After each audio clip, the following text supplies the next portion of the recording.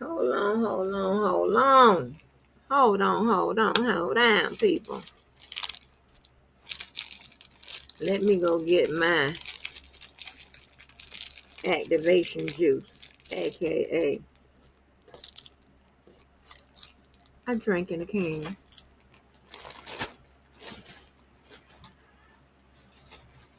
It's cold in here.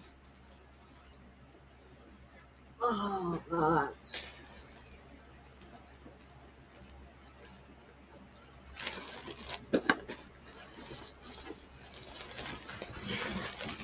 Oh.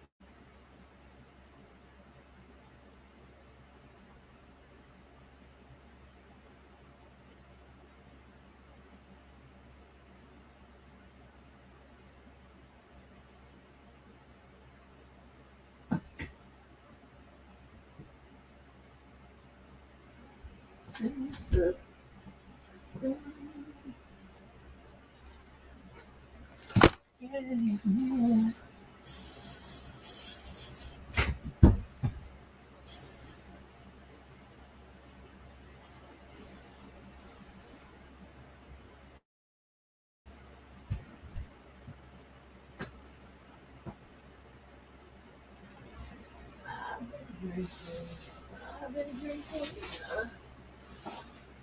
Oh. Hold on.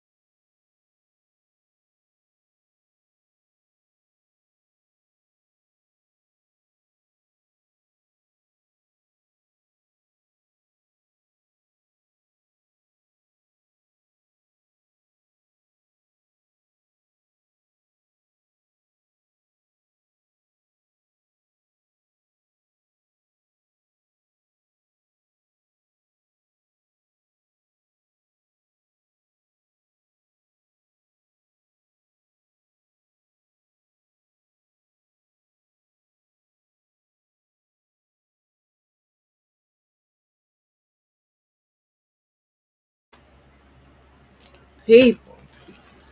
Oh my gosh. So, I got the news report, honey, about the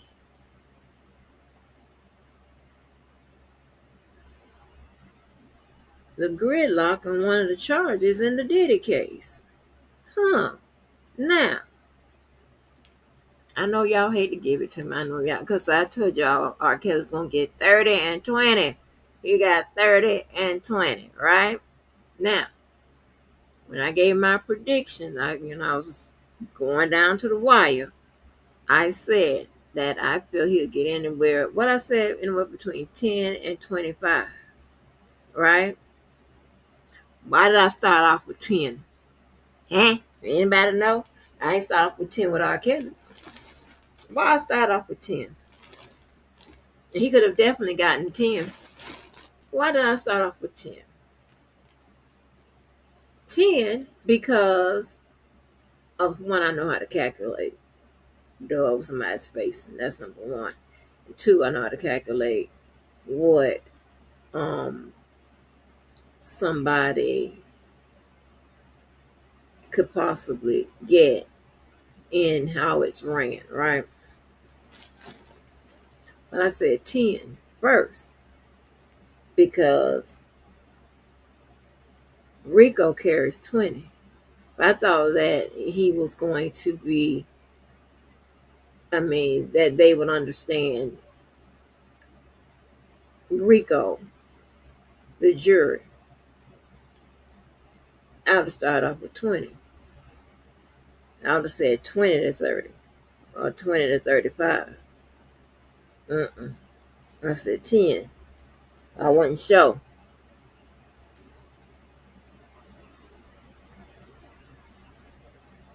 Yep. So let's talk about it.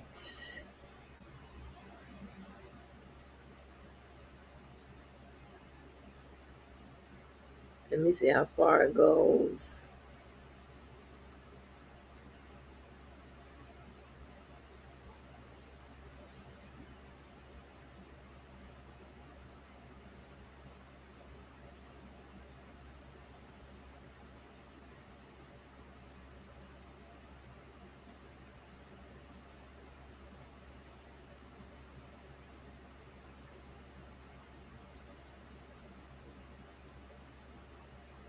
Hold on.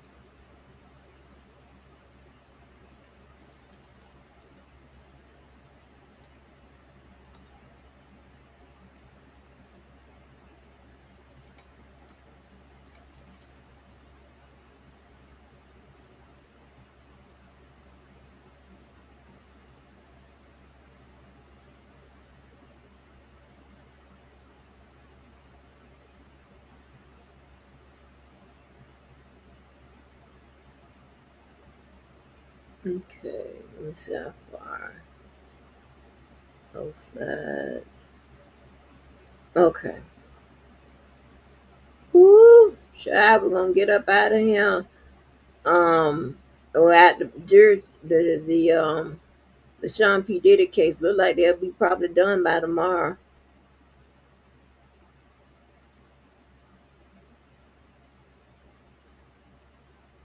So I went back to see how far, from what we're talking about. So this give a little context. So they said, hold on, let me see. Okay. So I can start right here. It said verdicts reached on 4 of the 5 counts. The jury has told the judge it has reached a verdict on 4 of the counts, but is unable to reach a consensus on the racketeering charge. The note said there are jurors with unpersuadable views. So that's why your girl, and kiss the muscle. Here's to you.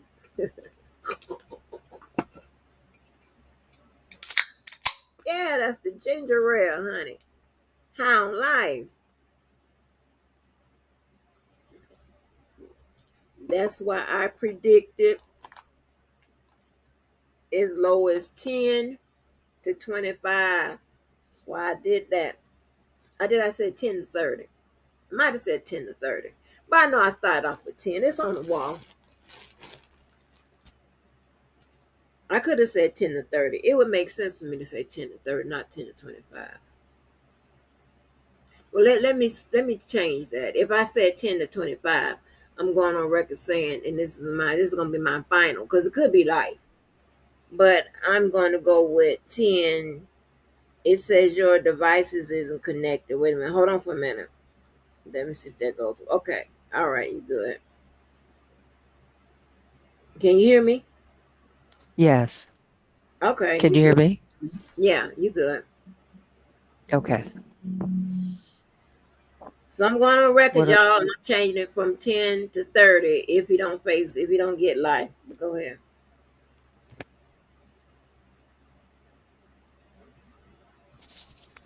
so has the jury returned with a verdict?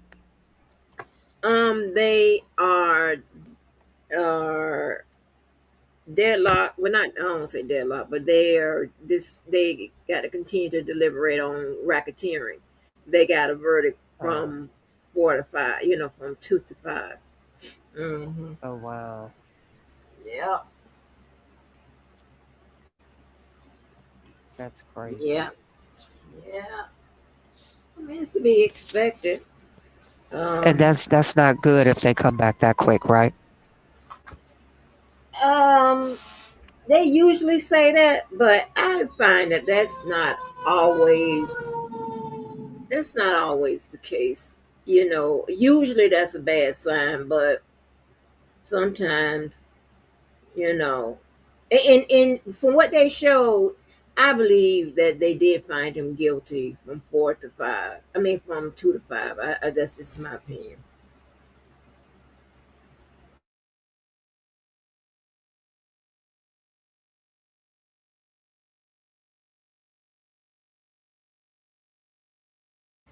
Yeah, I think they found him guilty from 4 to 5. I mean, from 2 to 5. They may stay hung on number one, which for him would be a good thing. That's 20.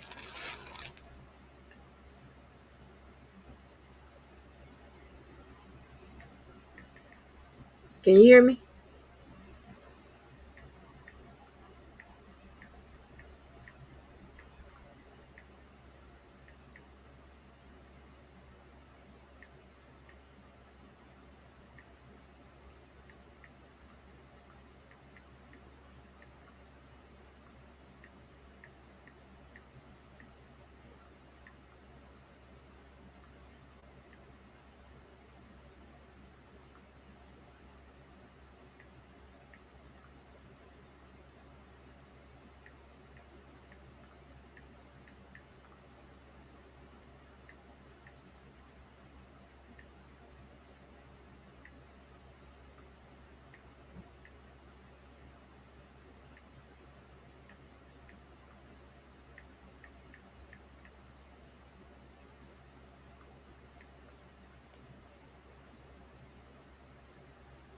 Can you hear me?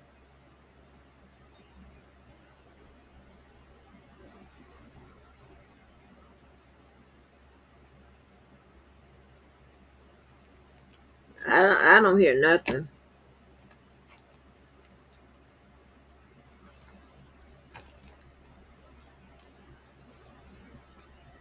Let me keep reading this. I don't hear anything.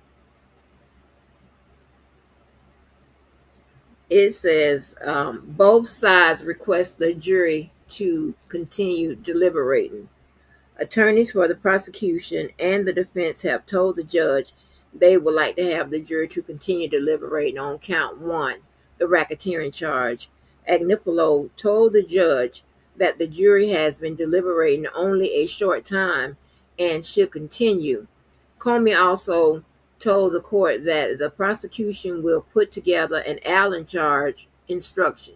And that's just to that Allen charge instruction is to just tell the jury to, hey, continue deliberating, um, to try to persuade each other.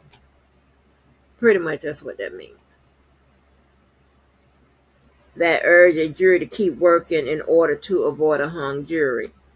Is Subramanian asked for both sides to send proposed instructions and send it to his chambers so he can take it from there. Says the government, prosecutors, and defense team both say they want jurors to keep deliberating on the remaining charge.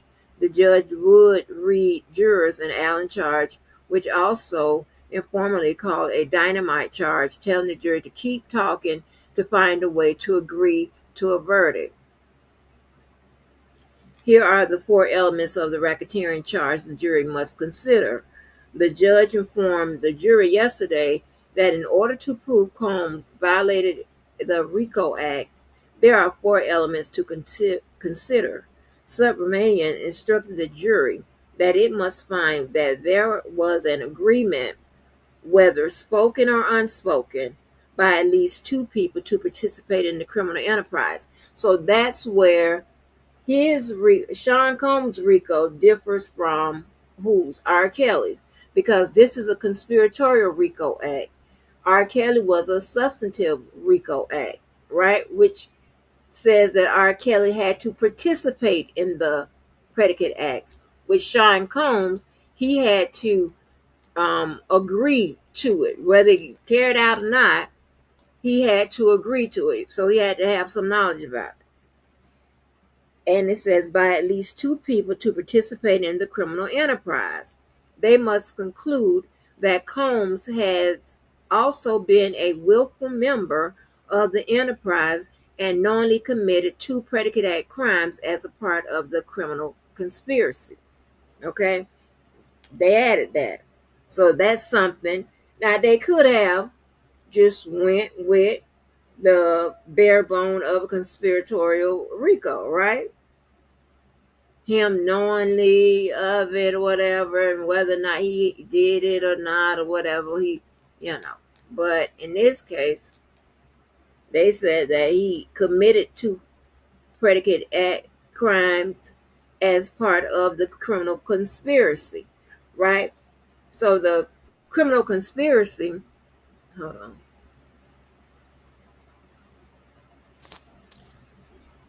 Can Can you you hear hear me? me now? Yeah, I Yeah, I can can hear hear you. you. Can you? Okay.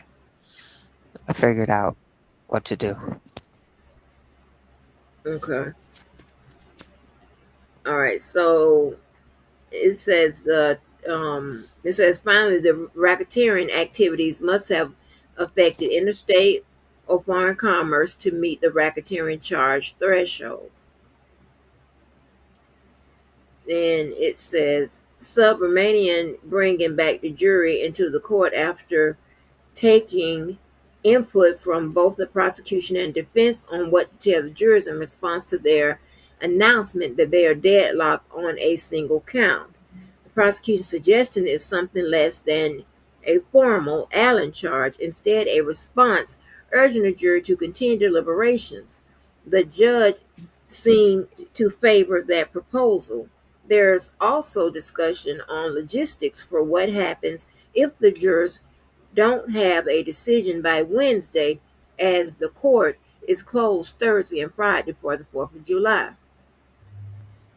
Subramanian asked the jury to continue on with discussions to come to a consensus on the outstanding charge.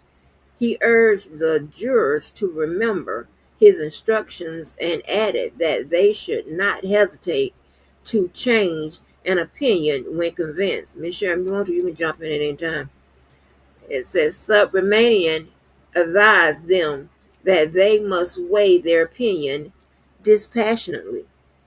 They were told to return to the jury room, and if they were done for the day, they would be brought back in for a dismissal. Minutes after being told to return to the jury room, the group sent a note to the judge alerting them that it was done for the day. The jurors returned to the courtroom briefly to a formally dismissed for the day. Subramanian reminded them to keep an open mind as they continue deliberations tomorrow and thanked them for all their hard work. Child, them jurors look like Wow. they ain't moving. But if they reached a verdict on 4 of them, that means they got there pretty quick. Yeah. And not that, and because the 2 through 5, it pretty much repeats what's already in the RICO Act. However, the RICO Act has so many other steps. Okay, because first you got to also prove that it is a RICO enterprise and all that other language they stuck in there. Okay, for Right. that element. So that may be the confusion, because you mean they did the same thing with R. Kelly. The predicate acts was already in there. It was pretty much the same acts as 2 through whatever R. Kelly was convicted of in New York, and you know, but Right. this jury is pretty much parsing, parsing which they should. I mean, they're doing the right thing, you know. Yeah. Mm-hmm. Wow. Diddy, well, you might have at least 10 years. I mean, that's the bright side. I don't know if that's the bright side or not. Wow. Hmm. So what were the first 4 counts? Drugs, distribution, and what else? You mean the other 2 through 5? Yeah. It was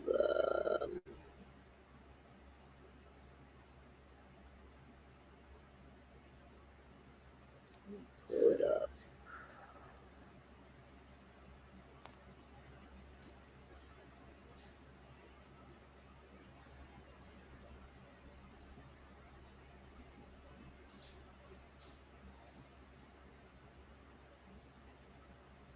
He had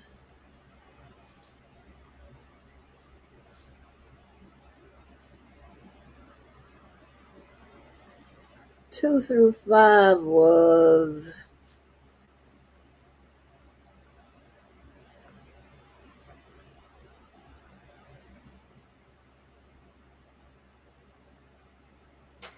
let's see that right there can get him life Wow. if the judge if the judge takes up the prosecutor's request. That's an indictment that can get him life. I don't think he would, but I mean, child, I can't get a read on Subramanian like that. So count 2 was sex trafficking by force, fraud, or coercion. That was on victim number 1. We know that's Cassie. Count 3 was transportation to engage in prostitution, right? That was Yeah. also Cassie.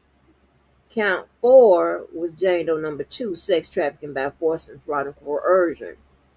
That was that Jane Doe that hit the stand. And count 5 was transportation to engage in prostitution. That was also that Jane Doe that hit the stand. So you go back up here to the racketeering charge, and this purpose of enterprise means a I don't know medical. how they can agree on the others but not racketeering. Like if you Right, think all the other stuff is real, would that just automatically lead you to the racketeering? right, because that's what I'm looking Makes for. no. I'm looking for the elements. They wrote them kind Oh of yeah. weird. They wrote them kind of weird in here. Okay, here goes some of the elements. Okay. Multiple acts involving kidnapping, chargeable under what have you. Multiple acts involving arson. Multiple acts involving bribery, chargeable under multiple acts relating to tampering with the witness, forced labor. Here go to sex trafficking. That's the sex trafficking. And multiple acts indictable under illegal sex activity. So there's the two right there that they could find. Now you only need two. Yeah. And multiple offenses involving possession with an intent to distribute. I think they proved that. So that's at least three. But if they found guilt from in 2 through 5, F and G, those are your elements right there.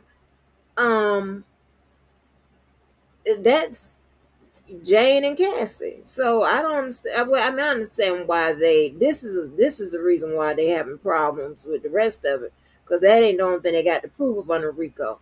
They got to prove all this other mess: purpose of the enterprise, means and methods, and it was. Let me see whose was it. Y'all, can y'all remember this? I did live on it. Remember, I was telling y'all about it was somebody's indictment. They put, oh, it was Young Thugs. I never, okay, that's right, Young Thugs. And I said, they put all this mess in here, knowing that they got to prove all this mess. And then I started finding other lawyers saying the same thing, like, who puts all this mess in an indictment, knowing that you got to prove that? Like, this is crazy, right? And you see what happened. So, Wow. what up, Joe Jenkins? Yeah, the RICO, Joe Jenkins, they're still deliberating on the RICO. They say they got a verdict on 2 through 5, child. Woo! Did it? Oh Lord, did it? Let me tell you what they probably can decide if it's a business or actually related to. Right. And I don't know, I can't remember how well they explained the RICO, right? Because it can be both.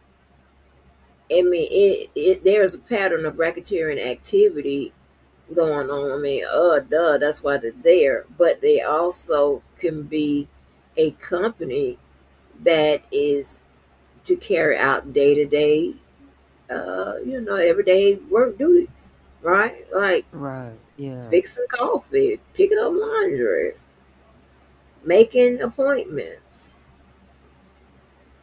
the IT man, just W- a normal business structure that just has a Well, pattern of rec.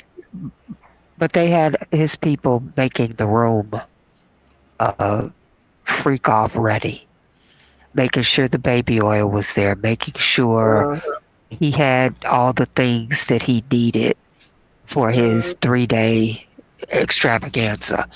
So their duties were very specific to his crimes.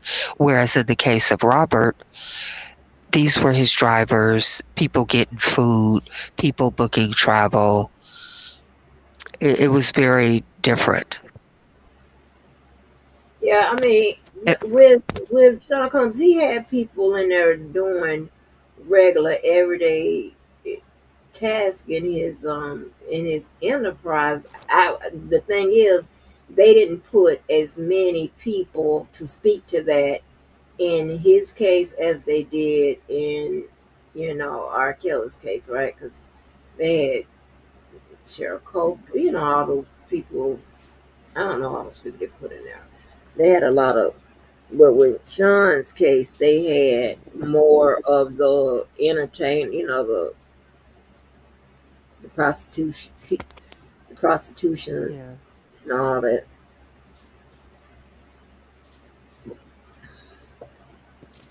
I Well, mean, Robert's lawyer is going to be on court TV at 8 p.m. Eastern Time, breaking it down on the Vinny Politan show on court TV. So he'll be able to tell us very clearly the distinctions between Robert's case and Sean's case yeah, yeah, in yeah, terms of the counts and the verdicts and stuff. So yeah. I'm subscribe to Vinny, so that should be straight. Is he gonna be on Court TV, or Vinny show? Vinny's show on Court TV. Okay, okay, because Vinny I got a don't. channel too by itself. Oh, really? Yeah, Vinny has a show, a channel by himself, and then he has a show with of course on Court TV. I'm subscribed to both, so I should get Oh. Mm-hmm. And where does his show, regular show, come on? Is It it comes on YouTube? YouTube, but I don't know. I don't think they have a scheduled time frame, but I think it's Oh, um, under his name, Benny Politan. okay. Yeah, so that Yeah, that should be y'all interesting. should be very interesting, hunty, hunty, honey. Ooh, I'm nervous with Diddy. Y'all, you know what? And you know what I thought about, and I was like, ding, ding, ding, ding, ding, ding. This is why this makes it. Remember, I told y'all. I said, you know, remember I kept asking. I said, well, I wonder why did he start going? Why would he go away from the normal and start going to prostitutions? And I said, I wonder if this is before, you know. I think he had been. I don't know. No, he hadn't been indicted yet. But whatever we was talking about. I said, I wonder, did he go? Why did he ever go to prostitutes? Like all. Why did he go there? I mean, was it really real streetwalkers, or why they didn't just go through the normal channels? And I was saying, well, maybe they got tired of them and wanted some new, fresh faces and stuff like that. It hit me earlier. You know why he probably went to the process to get him offline and stuff like that?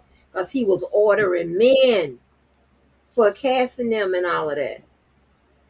It ain't no men on those text messages, emails, and phone calls. They not ordering men. Okay? They not Oh, ordering. right. Yeah. They not ordering men. I was like, And oh, I this think all too, for the privacy, and you assume that it's not going to get out. This is a business transaction, so right, you're going to tell the least amount of people, so we can have some discretion in what we do. right. Uh, and, ain't no going to dinner, hanging out, partying, or whatever. We do what Mm-hmm. we do, and then you leave, like with Mm-hmm. any other paid service. Mm-hmm. If he, let's say he goes to a party and they pick out a guy at the award show or whatever. Now he's telling everybody, because you're not Right. going to pick out the bus boy or the waiter. It would be somebody that's somewhere in vicinity of what you do. And then it'll get out and people will talk about it. So I think the number one reason, like you said, women are on those other places, but Yep. for discretion. Yep. But they Because, I were mean, look, ordering we would have never men. found out. Right. They were ordering. I was like, no one. I'm like, duh, duh. I'm so stupid. I'm like, they were ordering men. Ain't no men on the. And I if was, it's a business, you're available when we need you to be available. You yep, see, if you have a career, oh no, man, I'm out of town this week or whatever. And if it's a bum, he's always available, but then you have high risk there. So I yep, get it. You get a yep, professional. This is what they do. They're available when you need them. You pay for their time. And then whenever you need them, last minute, they're available because this is what they do. It's like if you need right, a housekeeper, you call somebody, that's what they do. right. They're gonna be Mm-hmm. professional. They're not gonna say, "Ooh, I ain't into that." No, they're not gonna give you any back talk. You're paying them. You're paying them for the service, so they're just there to fulfill your wishes. It's a Right. job. Right. It's a job. That is so crazy. Cause you know what I mean, ooh, child. I can't even say. Lord have mercy. That is crazy. I was like, wonder why they. Remember, I kept asking why they went that route. Like the other routes was working. You know, I said, well, maybe they got bored of the same old faces. And I said, I thought about. I said, oh, he was ordering men. Ain't no men on those lists, y'all. Yeah. Trust and believe. Trust me when I tell you, ain't no men on those lists. None. None of them. And they tell you straight up, you gotta. And if just say if they, mm, watch what I say. They'll say, you gotta, be willing to take some drugs, and this is what we finna do, and all this, whatever. It's very explicit. They tell you what it is, straight up. And I thought Yeah. about it. I said, none of those people are men. He was ordering men, child. He was ordering men. That's why. Right. That's the prostitutes. It wasn't no female prostitutes took the stand. It was Right. men. Yeah. Oh, And prostitution is illegal in all states, isn't it? not all. I think in Only Vegas. Bunny Ranch, yeah, yeah. I think it's a couple of states that's where it's legal. Mm-hmm. Ooh, Diddy, I wasn't even thinking, baby. Lord, Diddy, you did too much, honey. Ooh, I was questioning what is the problem. And mind you, these people been doing this at least. They got, they refined, evolved. But these people been out there since the 80s doing this mess. At least I know from the 80s. Okay. I Yeah. mean, on the 80s and the 90s, early 90s, they were just finding you on the beach, in the mall, in the hot spots, those kind of places, you know? And then they got sophisticated, yeah. Mm, come to the party, Yeah. You get y'all, the men give you the little flyers and stuff like that. Y'all know what I'm talking about. Right. That's crazy. Crazy. Child, I I don't don't know. believe all of that Where the Bunny mess. Ranch is. I thought the Bunny Ranch. They were That's they it. was That's outside of the strip. It's in Vegas, so that's Texas. You're talking about the Bunny Ranch in Texas. Yeah. Oh, you breaking up. I think they What closed happened? that down. Oh, they The did. Bunny Okay. Ranch in Texas. No, I thought Yeah. the Bunny Ranch was in Nevada. I don't know. What was? Let me see. What was that Bunny Ranch? Because that's where It's in my Texas. old OD'd, right? That's a separate Bunny Ranch. That's Oh, in Vegas. yeah, that's what I'm talking But about. the Bunny Ranch, the original one was in Texas. Oh, let me see.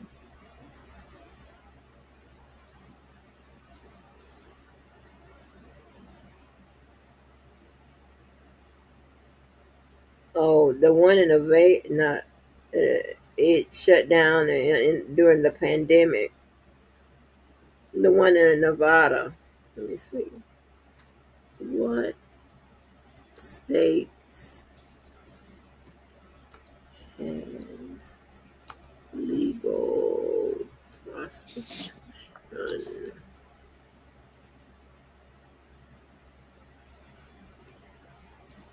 Ooh. Okay, they say in United States, prostitution is illegal in all but a few rural counties in Nevada. While not legal on a statewide level, Nevada has legalized prostitutions within licensed brothels in certain counties. Oh, y'all can go out there and get it in some county.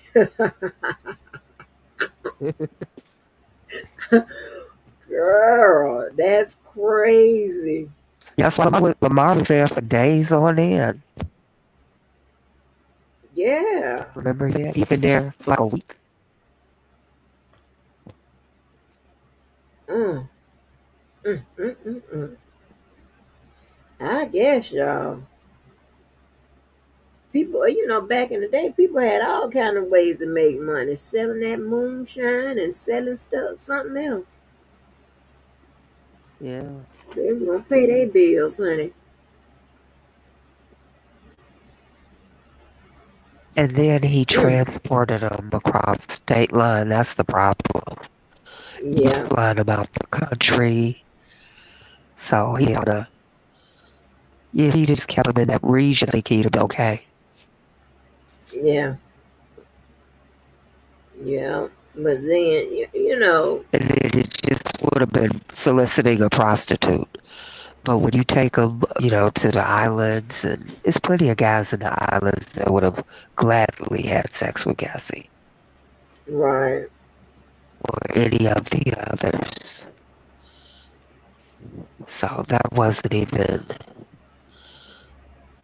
Maybe he had a particular one that he liked, their size, their whatever.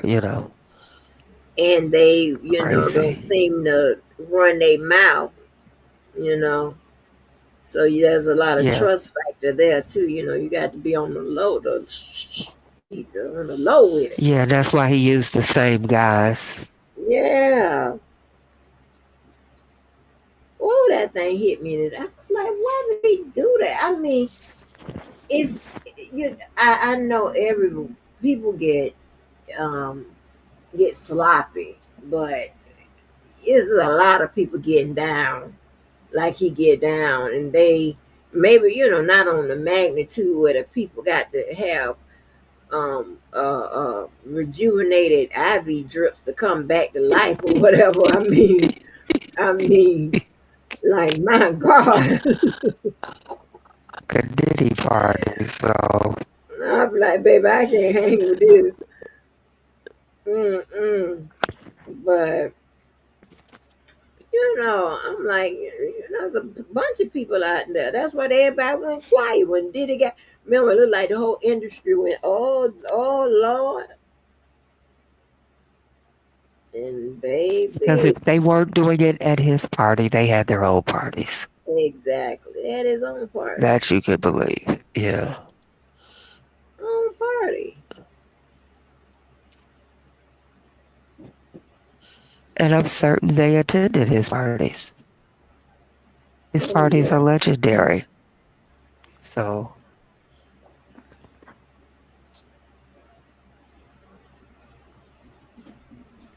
Oh wait a minute, let me see what they say now. so they're not gonna say a verdict today. They're gonna wait till tomorrow. Yeah, they dismissed them for today, and on. They'll come back tomorrow.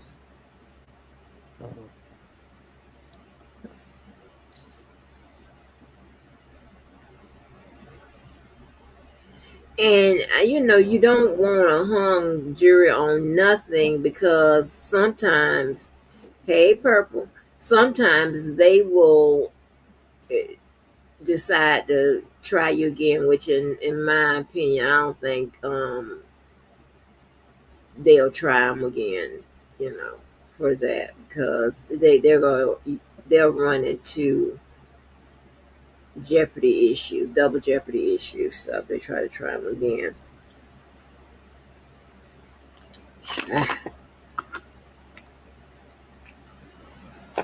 Mm-mm.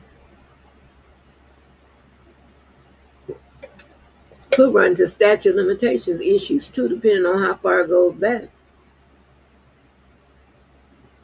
So that's why they want to please, please give us a verdict. But nobody wants that verdict to be hung.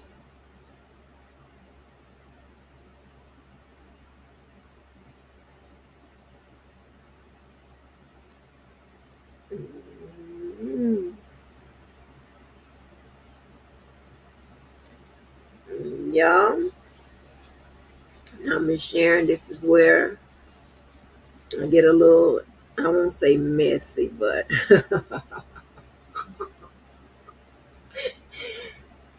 I do a little review, react, review, and response to some of these videos.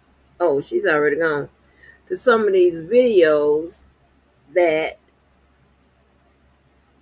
I wasn't minding my own business. I wasn't. But commentary is supposed to be commented on. Now, they are very interesting. Very interesting people. I have the Levi and Wack thing, right? Y'all want to do the Levi and Wack one first? I think I want to do that one first. All right, because it's kind of segue into what we're doing. I'll leave the dummy at the end. We always have to get the dummy because the dummy, she just don't know when to quit.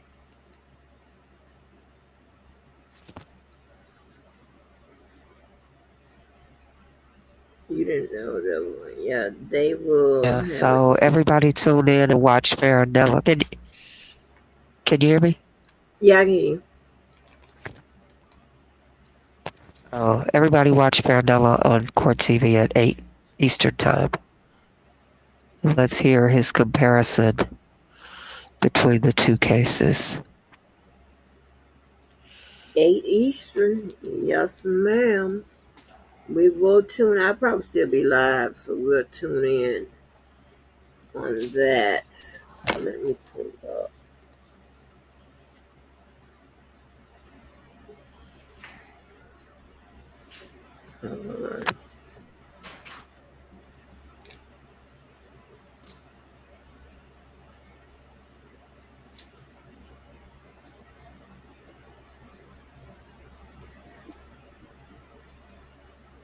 What was the name of the video?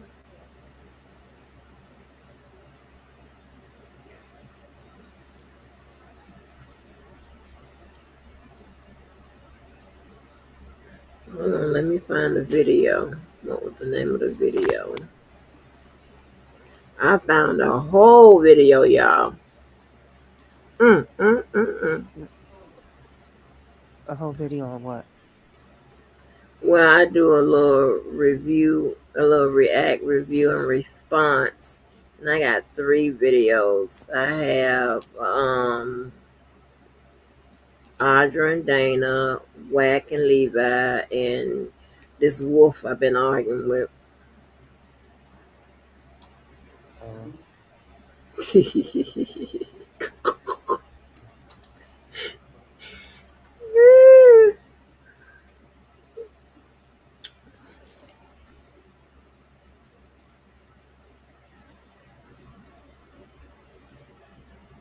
I just like to see how accurate we are. Let me see. What was the name of the video? R. Kelly Life in Danger.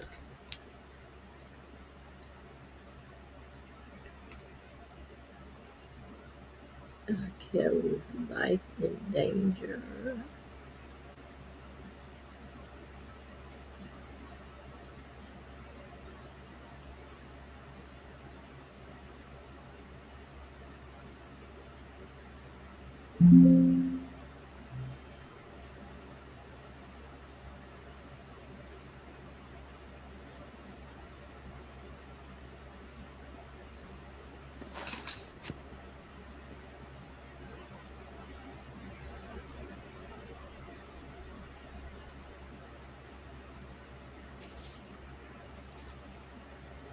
Who is Yeah. Audra?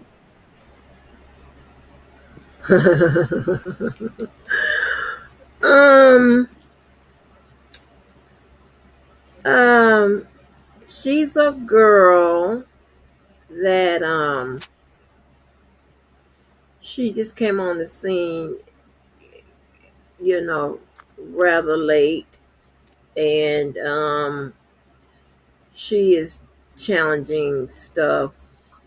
She she got a lot going on mentally. Oh, Y'all, let me know if y'all hear this. You don't see, I put it on there. It should be on Y'all there. hear that? It ain't nothing but a flat screen and a photo. Where your live photos? Right. Y'all hear that? React to what's I going hear on. it. Okay, so now We're gonna start with the Wack and Levi interview. Now, when was this? This was what was this? Hold on. 2 weeks ago. Oh, okay. And everybody has played like a little excerpt for me. I found the full length video. Mm. Mm. It was interesting. So, shall we? Yep, it is. You say shell.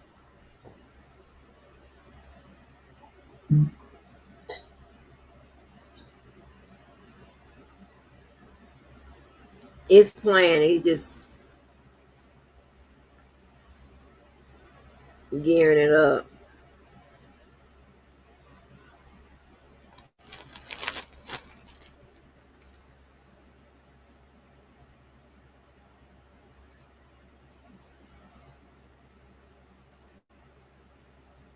It's playing. You know how people be stuck sometime in the beginning.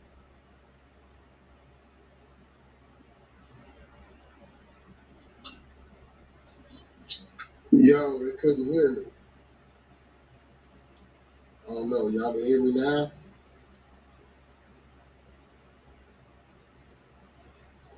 Y'all can hear the audio? That's Wack. All right, cool. Perfect.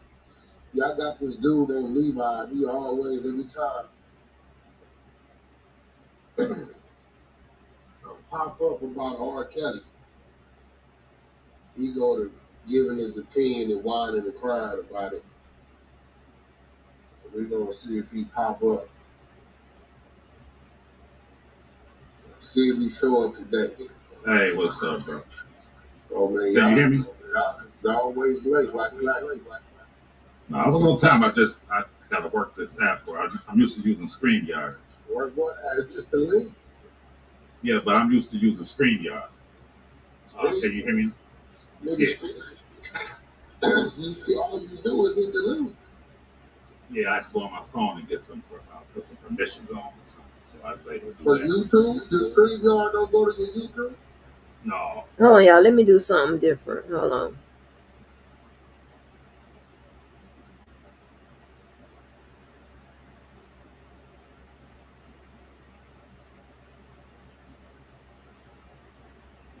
We still up here, but just hold on for a minute.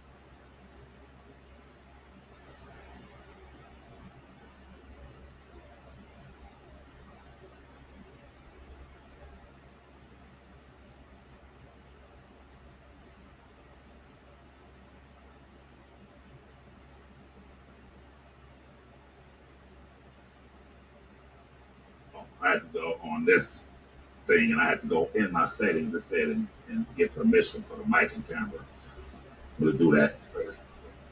Yo, yes, what's your photo at? What's going on? It should be up there. What's going on? Nothing, bro. Let me see. You don't see? I put it on there. It should be on there. So, man, it ain't nothing but a flat screen and a photo. Where your live photos? Right. People want to see niggas react to what's going on. Cause I'm trying to figure out what everybody crying about. Yes, sir. Let me see here. This is crazy.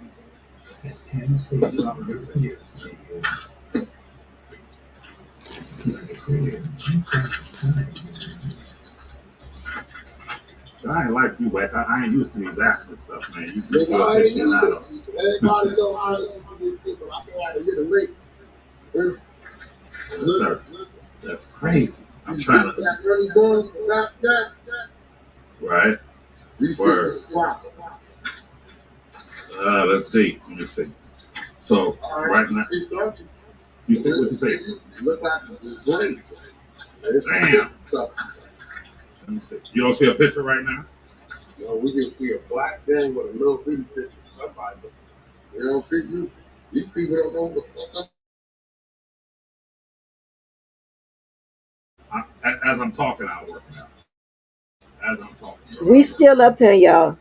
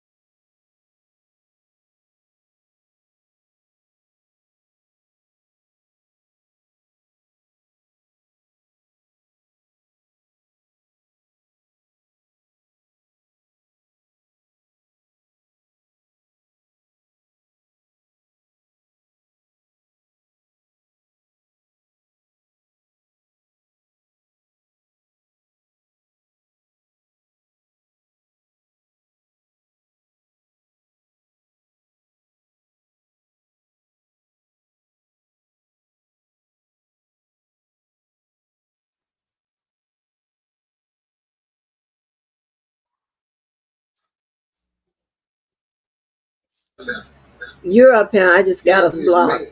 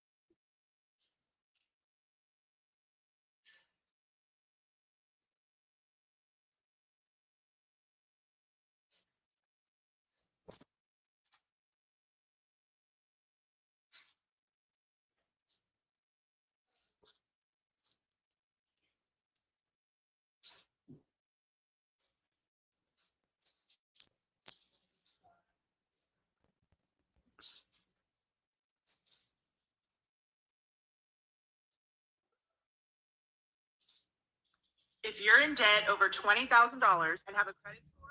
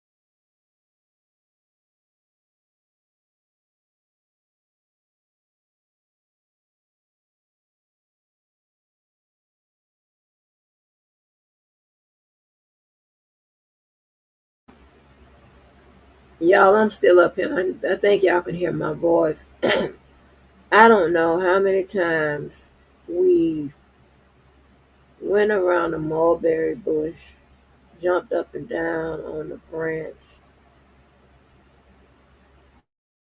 tree till nothing came off it. Just that segment of somebody receiving some, even if they are stolen. Check what I'm saying now. Understand what I'm saying? Even if they were stolen, somebody's email communications and deciding to flip, that is not illegal. Okay, the deciding to flip part. Somebody stolen information, that is handled with the agency it was stolen from, and they decide to prosecute or what have you, right? They have discretion in that manner. All right. This is why you see every attorney that has tried to bridge this together to make it a crime has tied prosecutors to it or tried to by one form of fashion, by some type of violation, either to their civil rights, to their constitutional rights, or one or the other. Okay? But somebody flipping on you because they receive something. I mean, it's equivalent as if I go through just say I'm with a dude, I check his phone and I see that he's messing with some girl and I'm set to testify for him, I can say I'm going to testify against his ass because I'm mad, but I'm going to get on this stand and say whatever, right? Now, here's the thing, right? If she told the truth or if she didn't, that was for the prosecutors to establish their points and cement that is the truth. And that was for the defense to try to poke holes in their testimony. It is a process. That's why I can't continue. That's why I said we need to be segregated because our understanding is different. Okay? I ain't trying to be funny. I'm not trying to be funny at all. I'm being dead serious. Ghetto ass people, y'all understand shit on a totally different level. You have ghetto ass people who pretend to be smarter than they are, but it comes out. We can tell those who are formally educated from the crib all the way, and when I say crib, as a baby, all the way up through the institutions, we can tell. That's how I can say this one ignorant, that one stupid, that one slow, and I'd be right. I'm not making this up because they confirm it every time. But we'll get to our last little review. So I'm not making this up. And anybody, especially if you've taught through K through 12, I've never taught through K through 12, but I have a whole line of people in my family taught K through 12. You can tell your opinion, they just can't see us. You can tell where the fall off in education kind of began. So we can kind of tell when you dropped out of school, rather around ninth grade, 10th grade. We can hear it. Okay? We can hear it. Any teacher tell you that. Any teacher tell you whether you fell off around 6th, 7th, 8th grade. They can hear it. Because we know the curriculum. Okay? We know what comprehension level you're supposed to be on at your age. And then we know if you might have those competencies, right? But then there may be something else going on, like your ass is crazy. We know that too. That's why nothing but regular K through 12 teachers are the ones who start recommending your child for what? SLD, the slow learning department, because they can hear it. Then from there, a slow learning delayed department specialist come on and make the final recommendations for your child. That's how it works. Now, I hate to tell you the truth, but you know it's the truth because you went through it. Or you know somebody that gone through it. Yes, ma'am. You up here. They can hear you. Oh, okay. What are we talking about now? Oh, you didn't hear anything? What you mean? Did y'all hear? You were Did you hear talking what? about, I heard you say something about,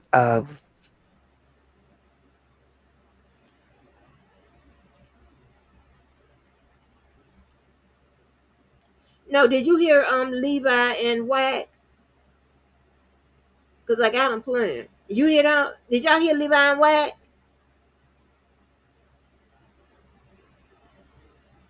Let me do my own testing. Hold on, y'all.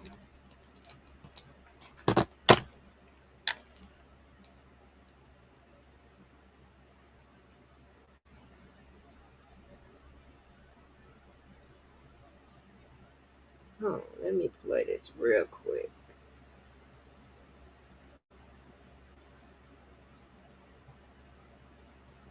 And would you be charged? That's the question. Would you be charged? I'm saying that R. Kelly must have had a bullshit legal. And would you be charged? Yeah, you can hear it. Demetri, now you. Yeah, you can hear it. I know I wasn't crazy. I know what I'm doing. She gets this information and doubles back.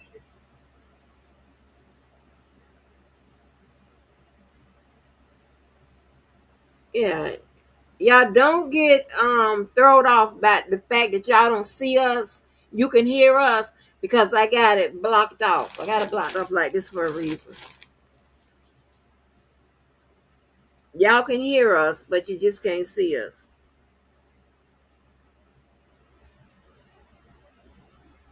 Well, it wasn't playing, but when I stopped to speak, it wasn't playing because I was speaking.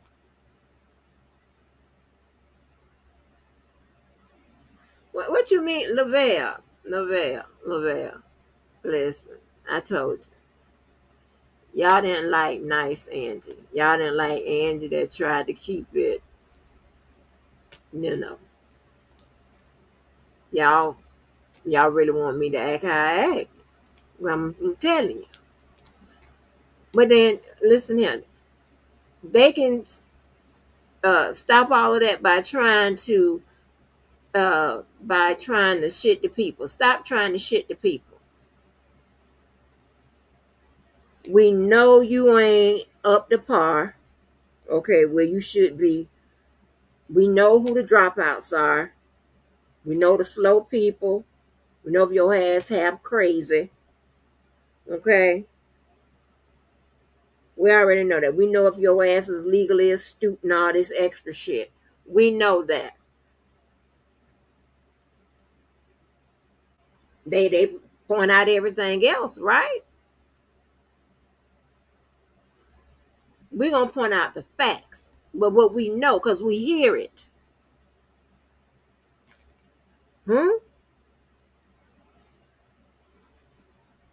Like what is going on? Nice Angie. What up? I'm still nice. I'm still nice. I'm not no person that's pretend to be nice and do everything or not do everything and always showing that I'm not nice. No. I'm nice, but I would tell you about your ass and I would put hands on you. That's it. And I'm both college educated and the whole kid and caboodle. I lived the whole life. So I got a chance to do it all. Yeah.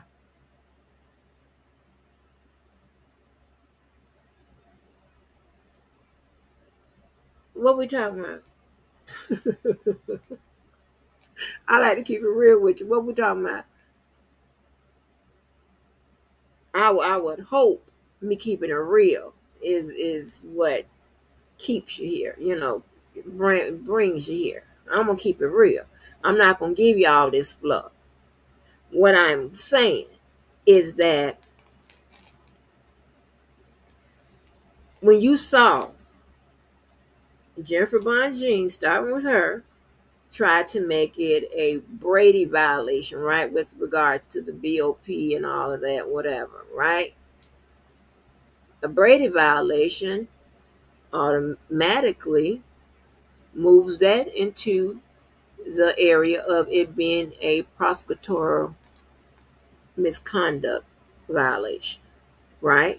You have to push it that way, because just what you're alleging, somebody stealing the communications, which is a crime, but that's handled with that agency. BOP is an agency. That's what they did. They saw fit to whatever they did with that lady, right? When you give it to whoever they say she gave it to, and she distributes them out, and it falls in the lap of the Jane Doe number 5, and she all of a sudden flips, that is not a crime. That part isn't a crime. I know it sounds crazy, but that's just what it is. It's not a crime punishable by something. Let me put it like that. In the penal code, there's not a crime for that. Somebody flipping on you. It's not a crime.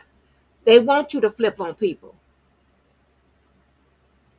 They make majority of their cases by people flipping on you for whatever reasons. If I explain this, if a undercover or a detective or a prosecutor, a police come to you and lie and say, hey, your friend telling on you right now. Your friend might be, oh Lord, hold on.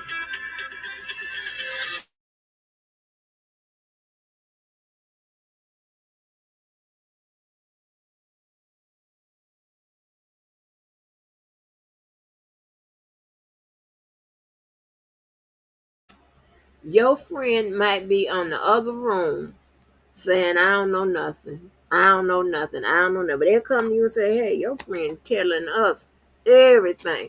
So you better cut them loose and save yourself, because you're going to be pinned with everything. They told us about this, about that, about this, about this, about that, whatever.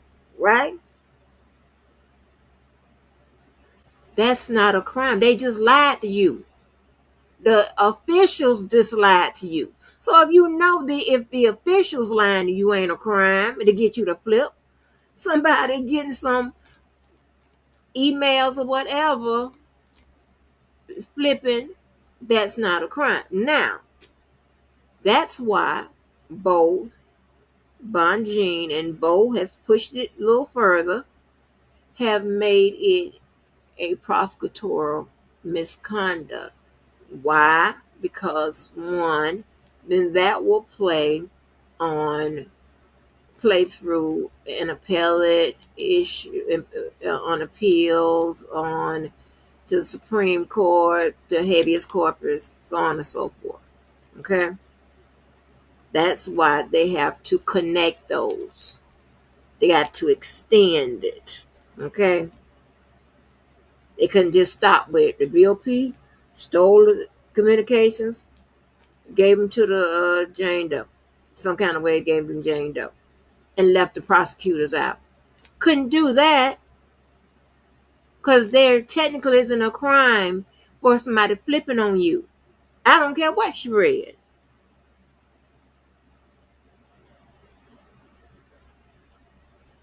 And the fact that we got to keep going on and on and on and on.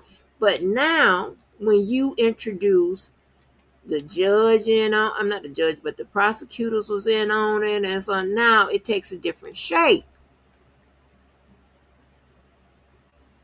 Because prosecutors, one, have a duty not to bring a case that they know doesn't meet the bar of having, at least probable cause. 2, they're not to put anybody on the stand that they know is lying, and so on and so forth. So when you see the introduction of the prosecutors and you see things where I point out, okay, when they start hollering Brady, that's a prosecutorial violation. When they start hollering any type of misconduct by the prosecutors, prosecutorial violation. When they, I don't know if he reached the judge status, but when it gets to the judge, I mean, it could be judicial discretion, depending on what it is. Saying that means that the judge made a bad call. Maybe they admitted some evidence that shouldn't have been, or vice versa. Or you could say that if they accusing the judge of misconduct, blatant misconduct, you start talking about, reversible errors and all that extra stuff we covered when I was going over what? Appellate issues. Remember I told you about de novo on up to clearly erroneous errors, judicial discretion, reasonableness, and adversary, all of that. Okay, you got to go back and check those videos out. Okay, I'm not an appellate attorney. I'm not even a litigator. Okay, but we was all taught the same thing. Now,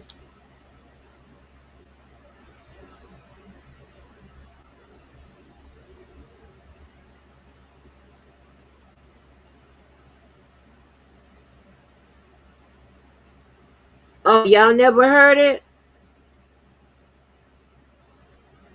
Oh, why y'all ain't say nothing? Okay.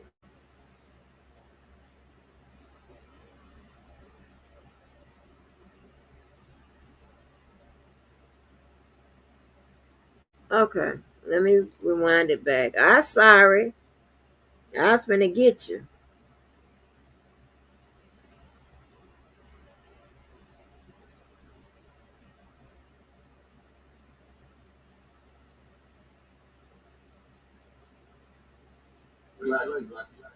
No, I was on time. I gotta work this app. I'm used to using StreamYard. What? Yeah, but I'm used to using StreamYard. Can you hear me? Yeah. All you do is hit the link. I rewind it. Yeah, I have to go on my phone and get put some permissions on or something. So I later do For that. YouTube, the StreamYard don't go to your YouTube? No, I have to go on this thing.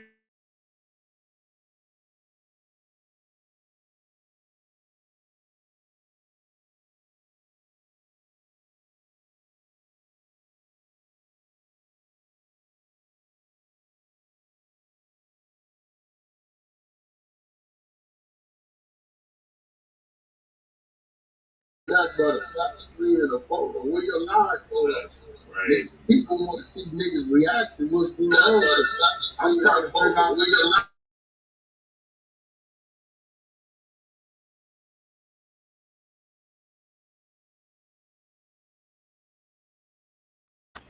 Oh, okay. I see what y'all can't hear me.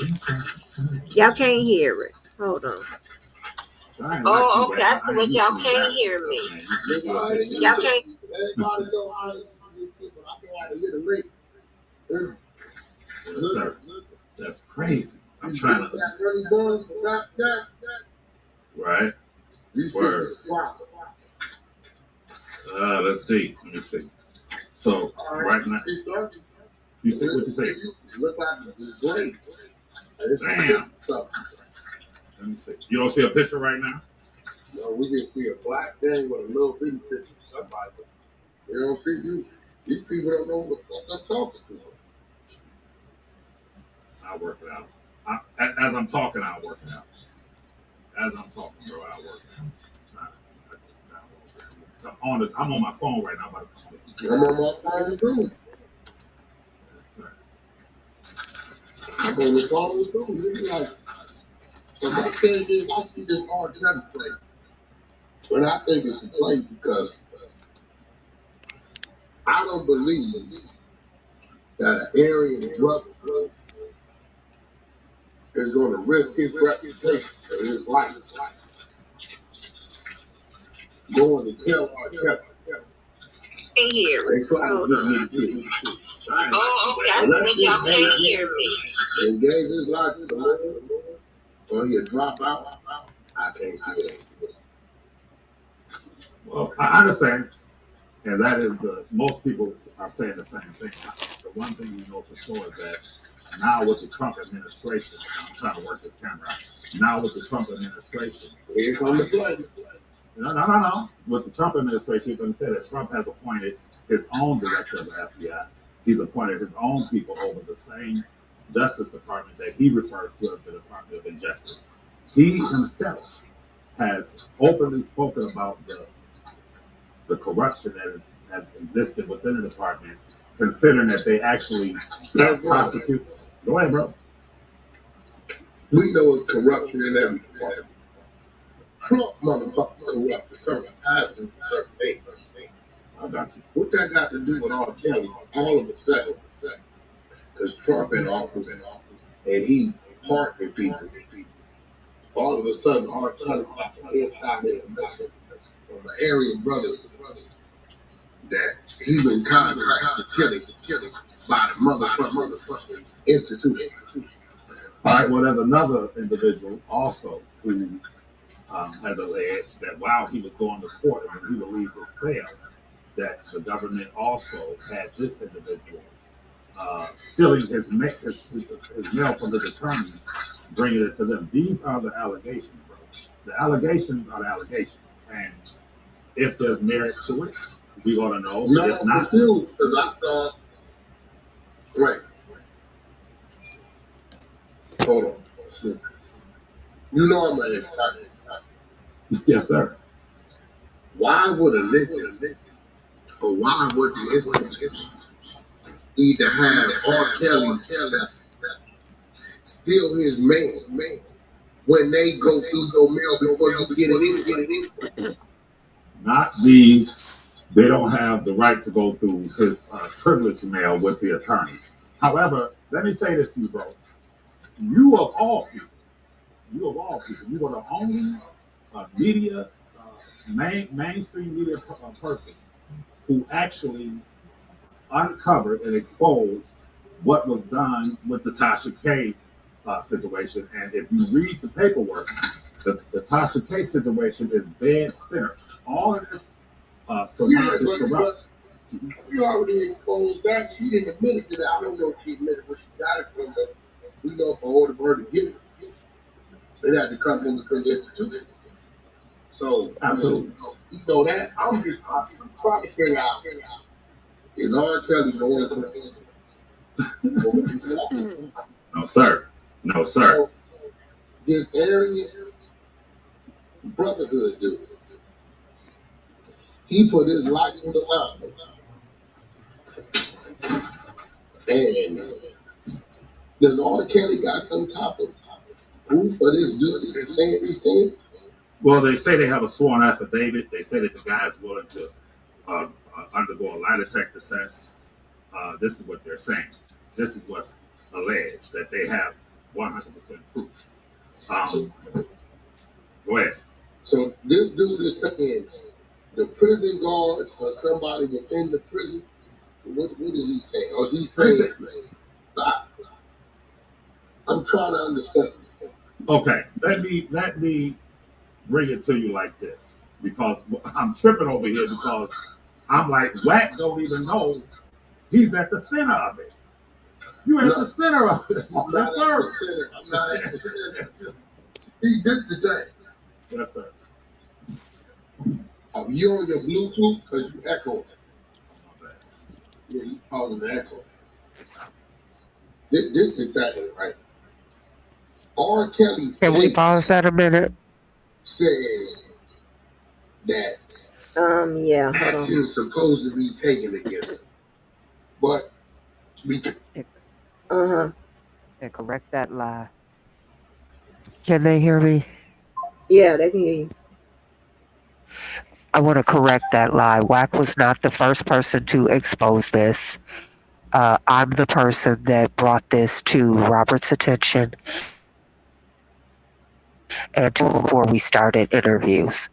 I'm the person that curated the interviews, and I did it with Rick Party and Natasha Simona first, then Corey Holcomb, which really got the most views. Then Levi got Storm and Wack. So Wack was fourth or fifth or sixth to put this on YouTube. It never made mainstream media other than the big blogs and YouTube, but it was already circulating long before Wack got with Levi. Okay, that's a correction. Yes, ma'am. Because he wants to keep selling that lie, gassing Wack up, and Wack has said it, and we have documentation to prove it. She filed her first document July 31st, 2021, and it is a result of my phone calls and my talks with Robert. Period. And I have an email that I sent to her with all this information that predated July 31st. So Wack came on a year and a half later, for the record. Okay. All right. You know, we like to get the record straight. Y'all can hear now, right? You of course, because you said you heard it. So, okay. Yeah. All right. I rewound it from the beginning, y'all, so nobody can miss anything. All right. I'm going to play it again. I'm going to start it back. Because R. Kelly, and people kind of understand this, the girl was 17, and they understand state law versus federal law. Federal law, a lot of people don't know that federal law is 18 of the United States. A lot of people don't know. A lot of states, majority states, is age of 16, legal age of 6, followed by 17, the least amount of states. So, a lot of people know when the feds get up, they supersede the state law, right? And we do know that R. Kelly was that this individual was 18, not, but we all that R. Kelly throughout his career has had situations where he dealt with younger, so as far as teenage, 7. So we know that. Yes, sir. So in this situation, it's hard for me to believe that an Aryan Brotherhood would Flip. his life and reputation. I mean, is he that Kelly fan? Well, no, they say he's terminally ill. In the paperwork, it says that he's terminally ill. So he's dying anyway. And now that he's dying, maybe perhaps he wants to get closer to the Lord. Who knows? But the accusations and allegations are real. They're real. But I have a question for you. Ready? Yeah. Okay. If a Justice Department will allow a blogger to receive stolen jail communications from the MDC, which is the Federal Detention Center, and like I said, a lot of people may not know this, but you can't say the Justice Department allow anybody to receive anything, because I would be saying that the Justice Department knew that these things was going on. It's because you got somebody internally violating and breaching their security. Don't mean they do that. You got to be accountable because they're part of the system. So you're saying that if it wasn't for Tasha K getting hold of all these emails and phone calls, R. Kelly's girlfriend who was witness for him wouldn't have turned to get. There would be no star witness in the New York case. Okay, so Wack is correct, right? So you know you have to go through. If there is an investigation, you have to prove, right? Now I told you in all those briefs, they're all alleged there, but they're written to be what persuasive. Okay, so if the judge orders an investigation or orders proof or orders what have you, right? You have to prove what you are alleging in that paperwork. So as it stands now, Wack would be correct by saying, the Justice Department, the DOJ, which includes the prosecutors, which includes, you know, whatever agency they came from. I guess would guess it came from maybe Homeland or whatever. And then you have, they're saying in conjunction with the BOP, they would have known that that was going on. As furthermore, it was a directive of them to the BOP to steal those communications or what have you. We don't know if that's the truth or not. I'm thinking probably not, but we don't know what his lawyer has proof of. So I'll leave that open.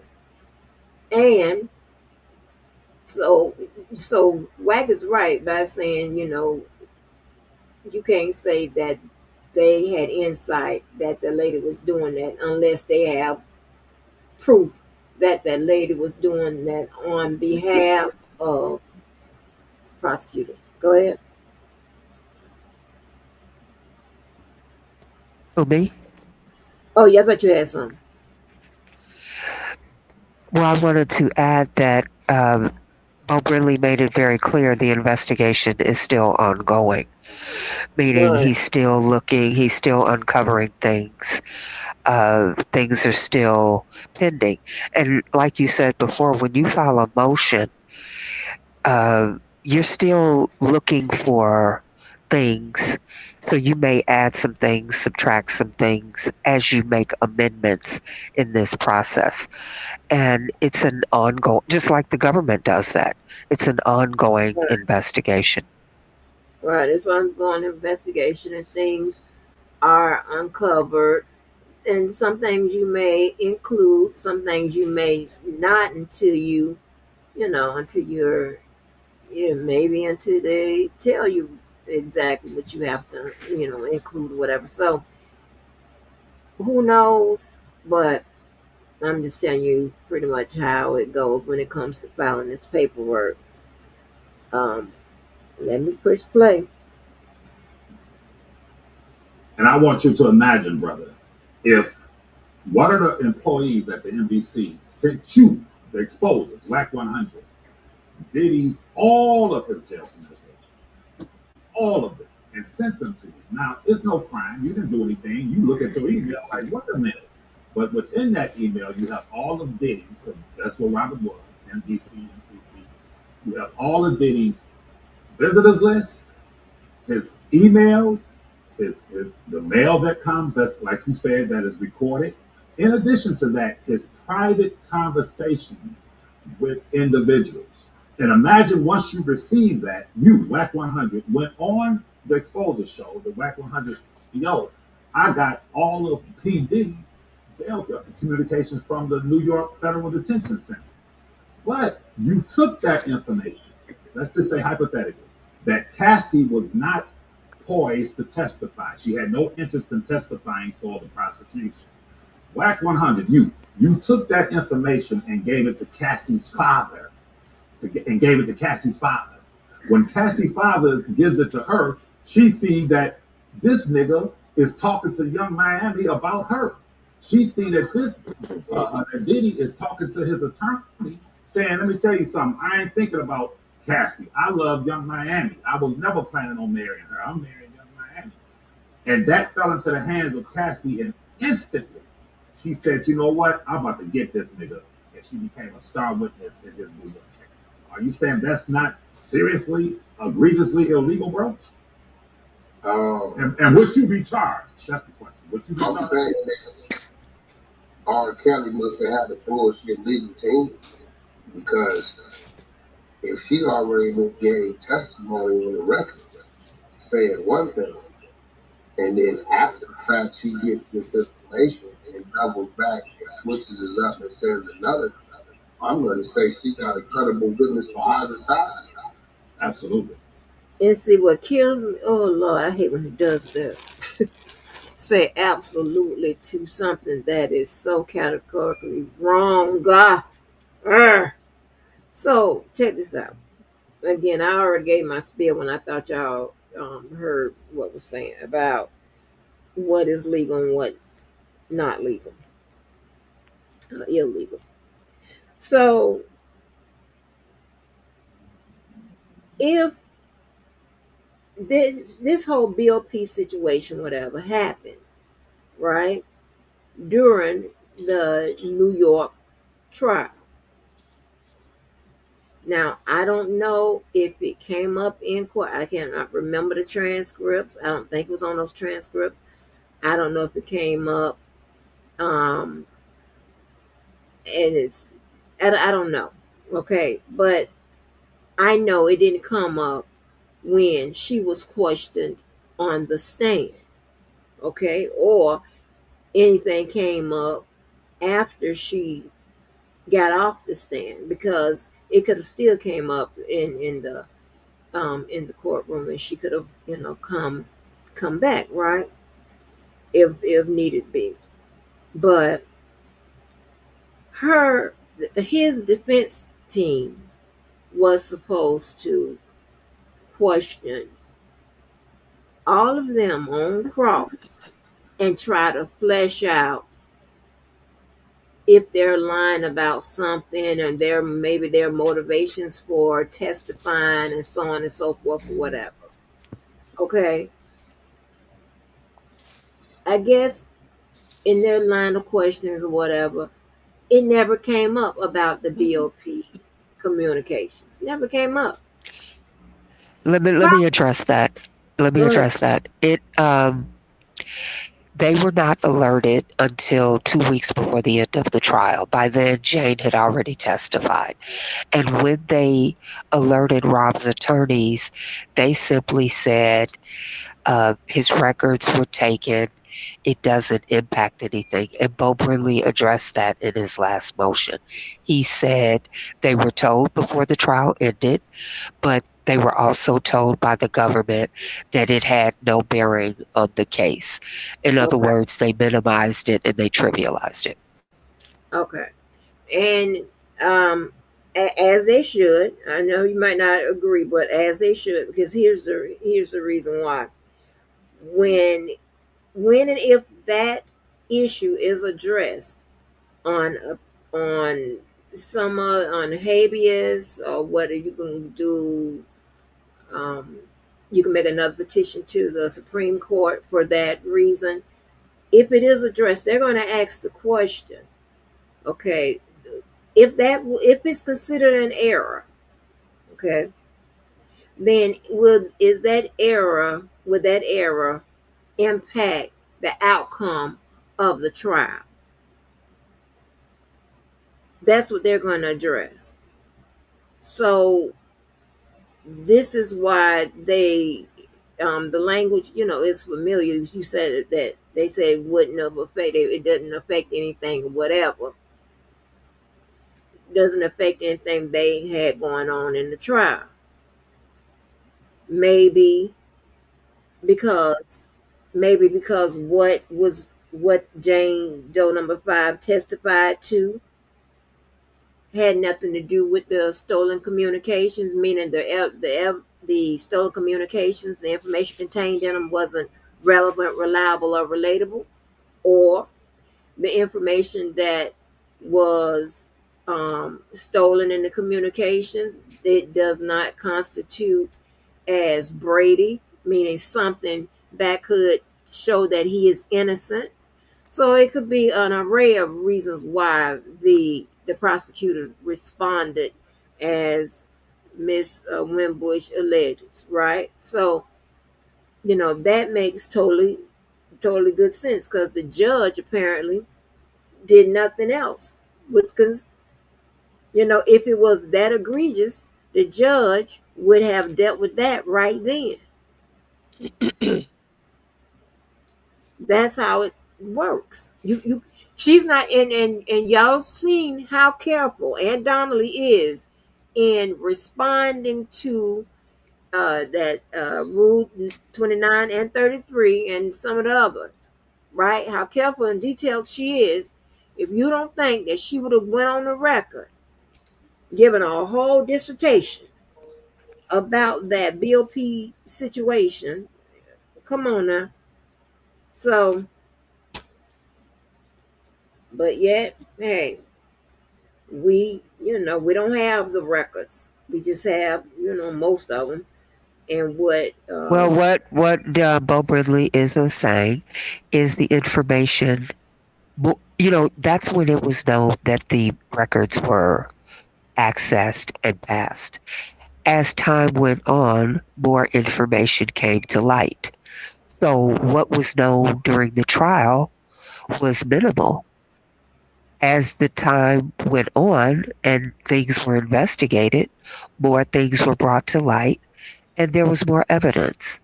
So, they knew, let's say, 5% at the trial, and then you learned more after the trial was over. So right, that's what Bo Bridley is saying. right. But what I'm saying, and I understand that because that's generally how it works. But what I'm saying is Judge Donnelly, um, at that point, could have, if she felt that it was something that could affect the outcome of the trial, she could have asked for an investigation into that situation. I mean, they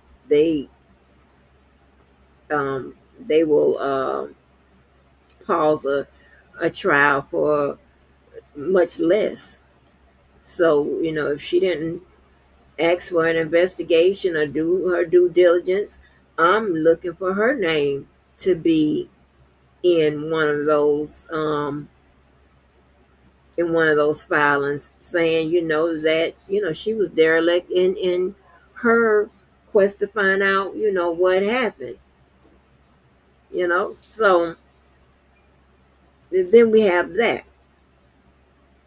So it's understand this, y'all. They have a, I won't call it a streamlined process on how they deal with matters that come up, but they have a process, right? And it either go by the steps that's already laid out, or they make adjustments here and there based on the situation to make sure that everybody receives justice and no one receives injustice. That's how it's supposed to go. And I'm back here using air quotes, okay? So don't hold me to it. I'm just telling you how it's supposed to go. So let me press here. But, all sides are doing what they're supposed to be doing. Bo is supposed to be tying it to the prosecutors and the judge if need be, because he is what he's doing the job for his client. Right. Right? Even though it may not make sense to most, but that's what he is supposed to be doing. All right, because he know what he has to do to what we say in law to get it there. Meaning, in this case, to get it where it is some sort of violation. Right. Just saying that the communications were stolen and it flipped the witness, that doesn't get it there. It's like, so what? Yeah. We do that every day. But when you add the role of the prosecutors, you try to, tie the BOP as a, agent of the prosecutors and so on and so forth. now you are developing something that looks a lot different than somebody stole the communications and gave it to the daughter and the daughter flip. You know, oh, let me keep going. However, the government covered it up. Wack 100 was the only individual through Ron's instructions. When I came to you, no one else would touch it. You were the only individual with a large platform that exposed it. But in exposing it, no one can deny, brother, that listen, Rob was told about this maybe 2 weeks before 2 weeks during trial. 10 days in trial. Oh, by the way, your jail communications and stuff. If this was so right now in the Diddy trial, I guarantee you that Diddy's attorneys would have that whole case dismissed because that is egregious. This is why I was just saying, had a weak legal team. That's 1,000%. Not Miss Bonjean, but his previous legal team. Was defending him at that time. Hold on. And no, I'm not taking up on no lawyers or nothing like that. I'm just telling you how it works. I have yet to come across one litigator, and I know there may be some, so that's why I'm speaking absolutes, who have a way to win a case. And as these two guys are alleging that this is a winnable matter, a winnable objection. That's what they're called, as they are speaking on it, how they are speaking on it. Okay? And it's the how I'm dealing with. Okay, because they're trivializing it to stolen communication just given to the father. You have to extend it beyond that. You got to include the prosecutors and this and the cover up and this and that, and you got to stand strongly. And I know he mentioned that, but I'm just saying it usually just gets reduced down to stolen communications given to the father. But if that were an issue at hand in that instant case, right? Because this got filed during the Illinois situation. But if it was a matter in that instant case, trust and believe they would have dealt with it. Now, I don't know why, and just my opinion. If I were Ann Donnelly and something like that happened on my watch, I would have started the investigation there. That's just my opinion. And if the prosecutors, they should have insisted upon it, and the defense should have insisted upon it. Somebody, just to make sure you have it on the record, because what happens is when it's appeal time, if that information wasn't proffered and it's not on the record, okay, we already know it didn't make it into court, so it's not on the record. But if that information wasn't proffered, meaning it was proffered as the evidence would have showed, it made it on the record, then it would be an appealable issue at that juncture, right? Nothing. Okay, so I'm just saying that's just my take on it. Because she already went on record and gave her statements on what it was and what it wasn't. Absolutely. She went public. She was on Gail King defending him, if you remember. Her and the others. So but she wasn't under oath. Mm-hmm. Absolutely. But at that time, she refused to talk to the government, to the Justice Department. And she was 100% with Robert until those communications were given to her by her father. He is the culprit. Okay, so here's the thing. How does he know that? He's nowhere near them. I have no clue. And see, and that's the issue. That's what is that issue. That's why I rely heavily on investigations. I rely heavily on facts, what comes out, right? Right. because you saying the father is a culprit, the father, whatever. Again, if he did give him to her, not a crime that the law is going to punish him by. It's not a crime. The people who stole the stuff or whatever, they don't want But let, committed the let crime. me, Go yeah, ahead. but let me respond to that. Um, we heard from her calls with Robert that Dubosky played on his channel that whatever her father showed her, she got past that. Her and Robert were amicable. They were lovey-dovey. You heard at Thanksgiving, she said, I wish I could be there to make you dinner, make you a plate. So Oh, the information that her father showed her in the jail records he had was relating to Joy, but she already knew about Joy because they lived together.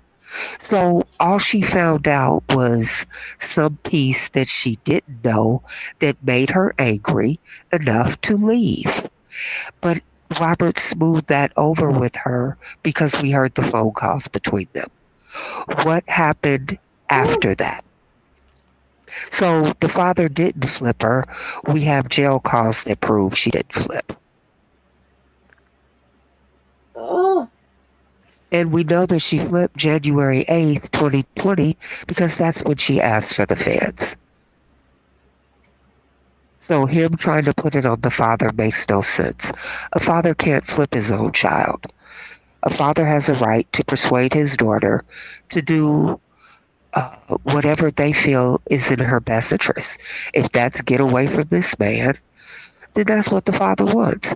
But it didn't. He got her home, but she was still talking to Robert every day. We heard everybody say that was talking to Angelo that she was still talking to Robert. She won't speak bad about him. She won't bash him. So that tells us, along with the phone calls, even after she saw the jail records that Angelo showed her, that's not what flipped her. She got When mad. was the She when left. was the jail records? When was the jail records stolen thing, the BOP thing? When was that? Well, it was an ongoing process. So they were stealing a little bit, sending them to Tasha K. She was dispersing them, stealing them, dispersing them, stealing them, dispersing them. And uh, the father had them, I guess, November around Thanksgiving, just before Thanksgiving. He shared them with his daughter, obviously. She went to the jail, as Robert told us, cursed him out, took some things from the house. She was mad a few days, but they worked past that because by Thanksgiving, I think a picture was shown of November 22nd, which she was at the jail, but November 28th was Thanksgiving. So somewhere between the 22nd and the 28th, they made up. Hmm. So uh, that exposure to the records is not what did it. But multiple people had the records and there were multiple uses. And that's all I'm going to say. But Angelo having them is not what did it. And we have verifiable proof of that. Hold on. Oh, wait a minute. Y'all know we live by timelines over here. And there's no one. I've never called nobody dumb and stupid over here, because we're not dumb and stupid over here. Okay, hold on. Let me hit play for y'all while I look this up. Lying for Kelly, or was she lying against Kelly? Was she lying? Was she lying for him when she originally was beefing to him? Was she telling a lie in to cover it up? Or was her lie? We don't know. Well, I know, because I have the documents, and you have part of it. What she was. Go ahead. We don't know. Did she decide to tell the truth later on? When she got mad? Absolutely. So if she decided to tell the truth when she got mad, that means she told the truth and she took the stand. No. She decided to cover up for her parents and obscure the truth. Yes, they were, brother. Listen, bro. I'll say it to you again, and you have the documentation. Her parents were the ones who sent her into the hotel, Dolphin Hotel in Florida, told her to say she was 18, provided her with fake identification. Then called the hotel security. They showed up and looked at the identification. They provided that just for to have a paper trail. Their whole objective was to extort Robert. So she was telling the truth on Gayle King when she said, "My parents are the ones who set him up." You understand what I'm saying? She was poised to tell that to the courts, but none of that made it into the courts. That's the reality. None of it made it into the courts. But what I'm saying is, R. Kelly's whole case was driven by the fans saying the girl was Well, 17 and the go ahead. Right? Yes. Federal laws 18 across our land. Yes. So you're saying the parents gave legal consent? I'm saying that if you and I, when our daughters were 17 years old, told her to go up in a hotel room with a 50-year-old man that's a celebrity, sent her up in there with fake ID, and told her, "Look at here, tell him you're 18." Then while she's in the hotel room, the transcripts and the text messages confirm that she text messaged him and said he wants to know, "Can I visit him out of town? Are my parents strict?" They text back, "No, we are not strict. Yes, you can go. Go in there, give him a massage, dance with him, sit on his lap, entice him." They sent her across state lines. The government was privy to all of this information, but they covered it up because how they covered it up was charging him with transporting a minor across state lines and coercing that minor when they had 1,000% irrefutable documentation to confirm. So you telling me R. Kelly's legal team couldn't gain access to these text messages in a trial like this? I'm telling you that you could have defended Robert in that New York trial, man. Had you been his attorney by yourself, R. Kelly would have walked. I'm telling you that his legal representation at that time was the worst you could imagine. In the opening statements, one of the lead attorneys, while speaking to the jury, said, "You must find my client guilty." And everybody looked, hold on. She said, "You must find my client, Robert Kelly, guilty." I'm saying, this is what Nicole Blanton Becker said. "I'll see you the document." And whose legal was that? That was Robert's legal, saying you must find him guilty in her opening statement to the court. Guilty of what? Guilty of what he's being charged with. In her opening so statement. At that point in time, if R. Kelly stood up in court on the original talk and pled not guilty, and his legal closing argument says you must find my client guilty, he got another ground for misrepresentation. 1,000%. 1,000%. And this is what's, you have to understand, when his attorney says that there's a death plot, these things are what's in play right now, along with the Tasha K thing. And what his attorney is alleging in the complaint or the motion is that because all of this is about to come to fruition, to bear, and be exposed, that now they want him out the way. Now, am I there? So now we're getting to the bread and butter. What you just laid down is things that was done in court, things that was put into people. Now, he is already going for appeal, right? He's been denied once, but the appeal, she's taken it to the Supreme Court. So it's still in place. Okay, let me stop all this. Because so I just looked at the indictment for New York, okay? And those text messages and all that, y'all try to beat me up with them text messages, try to beat me down. He wasn't even charged with anything having to do with Florida. The Dolphin Hotel, the Dolphin Hotel, the Dolphin Hotel, the Dolphin Hotel, the Dolphin Hotel, the Dolphin Hotel. Okay.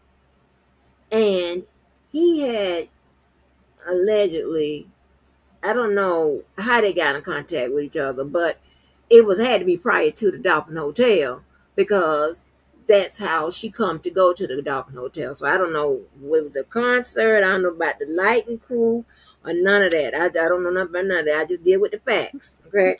Deal with the Right. facts. Yeah. So the text messages, right, wouldn't have even one been a factor, but had it had been a factor, right, it would have done more to prove his guilt. It wouldn't have done because y'all got to understand this, right? The prosecutors are the ones that drive the case, meaning they put in all the facts, they put in the elements. The defense, only thing they got to do is poke holes in the facts, poke holes in the elements. So if the Dolphin Hotel and the things that surround the Dolphin Hotel and whatever's in them damn ghetto ass text messages um is of no consequence unless it speaks to the elements and the facts that are in the indictment. And y'all refuse to deal with the paperwork. But I'm trying to tell you that's the only thing that is one of the only things that's on the record. Yes, GX 233, those text messages are on the record. It's a part of the record, okay? That's how we know about them. It is a part of the record. However, he, with regards to Jane Doe number 5, he's being charged with stuff from New York and California. So I know this sounds shady, but this is the game. If the prosecutors does not bring up Florida and the Dolphin Hotel and Jacksonville and all this extra stuff or whatever, guess what? It's not unless the prosecutors open the door to talk about those things. How did they open the door? No, just because she's asked a question about her parents, whatever. That's not carte blanche to talk. Oh, well, my parents did this and my parents did that and my parents did all this and that and third. No, no, no, no, no. You answered the question. You answered the question. You're not allowed to ask open-ended questions. I'm sorry, leading questions on direct. Okay, you're not. So I mean, I'm just using that as an example of there is a streamlined process when it comes to this court stuff. And I tried so hard to get some of y'all to understand. Namely, it was Levi and Sky. Well, I think Sky kind of got it, but that not just put on everything, all this, and then just because an attorney doesn't do it, they were not adequate. And listen, the Supreme Court, I know y'all tired of me quoting this stuff, but I have to because this is the guidelines. The Supreme Court has a guideline that they said that lawyers are supposed to, um, you know, go by when it's being determined whether or not they gave a decent or adequate, let me use the word adequate defense of their client. It doesn't have to be 5 star. It doesn't have to, you got to win more than you lose. And none of that's not the bar for attorneys. It just has to be adequate. Just right on the line, honey. You ain't got to, you ain't got to bring and steal and I'm gonna go to jail for my client. No, you ain't got to do that. Okay, it just has to be adequate. Okay, that's just it. I mean, I know it is what it. Don't beat me up about it. I'm just trying to tell y'all. If you don't believe me, look it up. It's not too long came out, right? Because the Supreme Court was finding that you had a bunch of defendants having uh, having claims that they had ineffective assistance of counsel, right? And when they look at all these claims, they just personally pretty much boil it down to that they didn't like the outcome. So they set a measure as to how us attorneys are supposed to perform. Okay? And it doesn't have to be 5 star, 4 star, 3 star, none of them stars. Just has to be adequate. So so it's not and again I'm not taking up on no attorneys, this and third, whatever. But I'm just telling you that they tried to, and I sent y'all, and we went over those motions, whether and what Judge Ann spoke about, and all of that, where they did try to introduce something with regards to the parents that was already shut down in that pre-trial motion that we always go over, where she said that she will allow something about extortion. Judge Ann, I was surprised about that because again, you're dealing with someone that was supposed to be a minor, and then answered it on several of on one of those motion and limites about the parents, that she shut down that defense. I told you that's what motion and limites does. They either can restrict the prosecutor's case, and for the defense, it could shut down a portion of their defense. And of course, it can preclude evidence, included or excluded, what have you. Okay? That's just how it works. There are a set of procedures, as with definitely any professional job, any job period, normally, that you have to go by. And you guys will not accept that. You want to cuss me out about it. You say he's going to be on Vinny at 8 o'clock? Yeah, Because by 8 o'clock my time. Okay, let me see where it's gonna be. Is it gonna be on Benny's channel on Court TV? Let me see. Y'all, I'm gonna pause it's gonna be on this. Court TV. Court TV, okay. I'm gonna pause Mhm. this and then we're gonna get back to it.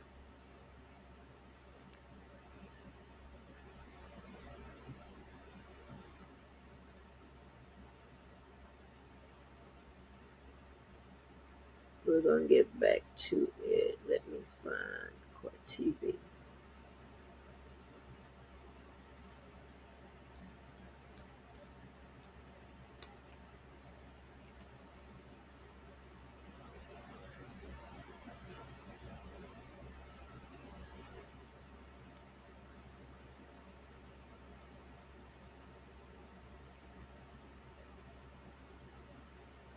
Let me see.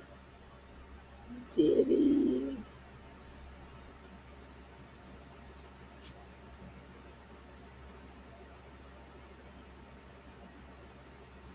Mm, Diddy.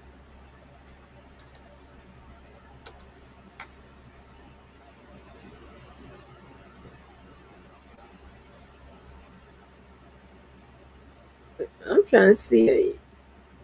I don't see them premiering. What is this? If you go to their web, courttv.com, On the website. Hold on.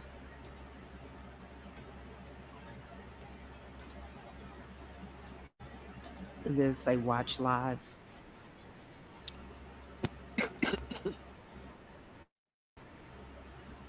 Gotcha.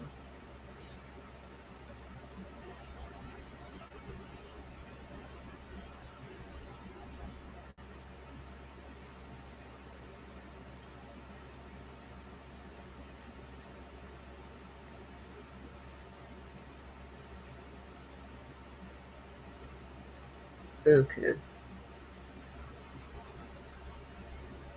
I got it set up. So yeah, people.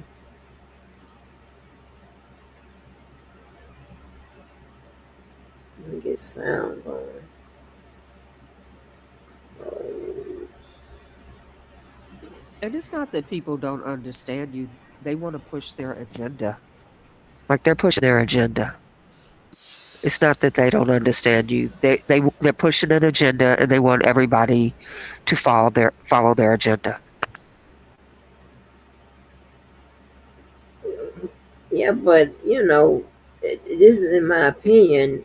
If you are a true advocate, or you're advocating for his release, or for him to stay in there, what have you, um, advocating with information that is totally untrue, and the process, it don't even it's not, it doesn't go like that. You just, to me, just blowing hot air. You sound crazy. It just sounds crazy to me.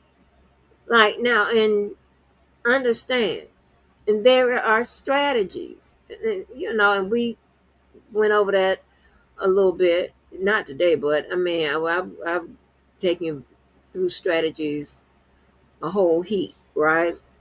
And there is also strategies, so I mean, I don't know. I'm just not that type of person. I got common sense, and I know if I'm advocating for somebody, I know I can get it done with on lies, especially in the courtroom.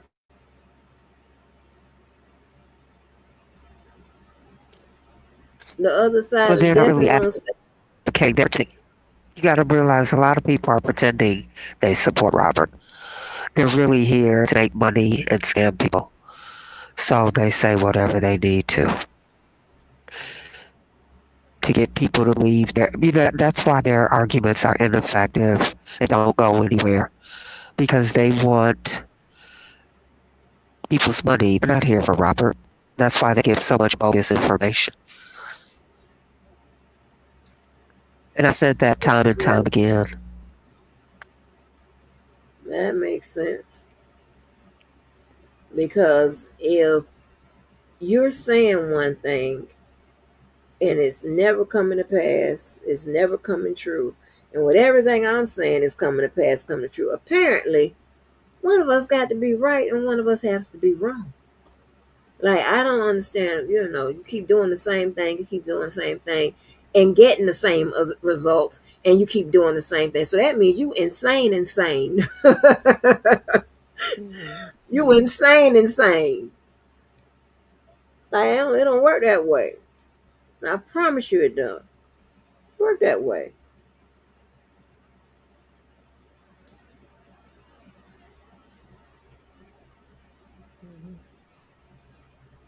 Y'all, I got it on watch now.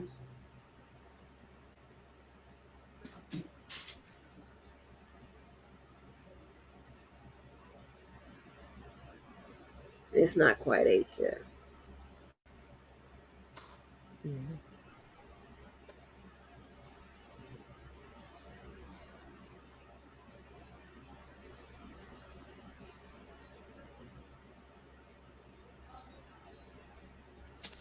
That's why it's important to think for yourself, do your own research, listen to multiple people, and keep an open mind.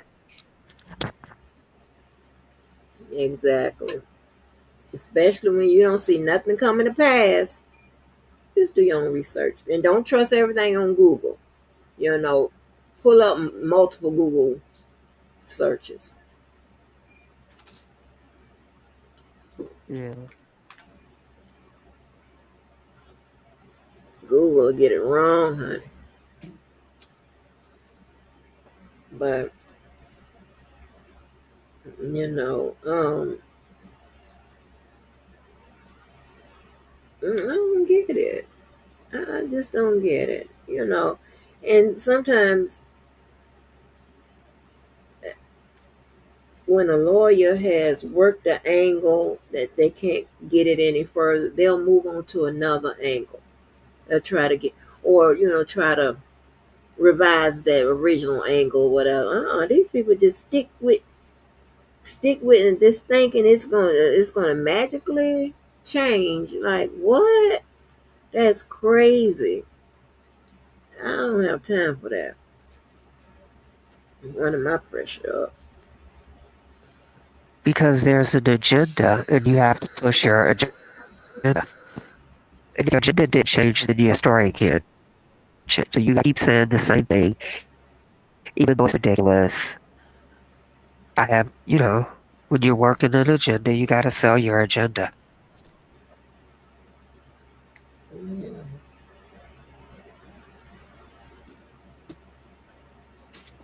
I guess.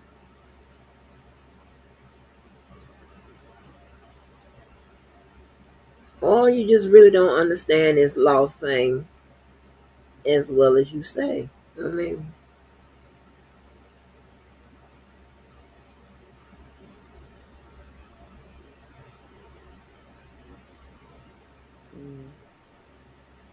okay, let's see what comes on now.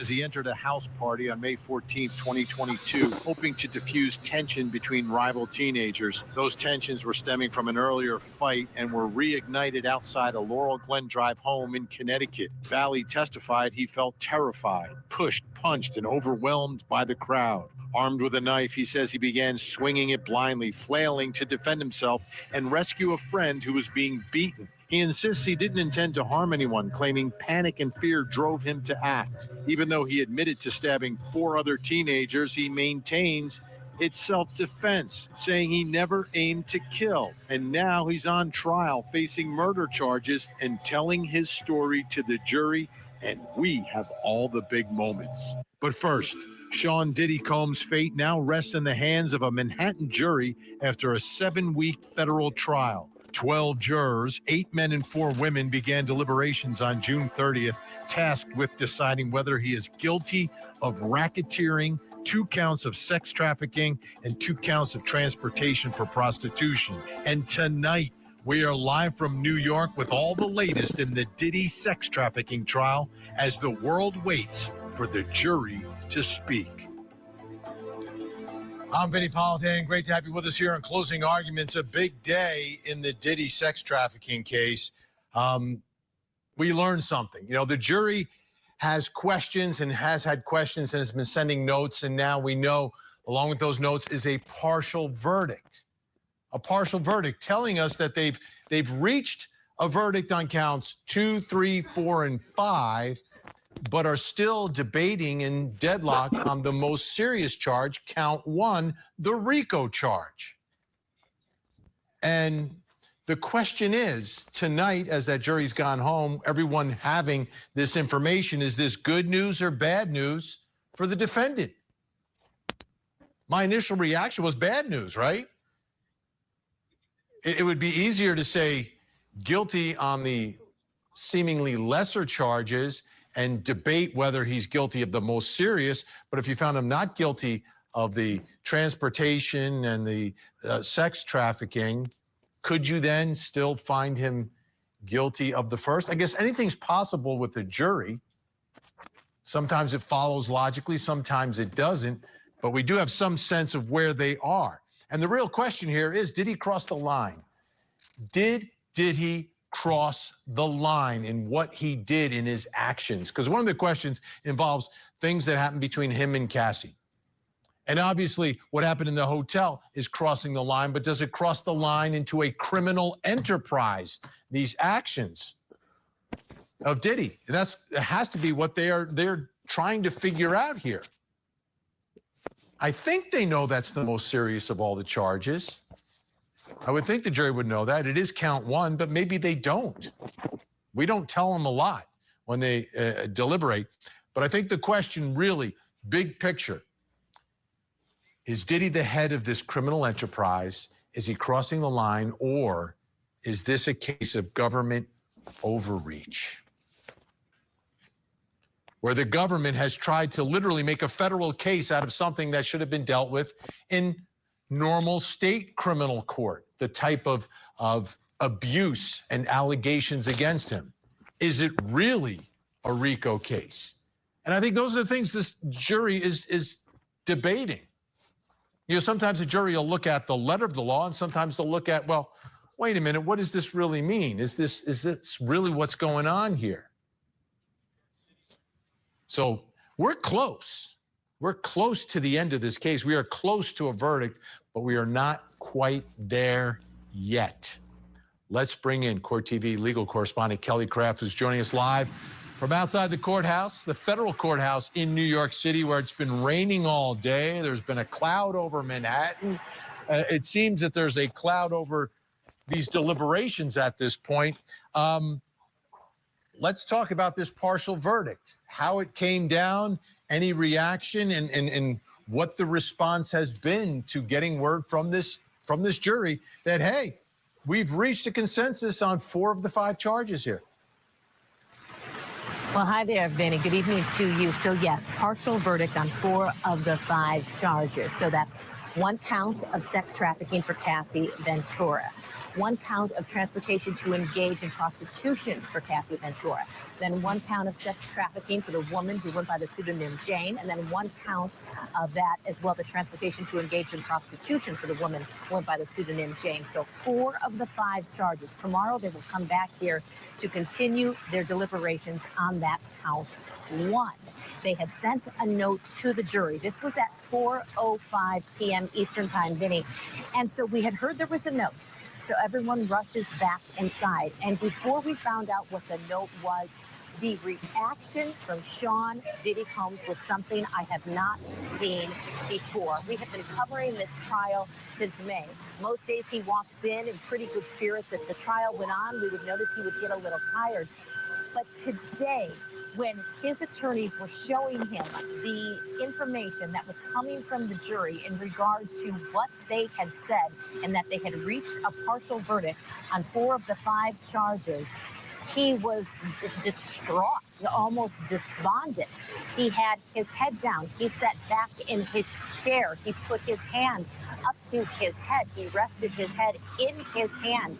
It was as if he couldn't believe what was happening. But Vinny, we did not know what the verdict was. So unless he knows something we don't, which he shouldn't, because the verdict would be sealed, but we couldn't believe his reaction. And then that's when we heard what the note said, was that they had reached a partial verdict on 4 of 5 of the counts there, Vinny. But strong reaction from Sean Diddy Combs today. His attorneys were gathered around him almost in a circle. Brian Steele was doing most of the talking, and then Mark Agnifilo ended up kind of crouching down by him and saying something else.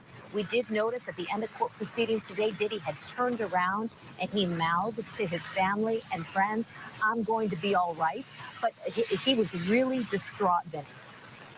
Well, my guess is his reaction to this might be the same of my initial reaction, but a jury can do whatever they want to do. We never actually know what they're thinking until they tell us.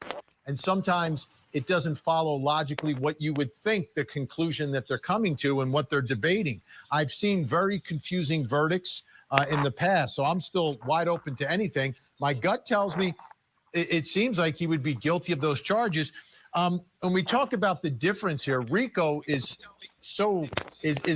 a potential life sentence versus the other 4 charges here.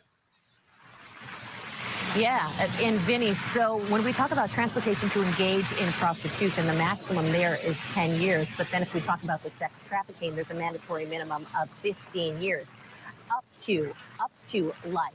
But yes, the racketeering charge would be the most serious. But as you were mentioning, do the jurors even know that? It's not as if we as prosecutors could provide them that information saying that this is the most serious. Although I will say when the judge was reading the information regarding racketeering, he did tell the jurors in his jury instructions that, you know, this is kind of not the most interesting, but I'm going to try to make it interesting because the jury instruction in regard to racketeering was extremely long. But Vinny, I'm with you. With that reaction I was seeing from Sean Diddy Combs today, I was thinking, is he thinking that the verdict on those is guilty? Because of the way that he was acting, it was something like I had never seen before from him.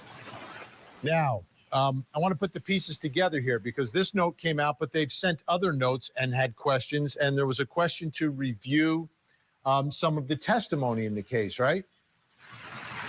Yes, so this was earlier today, and a note came out in which the jury was wanting a read back of some of the testimony, and they asked for many, many different parts of the testimony in regard to Cassie Ventura, as well as Daniel Phillips. He is one of the male escorts who testified in this case. We do have a full screen made so we can show our viewers exactly what they were asking for. So they were requesting witness testimony from Cassie Ventura regarding the Intercontinental Hotel incident, also Ventura's testimony regarding Khan and the events immediately following there. This is in France when she was on the red carpet. Also Ventura's interactions, freak-offs with escort Daniel Phillips, as well as Daniel Phillips' testimony about the Essex Hotel. So we do have some images from that Intercontinental Hotel video. So prosecutors, federal prosecutors, really used that Intercontinental Hotel video throughout that case.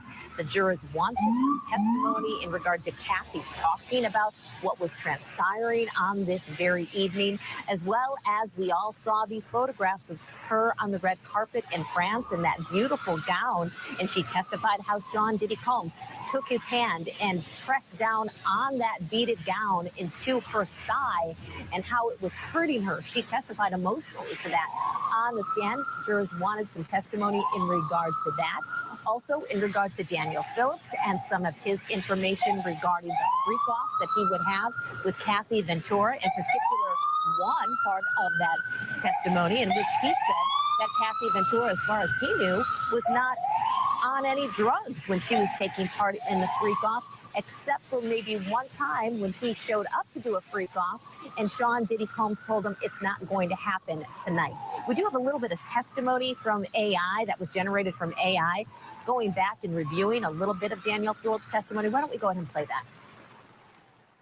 Let me ask you, as Mr. Combs was dragging Cassie by her hair to her bedroom, what did you hear Mr. Combs saying? He wasn't saying anything while he was dragging her. She was yelling.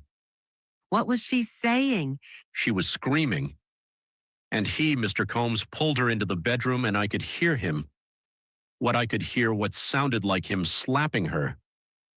Without speculating about what might have been going on outside of what you could see and what you could hear, can you explain to the jury why you didn't intervene when you heard Cassie crying and what sounded like smacks?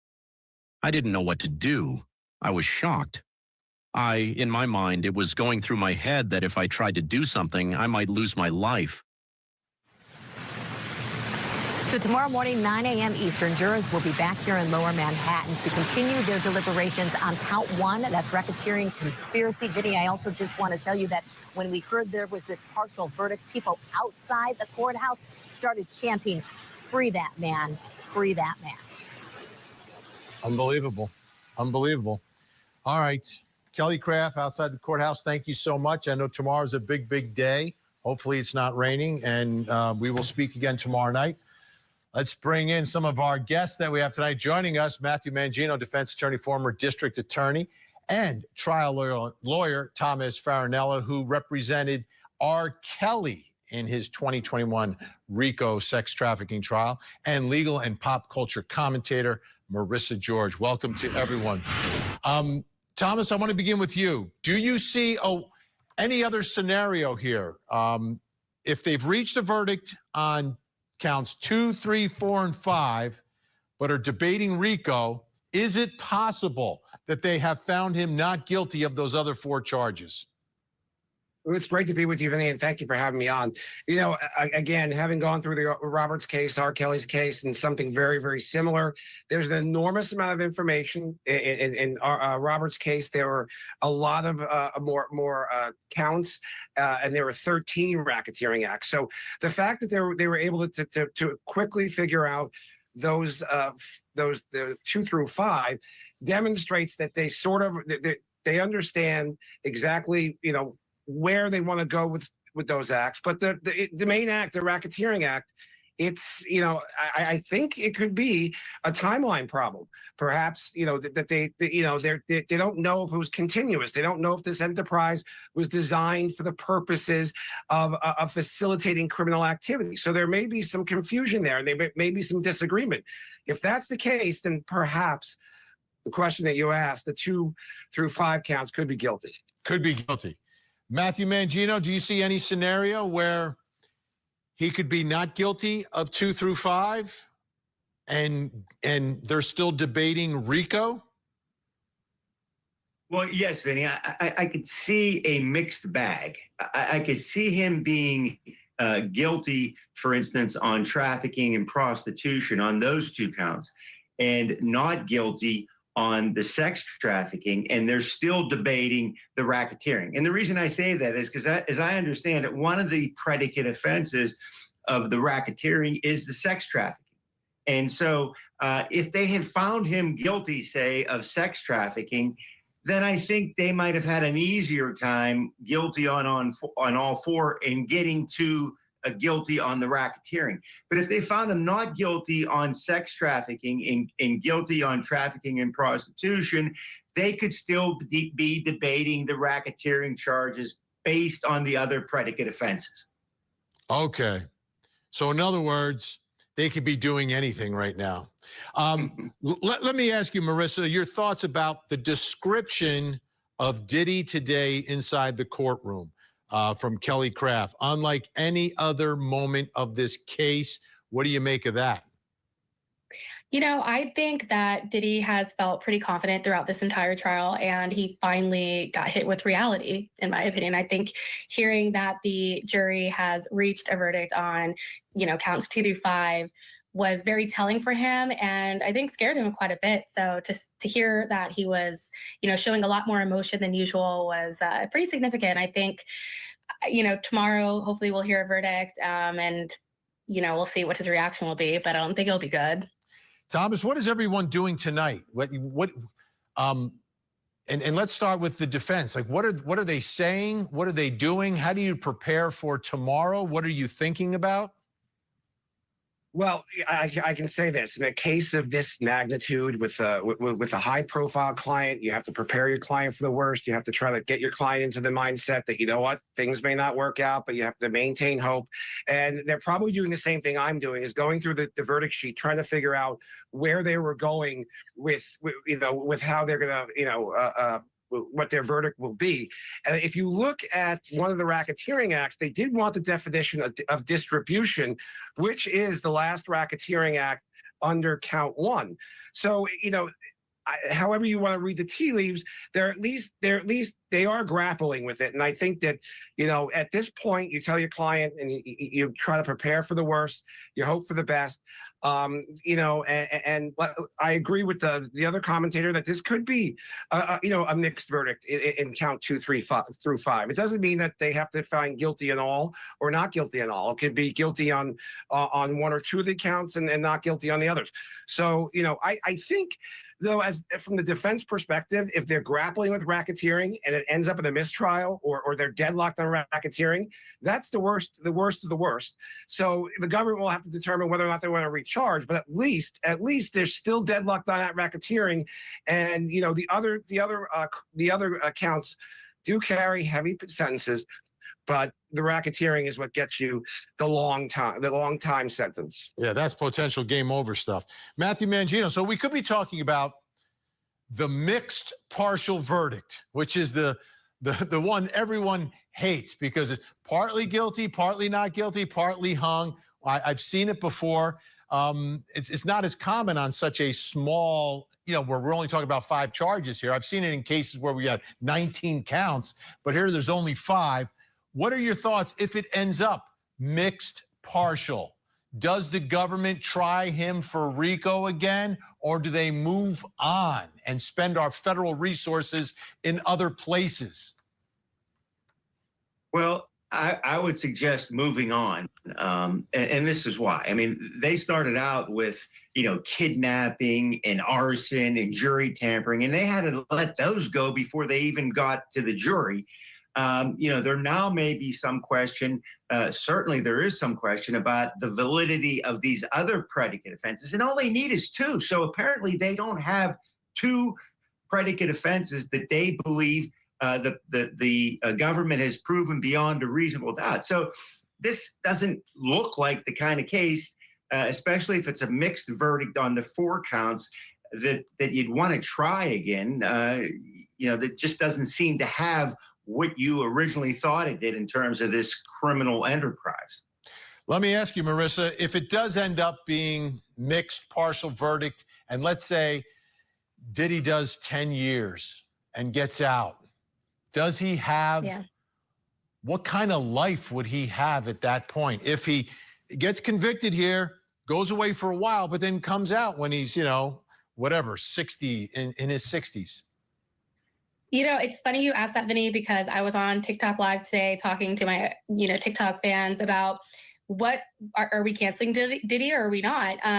I believe, he comes out of, prison or whatever sentence he ends up serving. If he does, I think he comes out still being very much lifted up by a big fan group. He has a big fan base that still supports him very strongly throughout this entire trial, no matter what they've seen, what evidence they've heard or seen. So I think he'll get, if he does serve time and he gets out, before he passes a total old age, I think he will probably live a very comfortable life in hiding, most likely. All right. Our guests are staying with us. When we come back, we're going to talk about some more of the questions and how they may work into the analysis of what's going on with this jury. Plus, coming up next hour. Tonight on Vinny Politan investigates outrage in Idaho as the family of Kelly Gonsalves reacts to the prosecutor's decision to not seek the death penalty and give a plea deal to their daughter's alleged killer and mass murderer. Tonight, we take a closer look. Oh, no. Join Court TV's Vinny Politan with the latest and breaking true crime stories. Now, let's look at the other side of all of that. Night, 9/8 Central, only on Court TV. You know what? I am a proponent of the death penalty, right? Only if you know for sure, he did it, right? I'm not against somebody running their appeals or none of that. But we pretty much know that Brian Kohlberger man did it from what the information is. And why would he be offered a plea deal? And take the death penalty off? I don't agree with that.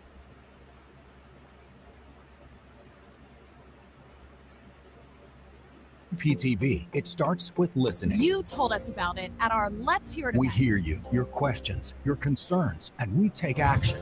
The largest team of journalists covering the Palm Beaches and Treasure Coast, finding real solutions with investigations that uncover the truth and demand accountability. Hi, this is Kate. When you speak, we listen. When you need answers, we deliver. See for yourself. Watch WPTV News, weeknights at 6. His identity, a mystery. Who is he? His sword, lightning fast. I challenge you! His name, Zorro! Zorro. Tuesdays starting 5/4 Central on Grid Extra. I've worked hard all my life. I learned the secret to success is speaking in your authentic voice. And I bring that lesson to my show every morning. Opening Statements with Julie Grant. Weekday mornings at 8/7 Central, only on Court TV. You go get him, Tiger. Oh, yeah.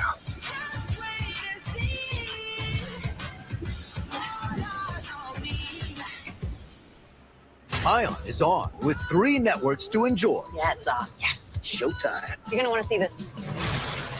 It's on. Ion, Ion Plus, and Ion Mystery. Wow! It's on. Watch live TV for free. Meet Tablo. Access over 90 free channels, including popular shows, news, and live sports. Plus, you can record, pause, and replay. Always 0 monthly fees or contracts. Order a Tablo Total System at TabloTV.com or these popular retailers. They're consistently caring. There she is. reliably relatable, It's a clean comforter. You can wash these? and dependably honest. Got everything? Everything but happiness. Hilariously, brutally honest. Austin says I don't listen enough. Does he also say you drink too much? Because that's coming. How else does a kid learn? Encouragement, positive role models, cash if you're tired. One of today's funniest shows, The Counters. Weeknights starting 11:10 Central on Laugh More. How prepared is your family if disaster shows up at your doorstep? You can't just turn away a natural disaster.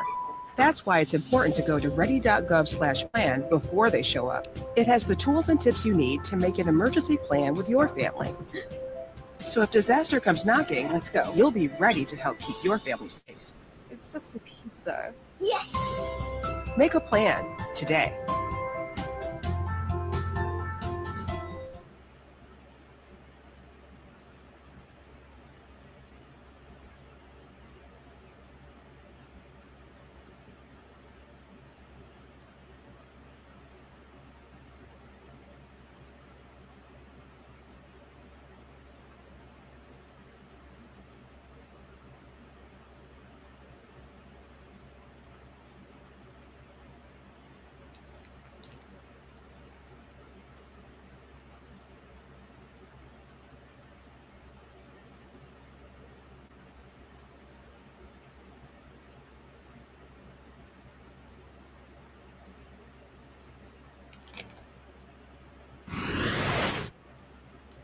What kind of drugs kept you awake? Ecstasy and Molly, for sure. We started to do other drugs, like cocaine, later on. Who gave you the ecstasy? Sean. Who gave you the Molly? Sean. Who gave you the cocaine? Sean. Who gave you the drugs you used every time you saw Sean? Sean. What drugs did Sean give you during that period? Ecstasy, Molly. Sometimes there was cocaine. Sometimes there was something called K, which was ketamine. Where did they get the drugs? Jane and, of course, Cassie Ventura. That's some of the testimony from the case against Diddy. Why is that important? Because drug distribution is part of this case. Take a look. The jury had a question about this. This was jury note number 2. Drug distribution, referring to page 37 of the jury charge. If a recipient wants, requests, or asks for controlled substances and an individual hands over controlled substances to the requester, has the individual who hands over the controlled substances distributed? How about that? They want to know. If a recipient wants or requests or asks for it and someone gives it to them, is that distribution? Here was the judge's answer. Drug distribution over the objections. Judge said he would send the jury a note directing them to lines 1 to 3 of page 37. Distribution, definition, actual, constructive, or attempted transfer to deliver, pass over, or hand over something to another person or cause it to be delivered, passed, or handed over to another. Distribution does not require a sale. Let's bring back in our guests. Still with me, Matthew Mangino, Thomas Farinella, and Marissa George. All right, Matthew Mangino, this is a big deal, right? Like drug distribution, we think of it like somebody selling drugs. You know, either the guy in the street corner or the drug kingpin, someone like that is involved in drug distribution. But the judge has instructed the jury, you don't have to sell it. You just got to give it to them. Is that a big problem here, you think, for Diddy? Yeah, based on the testimony that we've heard, I mean, a lot of people have that misconception, you know, this idea of a drug dealer, and that's who can get arrested for, you know, possession with intent to deliver or delivering drugs. But that's not the case. Simply handing over drugs to somebody, providing drugs to somebody is a criminal act under the statute, the same as selling it. And here, we don't hear about Diddy selling drugs to Cassie or to Jane. We hear about him giving drugs. And so that's an important question. And certainly, again, going back to racketeering, one of the predicate offenses is drug dealing, and that is merely handing that over to another person, not selling it. Yeah, and Thomas Farinelli, isn't this kind of the federal government being a little disingenuous when it comes to RICO and drug distribution? You're going to get a guy on RICO for giving his girlfriend drugs. Like, to me, that was never the purpose of this law. Like, and I'm a prosecutor, I get it, but I was a state prosecutor where, you know, a crime happens, we try to figure out who did it, and then we prosecute them rather than inventing new laws to try to sweep people up. Like, I get it going after Don Corleone, right, with RICO, but going after Diddy for giving Cassie or Jane drugs, he shouldn't be doing it. You can call it drug distribution, but you make it a predicate for RICO? Well, Vinny, listen, you know, I argued this in Robert's case. I said if the government is allowed to go down this path with Robert, they're going to be able to take legitimate businesses like being a superstar musician and turn it into a RICO enterprise, and that's exactly what they did. And I agree with you, Vinny. They are being disingenuous, and so with that being said, the government has all the advantage, right? They have the full resources of the government. They were able to successfully try a number of these type of racketeering RICO cases with sex trafficking and Mann Act over the last several years. Robert being very similar to Sean Combs, obviously, because they took this normal business, this enterprise, and made it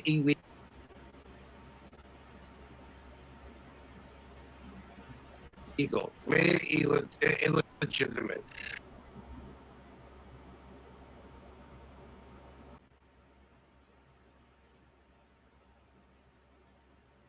To have this, this enterprise with all these bad things, and it amounts to bad choices. These are bad choices. These are not good lifestyle choices. But to criminalize them, these are independent events. These are adults who are engaging in sexual relationships that are consenting. This is not RICO. This is not the racketeering or the gambling rackets where in 1970 when they passed it to stop the mob, which it successfully did. But this is nowhere near that.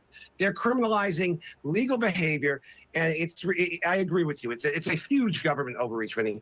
Yeah. Marissa, like the behavior, the video, beating Cassie, all that, that's all criminal stuff. We know that. There are state courts that can handle cases like that.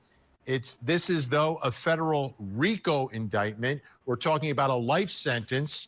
Tonight we're talking about a life sentence for Diddy, while the Menendez brothers, in cold blood, murder their parents, and they're going to be walking out. Like, I'm trying to get some sense of justice here. What's the perception of Diddy right now? Is it that he is a victim of government overreach, or he is a bully and a man who has taken advantage of his power? I honestly think we're seeing it both ways. I think he's, again, has a very strong fan base. People believe that, the government is overreaching here, that they're trying to take down this man who has, been a music mogul for, decades. So there's that side of it. And then there's the other side of it where, you see the video of him abusing Cassie, and you hear about the evidence and what the testimony has been like. And it's hard for you not to kind of say, this is a bad man who's used his power in the most egregious ways. So honestly, I think it goes both ways when it comes to public opinion. What does your gut tell you tonight, Marissa? What is your gut? I'm just going to ask you what your gut is telling you tonight. Yeah. My gut is definitely telling me that I think, I think he might walk with the RICO. I think that it is a bit of an overreach, but I do also believe that the prosecution has a very solid case. So my gut, I think he will be found guilty on some charges. I think it will be the split verdict with the hung jury. All right. Marissa George, thank you so much for joining us. Matthew and Thomas are going to stick around. Got another big case here on Court TV that people have been watching. Oh, my goodness. You talk about dramatic testimony. Raul Valley in tears, saying he was scared and terrified when he had a knife and was stabbing people. He's on trial for murder. We've got his testimony plus the testimony of his girlfriend coming up.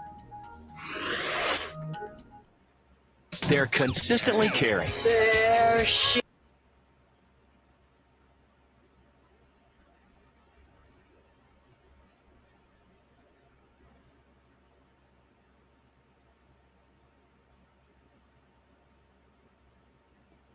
Wow.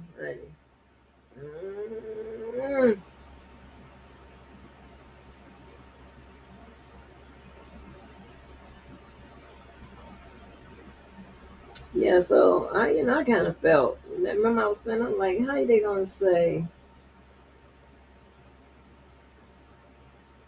2 through 5?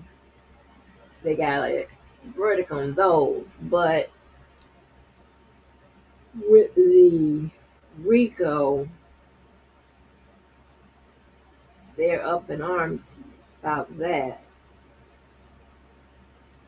Even if they pick out two, the sex trafficking, the same thing that they agreed to, or on the 2 through 5, just agree to the same thing in the racketeering, whether it's guilty or not.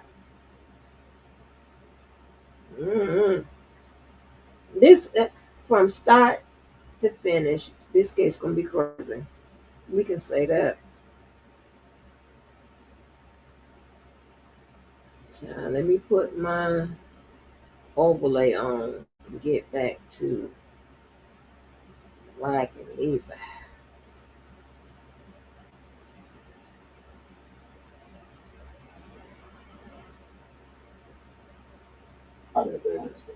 Um, so you're saying that because of all these things and the possibility of them overturning it, right? Yes. And now they would. So you're saying this is Tory Lane situation. That, yes, sir. 1,000%. This is from my vantage point. It's my opinion. Okay, so there hasn't been any attempt on R. Kelly's life. I got an echo in for some reason. I think that is he on StreamYard? No, not on StreamYard. It's straight YouTube. You can invite one person. Bro, what is he on? I'm on the YouTube app, the app that you sent me. Microphone, YouTube or something. Let me change this. All right, is that better? Yeah. Yeah, that shit is like a motherfucker. Wonderful shit. I'm listening. Microphone or something. Yeah, I had on the headphones, but I'm good. All right, so yeah, it was echoing. I see the people in the chat. So you saying, now here goes the thing.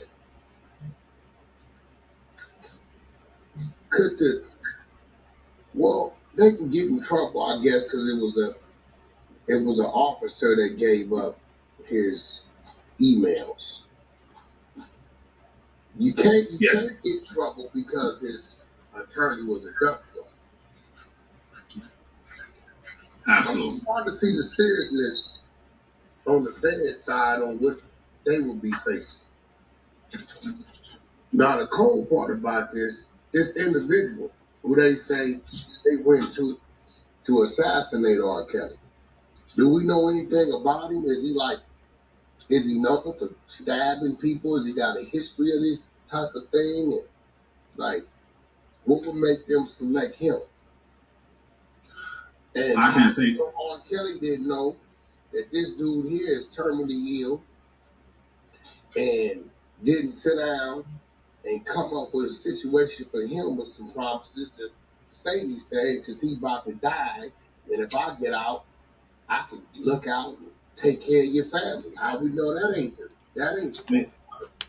Hey, it's possible, brother, but we also have the other federal inmate saying that when Rob will leave the cell, that they instructed him to take his mail from his attorneys, give it to them, they made copies, and return it to the cell as if it was never touched. These are the allegations. You know me, I only stick with the allegations and what's probable. You understand? And brother, I could send you a video right now. Go ahead, bro. So this dude who was going in the mail, giving it to them to make copies and giving it back. That's what he alleges. How long has R. Kelly been knowing this happened?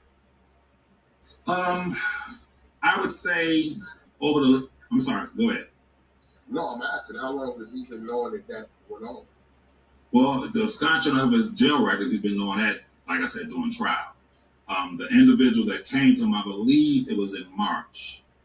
He told me something was coming down the pike. He didn't say what it was. But the individual that came to him, I believe, don't quote me on it, but I believe he learned of this in March. As far as his private communications from his attorney, I believe he learned that around the same time. But what I need for you to understand is that I have a different vantage point on this because it is factual. I know for a fact, bro, that do you remember the story? You guys remember the story where the guy, they call him a super fan, who threatened to have the 3 prosecutors harmed in Robert's New York case? It was all over the news. You all remember that? No, I don't remember that one. Okay, this guy who was charged with this, who was federally charged with this, he claims to be a leading Vice Lord gang member. And when we get off here, I can send you the work. He was charged, received the deferred prosecution agreement from the government after being on house arrest for about a year. Now he's currently facing time in Will County, Illinois, for targeting a juror. This same guy over a year ago went online and threatened to kill Robert. He says he's a top Vice Lord gang member and he was going to order a hit. He said the words in this 12-minute video, "I'm going to order a gang hit, bitch. I'm going to have him killed, sodomized, and beaten in prison." Robert, being my cousin, Robert, I being a civilian, I took that audio 8 months ago to the federal authorities and informed the BOP. This man claims he's going to have a gang hit done on R. Kelly by his Vice Lord gang members. The federal authorities spoke with me about it. BOP never spoke with me about it. But one thing for sure, that guy is walking the streets right now after transmitting a gang-related terroristic death threat to have R. Kelly killed.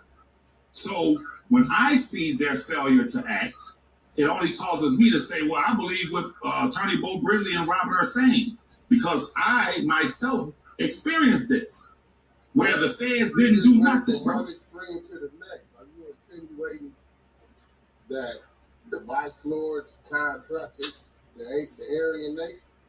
I'm not insinuating. No, these are two different circumstances. I'm saying what this individual said in the 12-minute video himself. It's not me insinuating.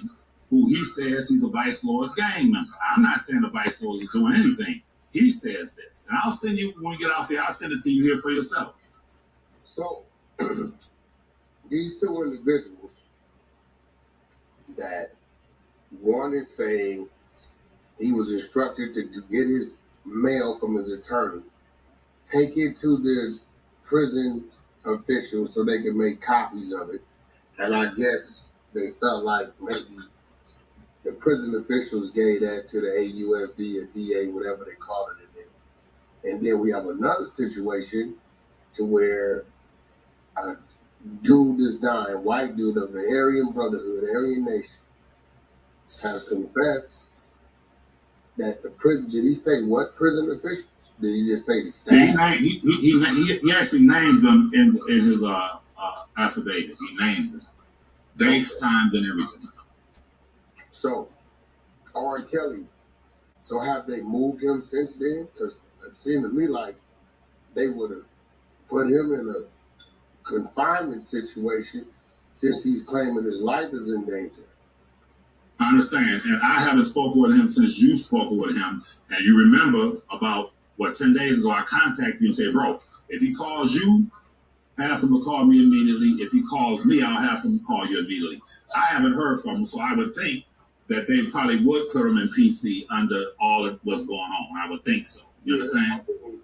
Because if they left him in GP and he is killed by somebody from that group and his attorneys and everybody else is screaming this, then at that point in time, they're going to be held liable. Absolutely. Absolutely. I think you would agree that these are very serious accusations and allegations. These are very serious, you know. Very serious but common. I mean, you know, our government, our prison system, our judicial system it all works the way it want to work, depending on the situation. You know that. The people that enforce the law are the ones that feel like they can break the law and they above the law. So I'm still trying to come up with why they would want R. Kelly dead. Like, because them saying he was misjudged, man, that shit happen all the time. You know, they let people out and they pay them. Geronimo Pratt did what, 33 years? They let him out, they paid him. So it's not like that. Well, I think that with this social media, go ahead, bro. I can't see or hear you. I can see, I hear you. Yeah, you know, that happens a lot. Because it's kind of like, okay, didn't something already happen to the prison guard who tapped into his email? Something already happened to that individual, right? Well, she was reprimanded and took an early retirement. However, there has been no criminal charges filed against her, which is crazy. That's crazy. If someone right now at the MDC sent all of P. Diddy's information, everything to a blogger, I guarantee you P. Diddy's attorneys would demand that that person be arrested, because that's seriously illegal. But it's been a cover-up, is what his attorney is alleging, and what he and I are alleging. It's been a cover-up, bro. That's at the root of it. It's a cover-up. And what we know about it, the American citizens wouldn't know what they know if it wasn't for you, as far as exposing that part. Black Warrior said it will look bad on the blacks at that prison if ABs or Woods or Latin Kings touch them. You must ain't never been to prison, because this is how it works. And I'm gonna be real, I'm surprised that he hasn't read into these situations. If it's a known person on that yard that has committed a violation as far as their crime, and your group don't handle it, it's open season for the other groups to handle it. So that's just how that goes. You know what I'm saying? So I just think people know R. Kelly's situation and they don't look at it like he was out here, you know, doing things in little group. They don't look at it. They know he deal with younger women. They know that. They know he deal with teenagers. But I hate to say it, 16, 17 is legal age of consent in the majority states in the United States of America. It's the least amount of states where it says it's 18. It's 16 and 17. So, yeah, well, what I've said to you before, I don't agree with none of it. I don't agree with 16, 17, 18, 19, 20 when you're 50 years old. I don't agree with it. What I'm saying is, when you're looking at it, the states need to adjust for one. Right. When I grew up, it was embedded in my mind 18, 18, 18, 18, because California says 18, right? If you grow up in Illinois or New York, 17, 17, 17 is going to be embedded in your head. You get what I'm saying? So yes, sir. If I'm 48 right now, right? Yeah. And I decide to like an 18-year-old, in my mind, there's nothing illegal about that. True. You get what I'm saying? But these other states that have a 16 or 17, it's still illegal on the federal side. So it's damn near a setup. Because you're growing up. You in Nevada, Las Vegas, 16, 16, 16. That's 16, you legal. 16, you grown. You're legal. You're grown. 16. So that's what you taught. But then you don't understand that the law of the land, big brother, the one gonna call the shots, who trump everybody, is the Fed says 18. Those of us that's from the states that govern 18, it doesn't matter, right? Because if the girl would have been 18, there's nothing they could have did to Robert. I totally agree. Doppelganger. You could call it nasty behavior all you want. I don't even give an opinion about that because I've seen men 50 with a 25-year-old and they got something to say. But I've seen women 50 with a 25-year-old man and they say she got her groove back. So absolutely. Hey, listen. Now you want to talk about nasty work? They got countries, nigga, where it's 11 and 12. Bro, in the hood, let me ask you a question, Wack.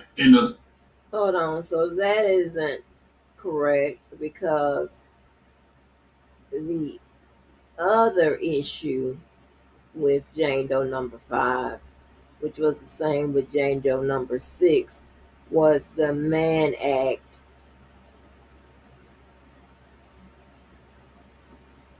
And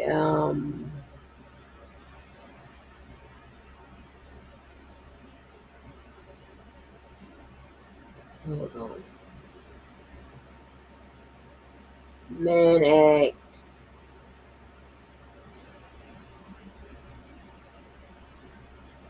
Coercion and enticement.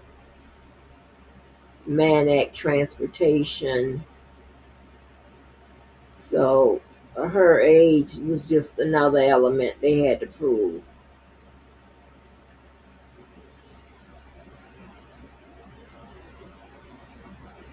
It was forced as well on Jane Doe number 5.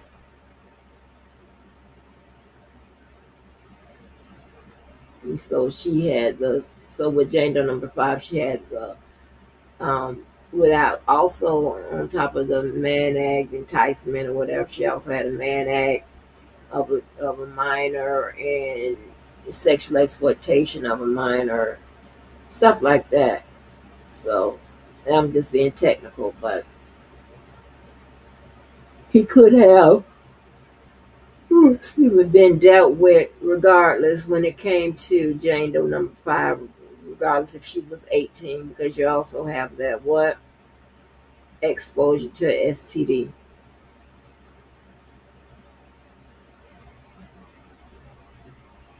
So we from the hood. In the hood, how many older women hit on you before you were 18? How many older sexual encounters with a grown woman, right? I mean, yeah, that don't make it right. That don't make it right. I'm just saying, just because it's going on, nigga, don't make it right.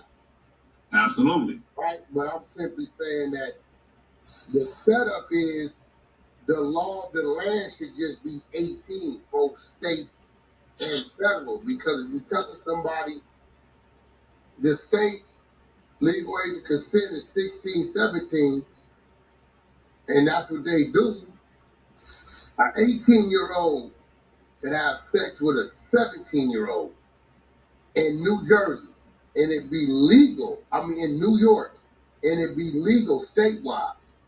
But if the feds wanted to come in and charge that dude, they could.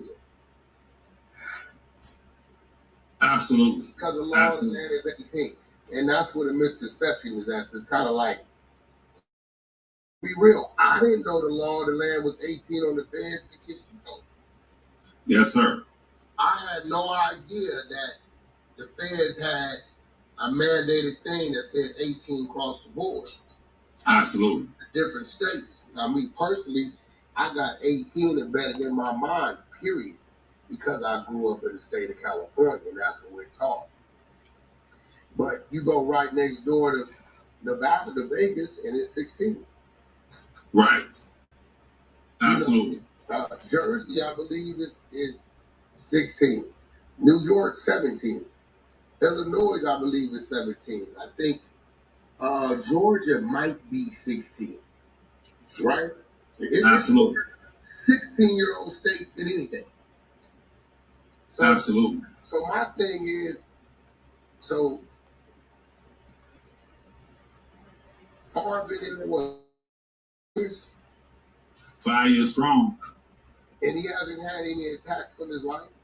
Well, 3 years ago, a guy attacked him that was a quote unquote, I don't know if he was Latin King or whatever, but he attacked him over the fact that the facility was shut down because of some protesters. One of the gang terrorist guy was telling me about, they broke the line or whatever, and they shut the whole facility down. So this guy attacked him over that because his visitations and all that were cut off. So that happened about 3.5, 4 years ago.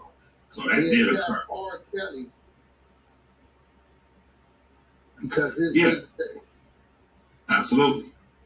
What R. Kelly had to do with that? Because the protesters were for R. Kelly. And when the protest became so unruly, they shut the whole prison down. So when they opened it back up, he like, nigga, it's your fault that they shut the prison down. Visitation.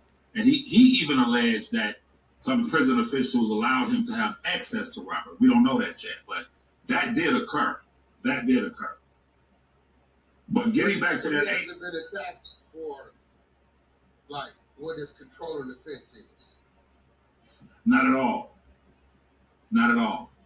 Yeah. Because really, to tell the truth, most of Robert, if you watch Surviving R. Kelly, most of his accusers were of age. If you remember the Joycelyn Savage young lady that was sitting there with Asriel Clary, they didn't even charge her for her because she was 19 when she met him. You understand? Yeah, but here's the thing, when you say most don't mean all. And in this situation, all should have been of age. Absolutely. On the federal side, so what's her name? Asriel? Yes. Like the cat from motherfucking Gargamel? I don't know. This nigga was fucking with the cat from Gargamel. He should have known better. Asriel. Right? Yes. So she was okay. Asriel was the chick. Let me see if I can remember the word. She's the one whose father worked at the stage spot where R. Kelly did his rehearsals, did the lighting. Absolutely. Yes. So she's the one whose father brought her to the location and introduced her to R. Kelly. Not introduced. She never met R. Kelly that night. If you look at what they said on Surviving R. Kelly in every interview, they try to paint a picture that she met Rob that night. She never met Rob that night. Her father worked at the stage lighting company. He had access to get in free. He was working that night. He brought his daughter and his wife in order to set R. Kelly up. That's in the paperwork. That's confirmed as far as I'm concerned. So then after that, it's simple, bro. You and I, like I said, any man who takes his 17-year-old daughter into a hotel room. That's not in the paperwork like that. That is not confirmed. Oh my gosh. This is why. Just let the lawyers handle it. Let them get the narratives together. Do whatever it is because they know what makes a legal argument.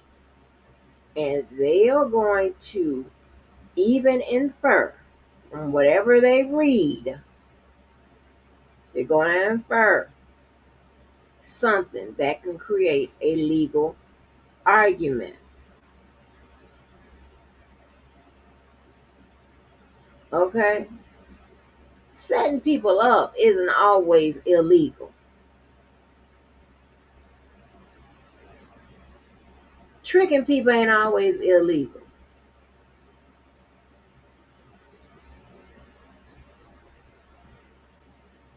It's just not. If that was the case, everybody be in jail. And I know I'm telling the truth because everybody ain't in jail. But tricking people and setting them up.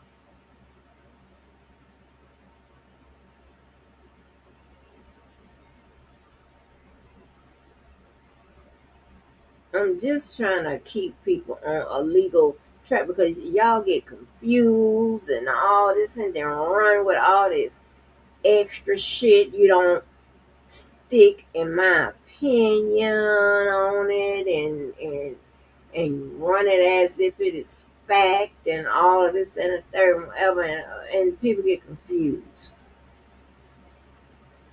Just say if you were a teacher and you had a classroom, right? And you tell them something, send the books, and then you're out the next day and you got a substitute and they come in and because they probably learn from, I don't know what school, some school, and they teaching something from a theory, not text, but a theory. And you come back the day after and everybody raising their hand, confused, looking crazy. Wait a minute, you told me this, you told me this. And then you got to start all back over from the top.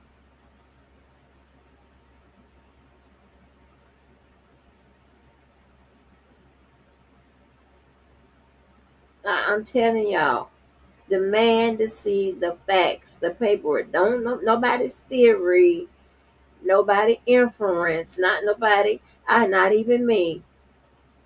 The attorney's inference.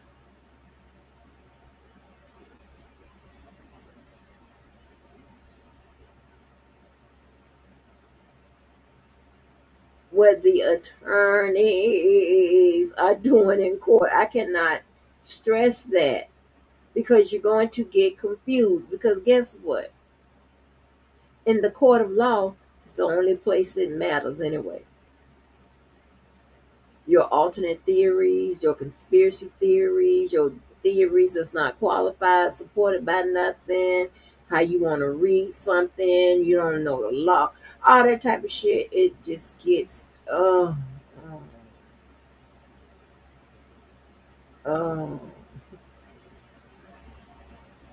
and I can see why my peers won't answer the phone.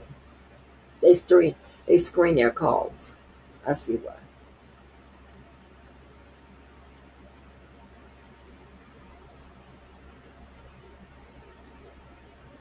With a 50-year-old man and say, here's the fake ID, go in there and trick him, you will be charged. I will be charged. Everyone will be charged. But check this out. That man, her father, and her mother never showed up to trial in New York. According to what Mr. Savage told me, the government told him not to. Don't come to that court date. Do not come. And they never showed up. Now, I find that to be a lie. Man, that daddy said that ain't never was told to them.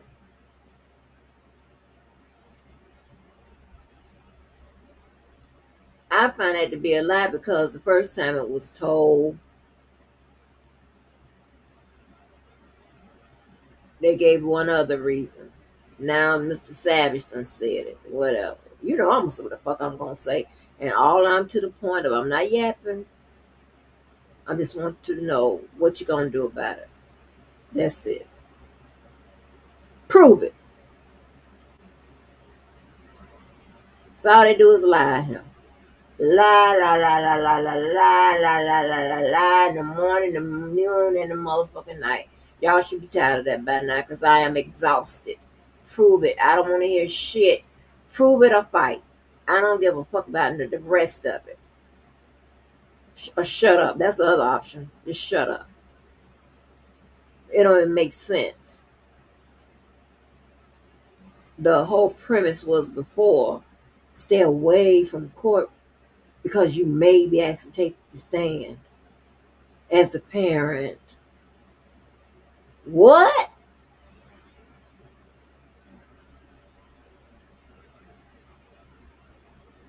Now, because I know that's a lie, You know why? Because it definitely goes against the process. And when you know the process, that lie ain't gonna fly. Tell me I'm lying. I'll eat your ass up. Tell me I'm lying. Because that's not how it goes.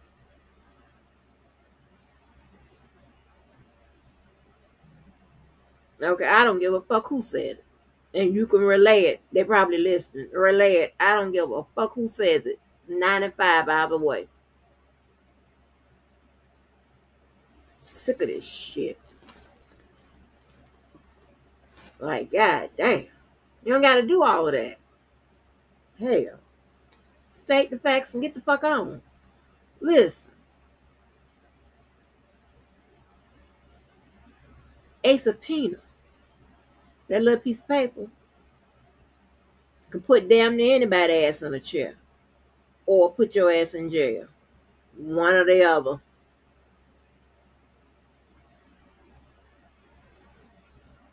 Why would they have to take the stand if the prosecutor have not made the parents a part of their case? The defense tried to make them a part of the case, but the judge shut it down. This is process. This is something that can be proven. I have already proved it. I pulled the paperwork. I showed you. It was called a motion in limine. But if you ain't do what? Let me run that back. Wait a minute. I don't hear crickets. If you ain't go to what school? Help me now. Uh-huh. Oh, okay. If you ain't work well, wait a minute. What's it now? I don't hear your crickets. Wait a minute. Who? Oh, okay. That's why you don't know. These are con artists, honey. They just lied will. La la la la la la la la la la la la. Don't think it's just one major lie out this motherfucker. You could throw it up on the wall, honey. Although, I mean, these people can lie to 2028. They still won't catch up to the number one liar. His tongue should be on fire, child. It just don't make no sense. You got to do all that to show that a motherfucker ain't do right. It's obvious. But anyway. So, that's nonsense. I know when I heard that, don't make no goddamn sense. Uh-oh, somebody's lying.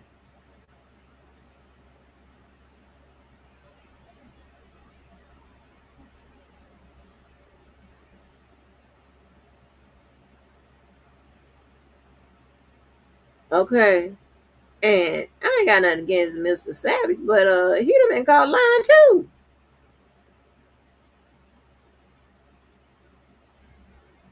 All them birds of a feather, they flock together. What up, True?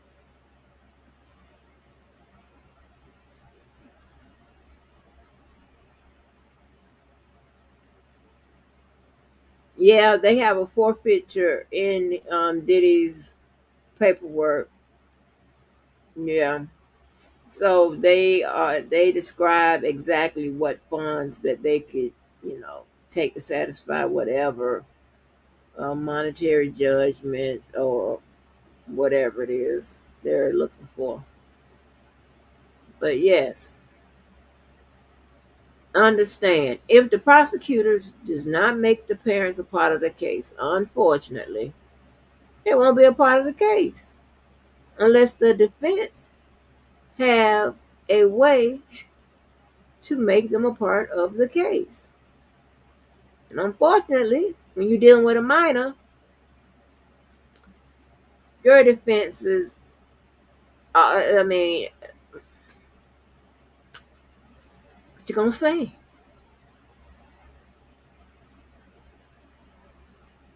Time you holler parents, that's gonna signal to the jury, oh, she was under 18, under the age of consent. Consent is a big factor. of the case is bigger than the parents.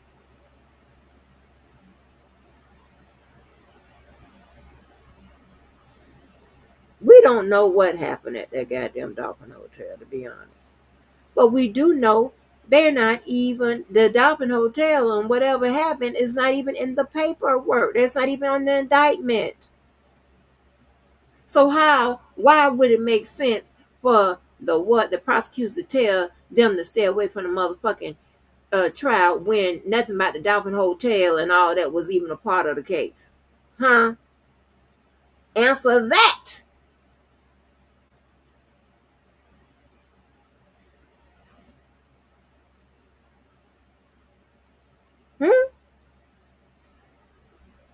It works away. I'm tell you how it works.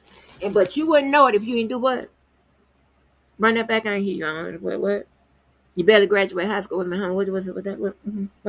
I hear quick, so I'll hear you what? Oh, if you ain't go to law school, past the law. Oh, okay, got it. You just be talking. These are facts. You gotta believe me. Go ask somebody. They won't tell you go ask somebody else. I'm telling you to go ask somebody. See if I'm lying. Go find somebody. No. It has already played out. Like I said. But go.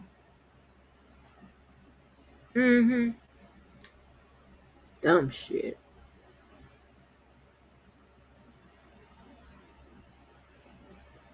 Oh, yeah, I was talking about Diddy earlier.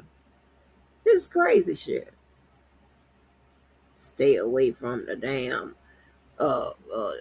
courthouse. Okay. Why? Why? Is there a warrant for my, I'm just being the parent, is there a warrant for my arrest? Why? Don't make sense. And Judge, you just said when it don't make sense, it ain't goddamn true. And besides, this bitch knows the process.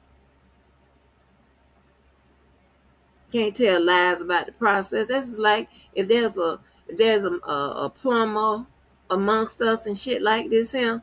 Y'all know how to put them little sinks together and shit like this here. Motherfucker that ain't put no sink together, they can't tell you how to put the sink together and which rings to use and all this extra shit, whatever y'all be doing. Can't tell you that. Cause we ain't do what?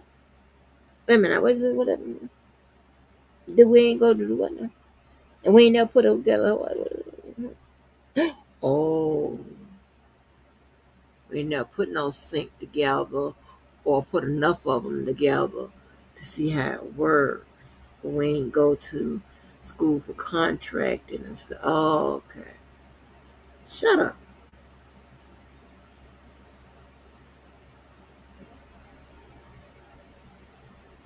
You know, it's so many. This rabbit hole runs deep, bro.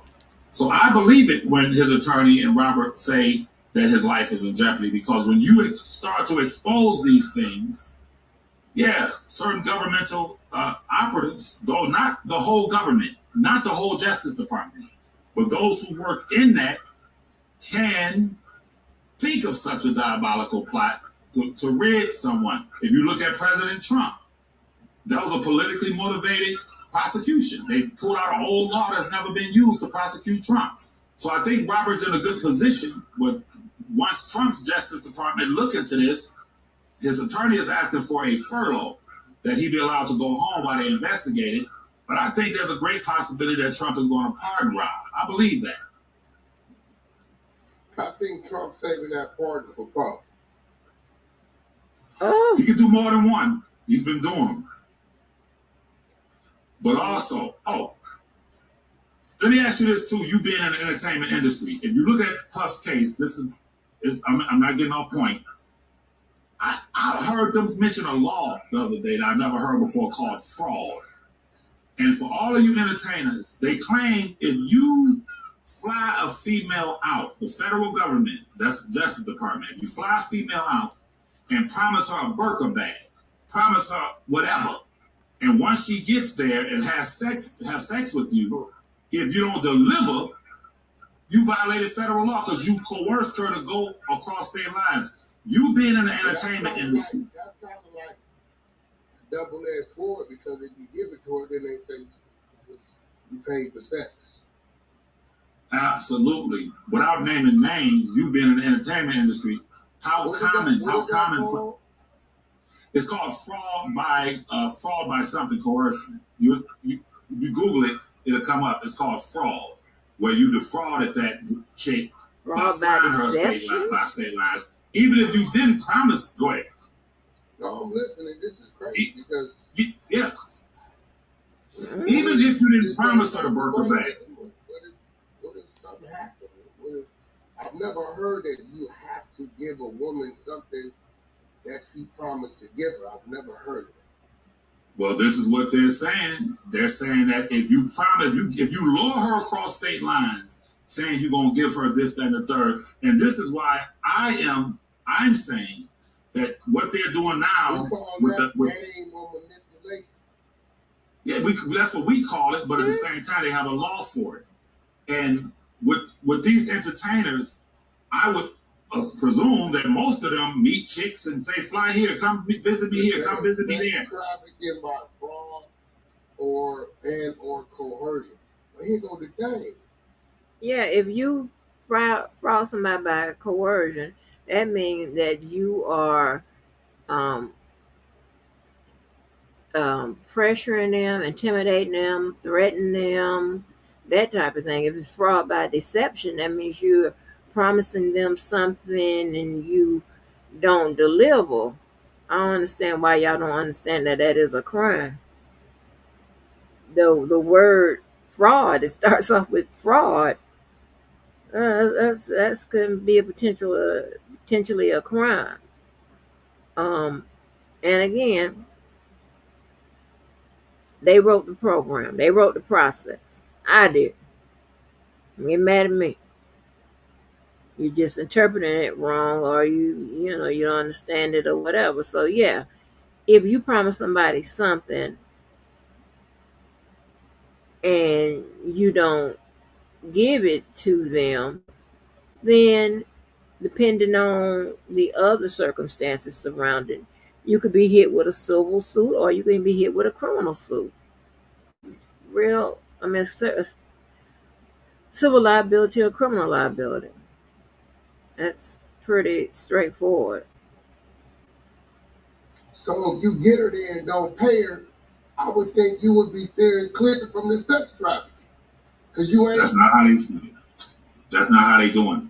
They're doing it in such a way, if she can prove that nigga said he was going to buy me a Maybach, he didn't do it. Oh, you tricked her and had her to come across state lines and you slept with her. So now that's a federal offense. And I say all of this is designed for entertainers, especially the black. That's what I believe. If you come have sex for a weekend and then he says, did he give you the Maybach? Yes, he did. Now they saying they got you because you paid her. There you go. There's a catch-22. Absolutely. And that's what's taking place right now in the Diddy trial. Right now in the Diddy trial. I couldn't believe it. I said, what? You promise a chick something and she fly out to see you, whatever, and that's a crime? You understand? So I think these black entertainers and all entertainers need to start paying, and sports figures, start paying close attention to this, because they will find themselves in a RICO, in an indictment. It's something. And this is why I say Donald Trump is right on time, because he's a victim of the Me Too movement. Robert's the victim of the Me Too movement in a sense. Old boy with Megan Thee Stallion, he's a victim of it. Diddy's a victim of it. You feel me? I believe Tory Lanez is a victim of it, because when a woman says something with this new thought that exists in the Justice Department, she's telling the truth. She's telling the truth. So whatever a woman says, you got Cassie saying on the witness stand, none of the employees knew about the freak-offs. How's that a RICO if she said nobody knew but us? You feel me? You got the other one saying how much she hates Young Miami, and Puffy was. I hate when people repeat dumb shit.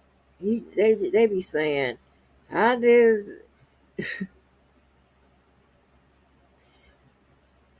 How does it become a RICO if nobody knew about the freak off but us?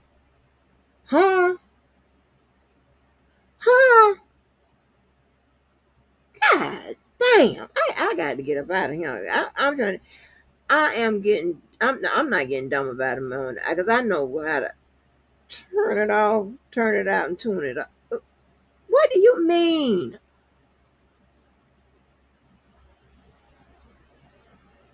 If we want to get technical, he is charged with a conspiratorial RICO. The two of you knowing that's conspiracy right now. The fuck are you talking about?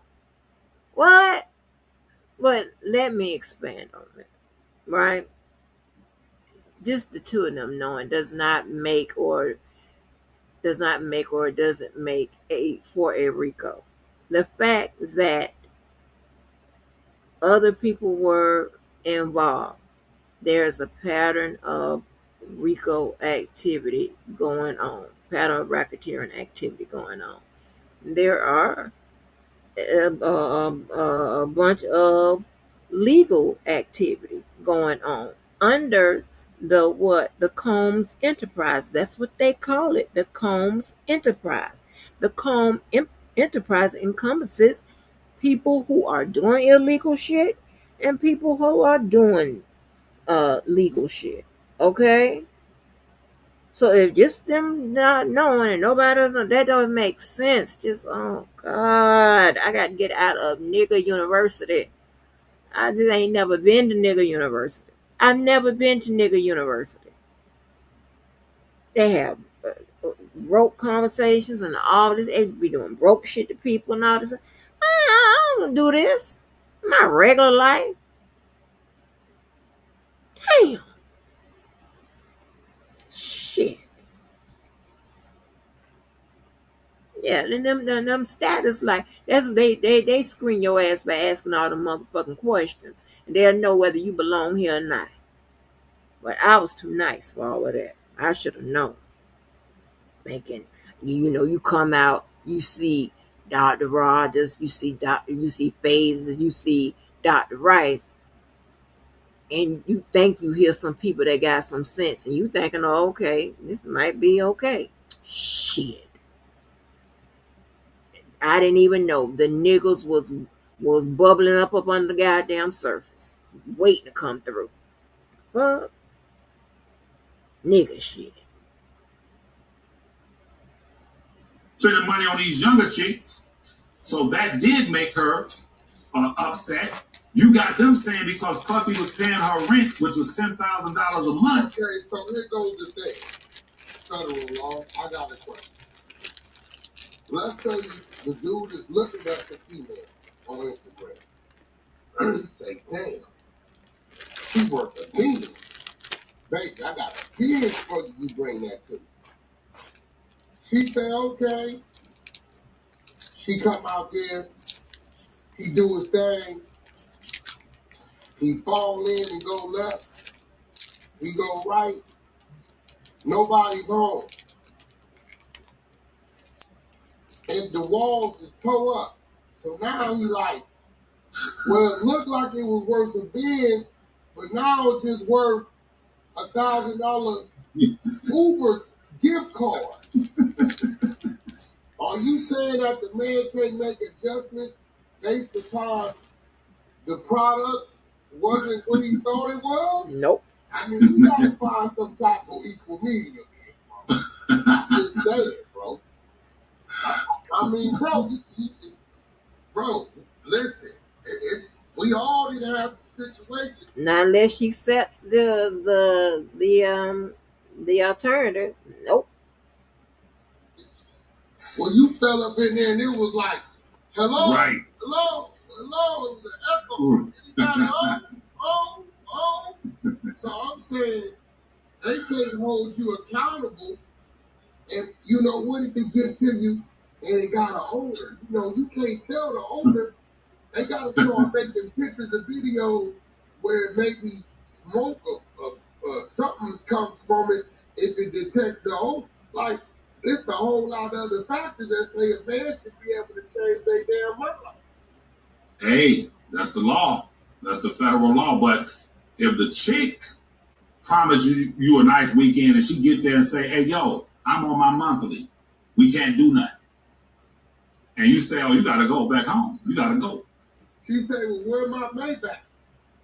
That's right. And now you arrested. Well, shit, you didn't complete the deal. There you have it. But they call that a transaction, bro. See, at the end of the day, bro, let's be real. You ain't supposed to be able to do a transaction. So would you less time doing the transaction or not doing the transaction? Absolutely. But the reality is that men spend money on females. I've done it all my life. Every nigga listening to me will agree. When you meet a female, if she's to your choosing, you gonna spend some money. You wanna spend some money. You wanna take care of her and floss and take her shopping, this, that, and the third. But if you do it across state lines and you and her fall out, well, she's mad because she found out you had another chick that lived in that state, or you didn't call her as much when she got back home. All she got to do is call FBI, 1-800-FBI. And they're going to say, according to what they're doing with Diddy, yo, you violated this young lady because you flew her straight across state lines for sex, which is rooted in the Mann Act.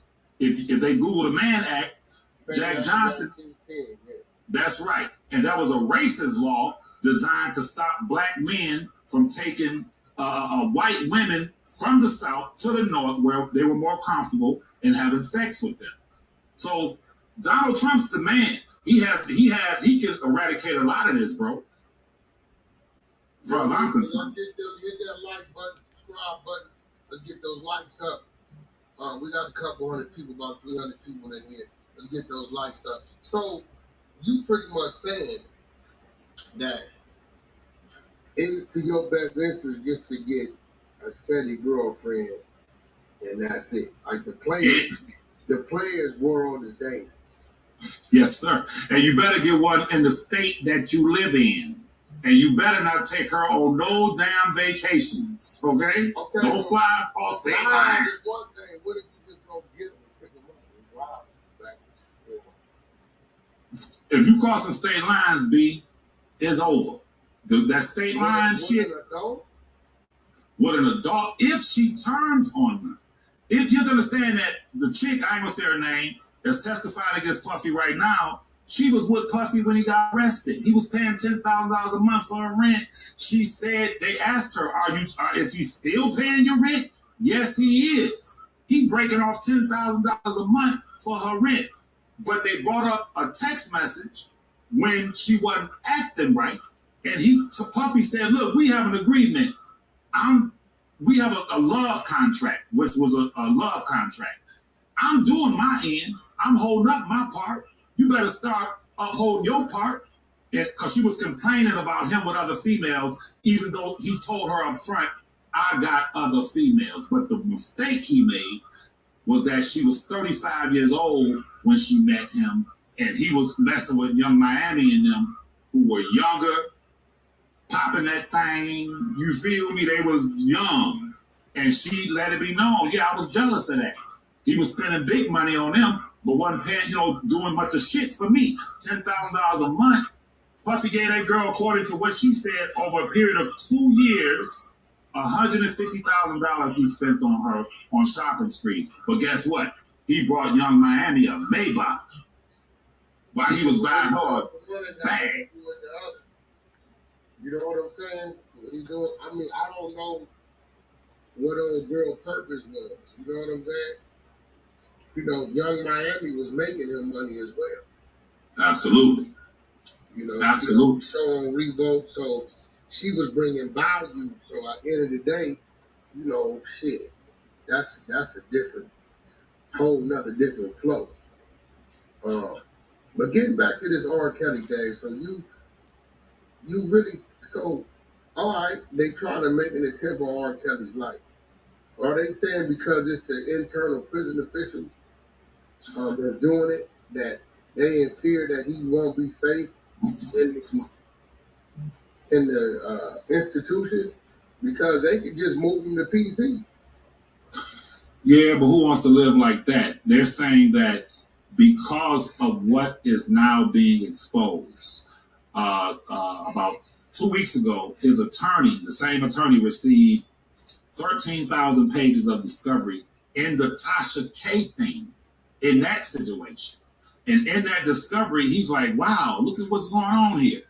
So now that the discovery is coming out and the Giglio material, all that stuff is being exposed, he's saying, and Robert is saying, oh, they want me dead.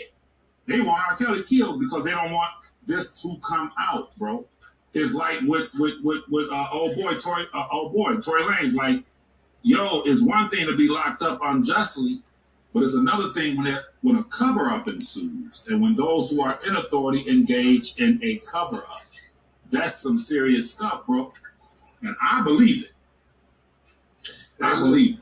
It's always possible. I don't never take away that it's possible. I'm not gonna say it's not happening. We having a discussion. I just found that it was kind of crazy. They saying they got written document statements from this Aryan Brotherhood. I'm wondering if he's active. It's a little odd to me for them to be helping us like that. Right. That ain't what they do. It's a little odd. Usually when police officers or people internally come to people like that, that's because that's part of that organization's hustle. You know, part of that organization's way of getting things in there. So I really would like to know if this dude is a dude that kind of folded on his way out, like you said. He's looking at death. Maybe he like, shit. He felt like he want to do something right in his life. Shit. Maybe he R. Kelly fan. I don't know what's going on. You know what I'm saying? But right. Shit. I don't know what it is, but I seen them do a press conference.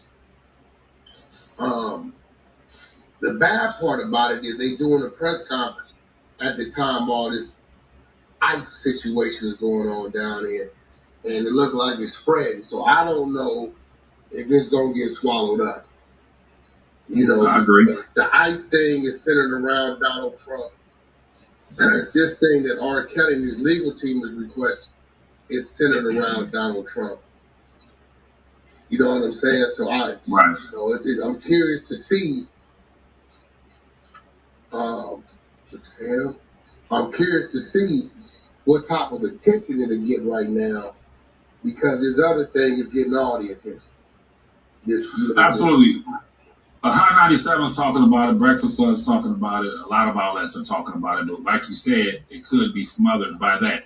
I wanted to ask you, with your experiences with prisons and stuff like that, considering that both you and I have not heard from Robert, what do you think the probable reaction as it pertains to his existence in that prison right now? What would you say they're doing with him? You think he's in PC, or what would you think? He's in PC because I ain't heard from him. You ain't heard from him. And it looks like his legal team, he may have got a letter out to his legal team or something. And it looks like that's why they're reacting. Okay. Because I believe he would have told me about this. Absolutely. I've been his outlet to getting things out there, right? Absolutely. So I believe he's in protective custody. Plus, I had a nice check on the table. I don't know what happened to him. Right. You know what I'm saying? So, yes, I mean, because if he's saying these things, I mean, did he take it to them first? Did his legal call back in there? I don't know. Was he on the phone telling somebody and they heard it? I don't know. Did he send an email? But I believe we haven't heard from him prior to, and since this come out, we haven't heard from him. Absolutely. I'm expecting him to call me anytime. If he calls you, tell him to call me. But let me ask you a question. When you go into when an inmate goes into PC without violating any rules, it's just like a voluntary type thing, you still can't have phone calls? Yeah, I've never got a phone call in the hole. Damn. Wow, I didn't know that. Yeah, I've never even seen a phone in the hole. Wow. Yeah, just letters. And they're going to control that when they want to. Wow, I didn't know that. So it makes sense to me now because you told me you hadn't heard from him. I'm like, that ain't normal. You feel me? But when this broke yesterday, I'm like, oh, I see. So he's probably a C. My next question to you is, what do you think his chances are of receiving a furlough if the allegations are backed up by certain evidentiary facts? What do you think his chances are for a federal court, the judge, to say, okay, you can go home while we investigate this? What do you think? Absolutely none. It's a flight risk. Okay. All right. My homeboy G. Wayne said in the feds they roll the phone around once a week, so I just did state time. I ain't never seen the phone in the state, in the home. But he said they roll the phone around once a week. He just texted me. He does have 25, 30 years. How many years he got? 30 or 25? He got 31. 31, so we doing like 24, 25 years off that. So his release date is 45. Yeah, it's another 20 years. So that leaves him another 20 years. He'll be, 50 something? He's 58. 58. So he'll be 80 years old. He'll be 78 or somewhere around there. Yeah. They know he has influence. They know he has friends. They figure he might be a flight risk. You know what I'm saying? Because at 58, you looking like you 78. I'm gonna be real. You can run and get 5, 10 years on the street at that goddamn age. Right. Thinking it's worth your while. The way they thinking now. Me knowing R. Kelly, do I think he would run? No. Because he honestly believes he's innocent. Right. And he knew if he ran, they would use that against him. He'd never have a shot at being free. Absolutely. R. Kelly would run personally, but the way they're going to look at it or who he is, this what who he is works against him. Right. You know what I'm saying? Yeah, let me ask you another question. You having that experience and having that insight in prisons, by this making the news yesterday, can it create a dissension between the Aryan Nation and the blacks in all the federal prisons, or some of them, whatever? No, well, the Aryan Nation is going to be looking at themselves like, did one of us really go give up that affidavit? You know what I'm saying? Because the blacks is looking at it like, okay, the police approaching them is nothing new. Because the police approach blacks. Okay. Right? The Aryan Nation is going to be looking at it like, did one of our own really go and give this information up?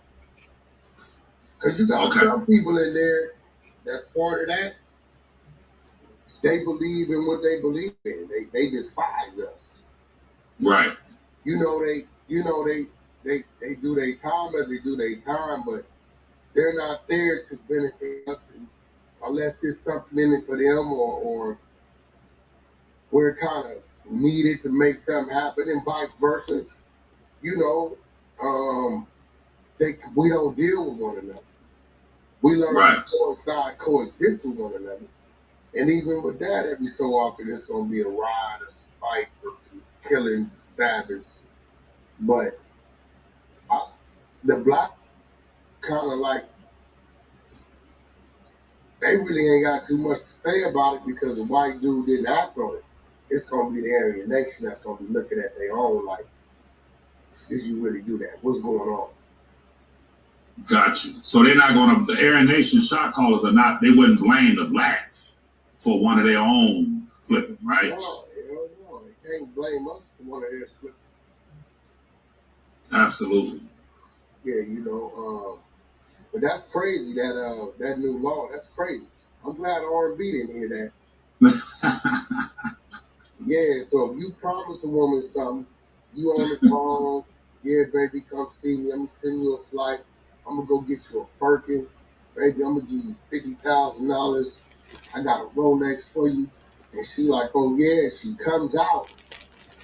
I thought that would be considered paying for sex. But you saying if you don't provide those things that you promised her if she has sex with you, they can charge you with fraud. Yep. You see the law. It's the law. Because you promised her that. You feel me? You got any questions down in the chat? Looking at the bottom. You got any chat? I'm so confident we never see Wack outside in public because he's scared of getting J-rocked again. I'm so confident. Listen, brother, I know y'all like to make up shit, and I know y'all be wishing on the star. J-Rock never touched me, bro. And I don't get what y'all like to create shit.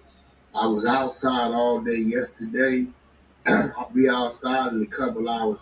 I go where I want to go. Wherever I want to go, I choose to go, I go. You, your homies, and nobody else gonna stop me from going where I want to go.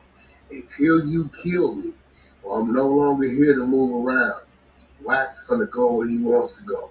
I pay too many Cardinals not to go where I want to go. I'm sorry. And you's a dude, I'm sorry.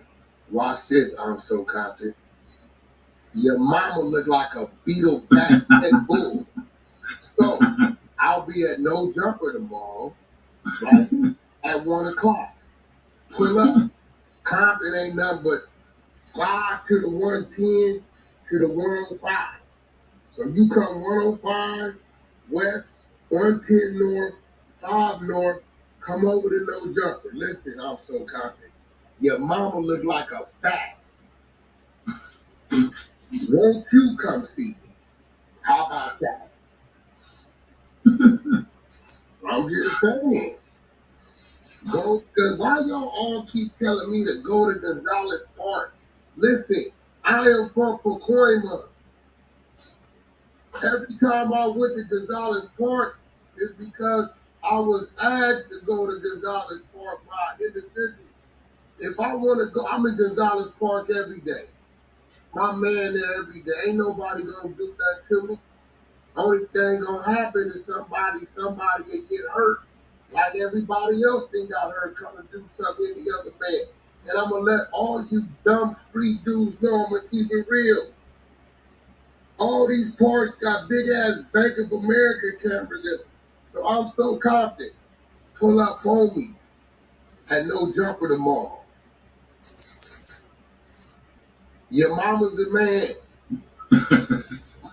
So somebody know who you are down there. Won't you pull up on me? And we'll see how it goes. Y'all stay right. The woofing and all, and I didn't realize that all you dudes do is woof, tail, threaten the tail. You know what I'm saying? So at the end of the day, again, I am so confident, whoever you may be, you probably ain't even from Compton. You probably from out there, Master. Right. Absolutely, bro. But I'm gonna say that. Let me hit you with the remove. There you go. Cause I'm starting to think that these dudes get a kick out of talking to me. Like the fact, right. Why said something to me? After I get these crank calls, they be like, "Oh my God, oh Wack, you a bitch. Oh my God, it's Wack." I be like, "Yo, what kind of like grown men?" But we gonna get back to it again. I'm from Pacoima, not Compton, not Watt, not nowhere else. The closest thing to me is past the beat on the 210, baby. I'm gonna go where I want to go, and if you want to meet me somewhere, being a boss I am, I might meet you. I might send somebody to meet you, but you won't dictate how I come. All these dudes who run around here, big old gangsters around Los Angeles, you ain't noticed not one of them pulled up on me. Do that. So, anybody got some R. Kelly questions in the chat? And while you do that, I want to say this to Wack's credit. If y'all noticed when I came on here, he's hitting me with the tough question. And what y'all have to understand is that as I observed the Diddy trial, most of these podcasts and stuff, bro, they're not fair and objective. When it comes to R. Kelly, every conversation that Wack and I have had, he's always fair and objective. And Wack could go in on me now. Wack will go in on me. You feel me? Like, yo, what's this? So he's a fair person when it comes to critique. What's going on? I mean, listen, there's no doubt internally it could be some things going on. It's no doubt that they know because that individual that took an early retirement did what they did, which affected the court, affected his witness, that down the line, R. Kelly can't come back and sue these folks for $1 billion. Why? Because he can say, I lost 5 years of touring. I used to generate this. It tarnished and jeopardized my album sales. I lost this. I lost that. I'm pretty sure he's lost some personal things, some real estate. That's just how it goes. Relationships, mental stress, all kind of stuff. So yeah, in a situation like that, and they talking, and people's like, well, you the one that's going to be held accountable, and this is a dude that been working in the system 20, 30 years, and he got a pension coming, and then they tell him, well, you know, you need to handle this. I mean, they'd go to that, you know, they will attempt something like that. There's no doubt. And there's also no doubt R. Kelly can say, let me play my hand. But if he has, we got the right president in office, this is the right time, let me see if I can apply a little pressure because I am a public figure. I am a huge celebrity, that they may not want to take the risk of something happening to me.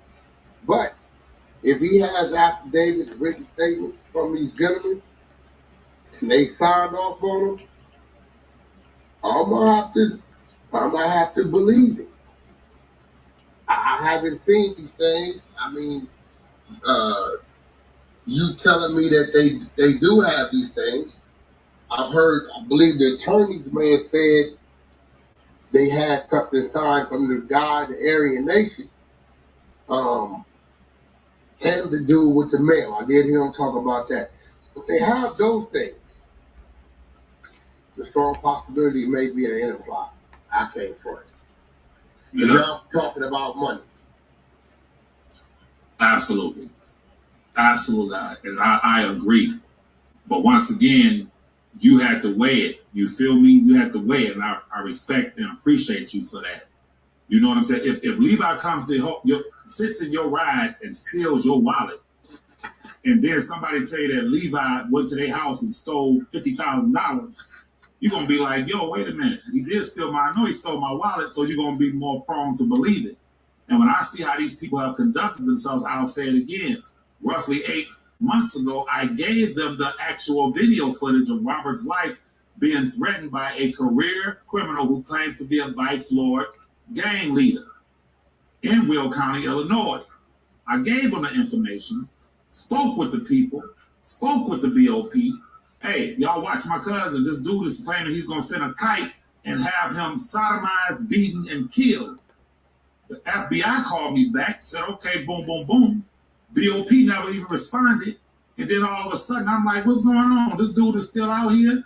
Anybody that transmits gang-related death threats of sodomizing a prisoner across state lines, that's a serious felony federal offense. That's a fact. And I can say, which I've reached out to his attorney, his current attorney, I have proof of this, that they did nothing about it, bro. And like I said, I'm a civilian.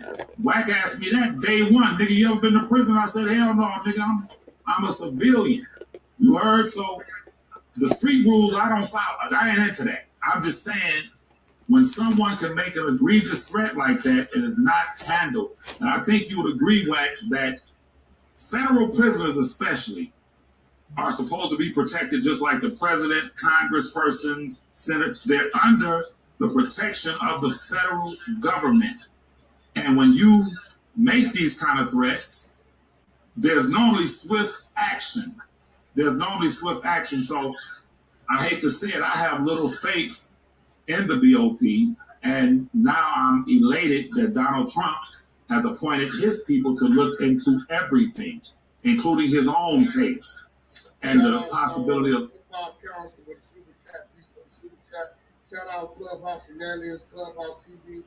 My moderators down there who've been put y'all on time out and doing other things. I don't know. Shit, the queen must have set it up like that. But no, you're right. I mean, the prison system has always been the prison system. It's people.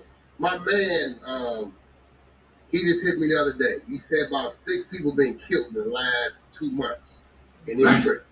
One dude just killed 5 feet from him.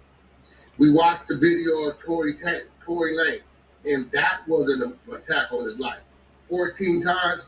You notice the guards didn't press the alarm, didn't fire a shot, didn't do nothing, and they were right at the bottom of the staircase. You get what I'm saying? So nobody is safe in prison. Or the guards there to protect you. There's 3 guards to the building, and each building usually got 200 inmates in it.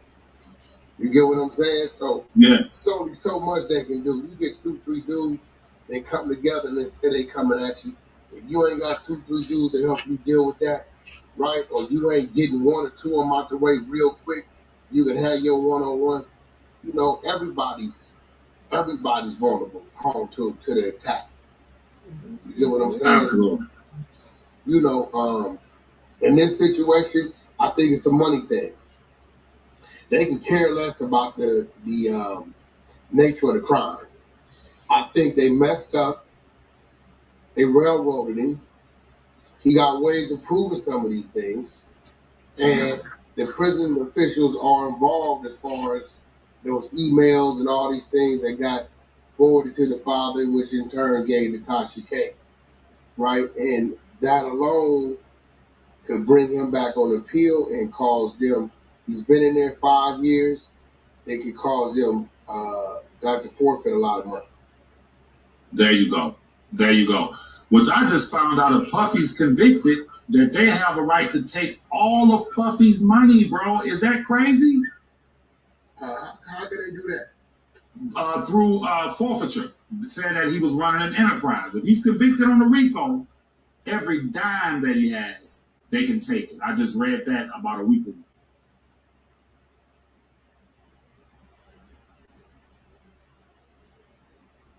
Hopefully. Yeah, I heard that too. Nothing new, so it ain't like they can come in and say he just switched everything over. That's true. That's absolutely true. Does anyone have any questions?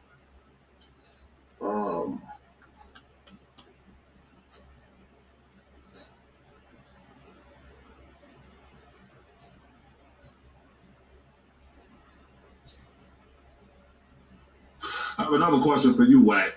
With the federal assault and how this is going, I'm just asking you straight up, you being at the head of entertainment, with the federal, the way they're fashioning these indictments, and I would think that every basketball player, football player, baseball player, rapper, singer, actor, you meet females, you fly them across state lines. If this is allowed to continue under the Me Too initiative, do you think there will be future federal indictments, against other entertainers? About who you pissed off, bro.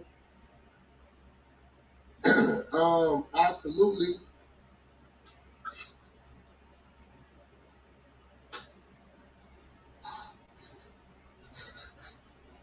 I think you're freezing up. Am I freezing? Or are you freezing? I think one of us is freezing. I think your app is freezing up on mine. Man. It must be mine. No, I see the chat. I can't hear you.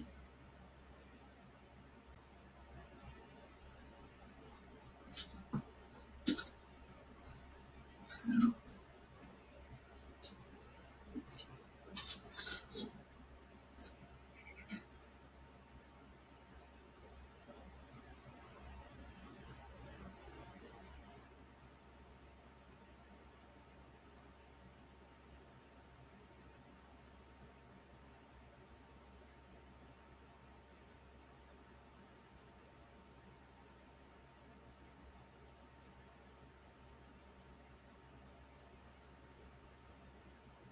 They're freezing. I don't know what was going on.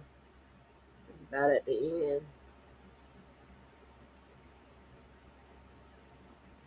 It's at the end of it.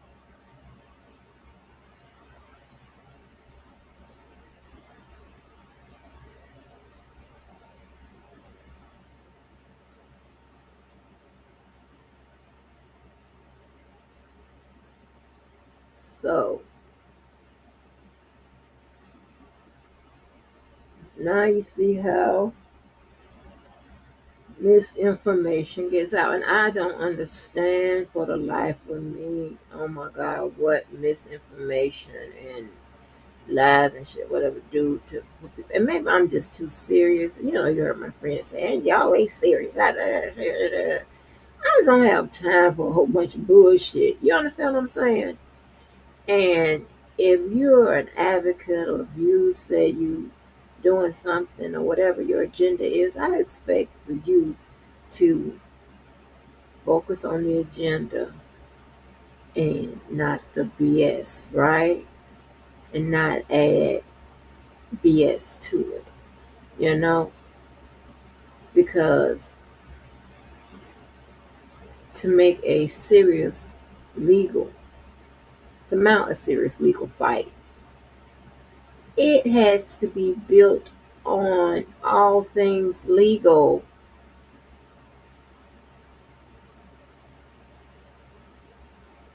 Anybody knows that. I mean, I would think. Now, I am going to understand it differently because I'm understanding it from a different lens, but I would think that you can't go nowhere with anything that you cannot prove. You can't go nowhere, and when I mean anywhere, I'm talking about into a legal fight with things that you can't prove, with things that are conspiracy theories and shit like that, especially after somebody's been convicted. You're trying to reverse that conviction, huh? And you coming up about what you infer the law to be and what you hypothesize and all this extra shit. That ain't gonna work out, pumpkin. Hasn't worked out thus far. So I know how long it's gonna take you to figure it out. Then I started thinking, now wait a minute, is this a scam? That's just how I think. There ain't nobody, unless you crazy, you doing the same thing, saying the same thing, and getting what? Zero results. The legal people that you're making your arguments to, they're not even running with it. And you're gonna keep going with it? You ever seen those shows where, like, just say them cooking shows, and Gordon Ramsay come by and taste the person's pot and say, you know, are you going to use some acid to cut that sweetness? And then the person say, I wasn't thinking about it. And then Gordon Ramsay just, walks away. And then the person thinks, oh, I need to use some acid to cut that sweetness. That type of shit. It's just that simple to me. It's not that complicated. Like, God damn. I mean, the truth still works, y'all. The truth still makes money.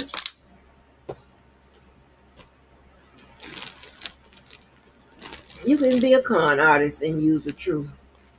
I know you're wondering how that works, but it works. Like, come on, it actually works better. Like, what the fuck is this about? Like, yeah, it just works my nerves. And don't tell me I'm wrong when it's clearly you're the one that's wrong.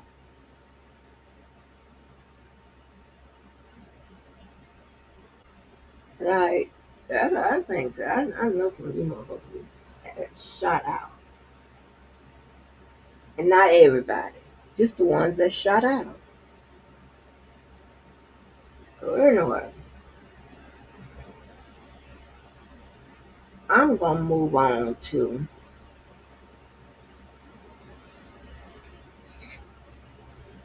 Audr versus Dana.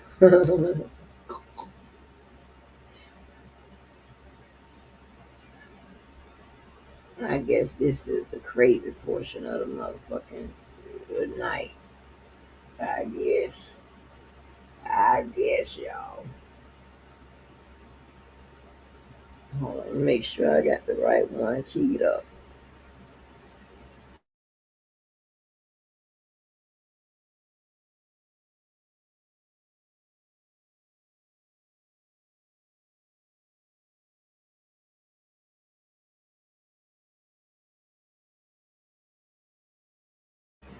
Okay, so the other night,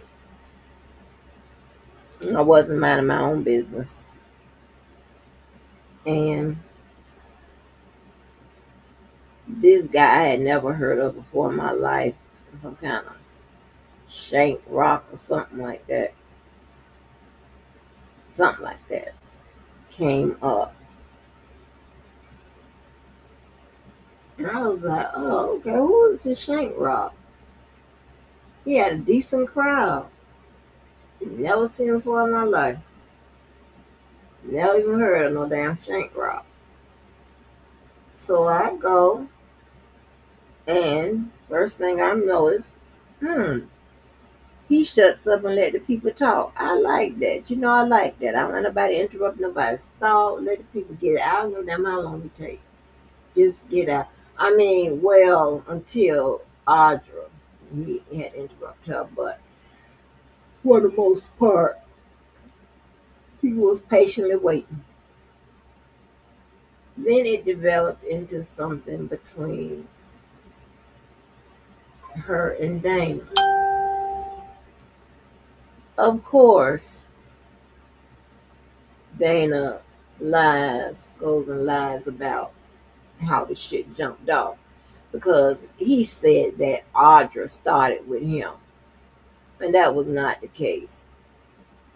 He started with her, but y'all listen to her.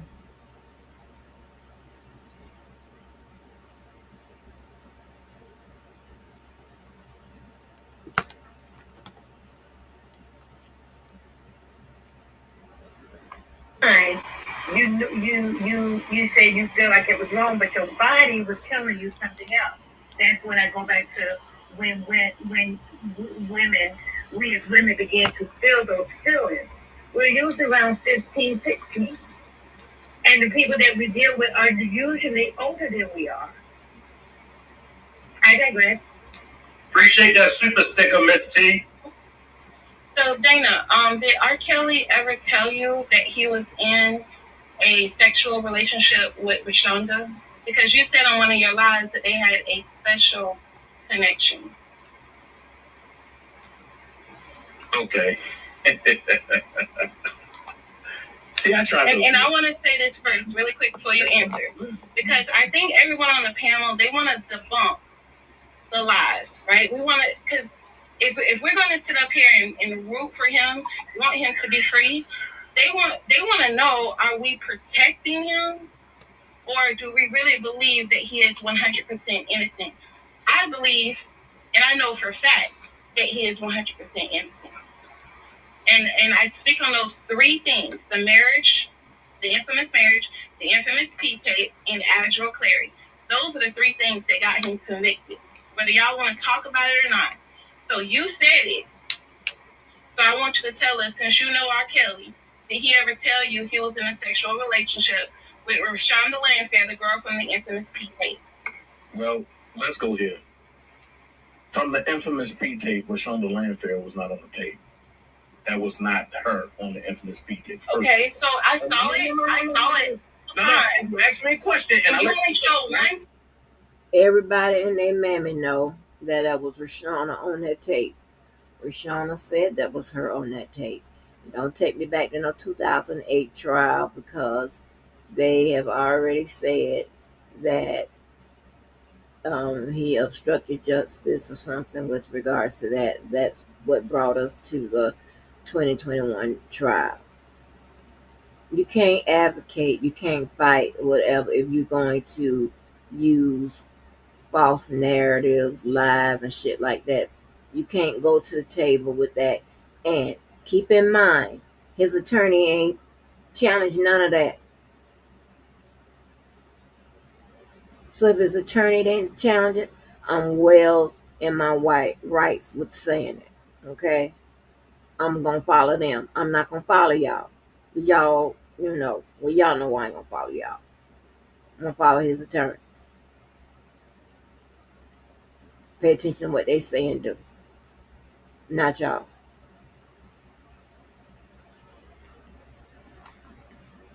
One, y'all ain't demonstrated a pattern of being right majority of the time. Two, you lack no legal whatever. And three, you a bunch of liars. And four, you got some kind of hidden. I don't know what the fuck is going on, but it ain't that goddamn. It ain't that hard. And let me tell you something.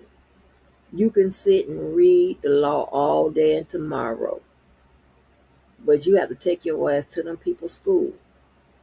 Pass the test to demonstrate that you can think as they taught you to think in order to get your ass out there and work on any type of job in the legal profession, right?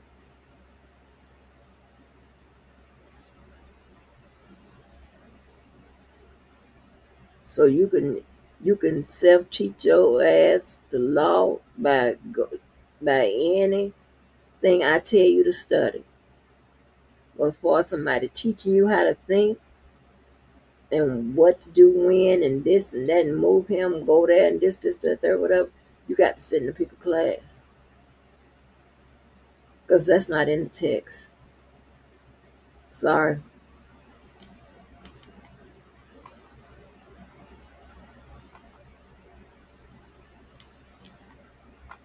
Right? Anybody watch that tape, they're gonna think it's her. Okay. Let them slide that one. Why do you always say that? Let him slide that one. I got a question for him. Why do you always trying to answer it though. Man, shut up, and before I eat you, slam up on him. No, what I'm saying is he never look at the man. He never said it. That's not R. Kelly. Because you're a federal with you, and because you platform playing around and with people liar. Go ahead, speak. I'm muted. Help. So don't play with me on here. You're the one on here playing. You playing this man's life.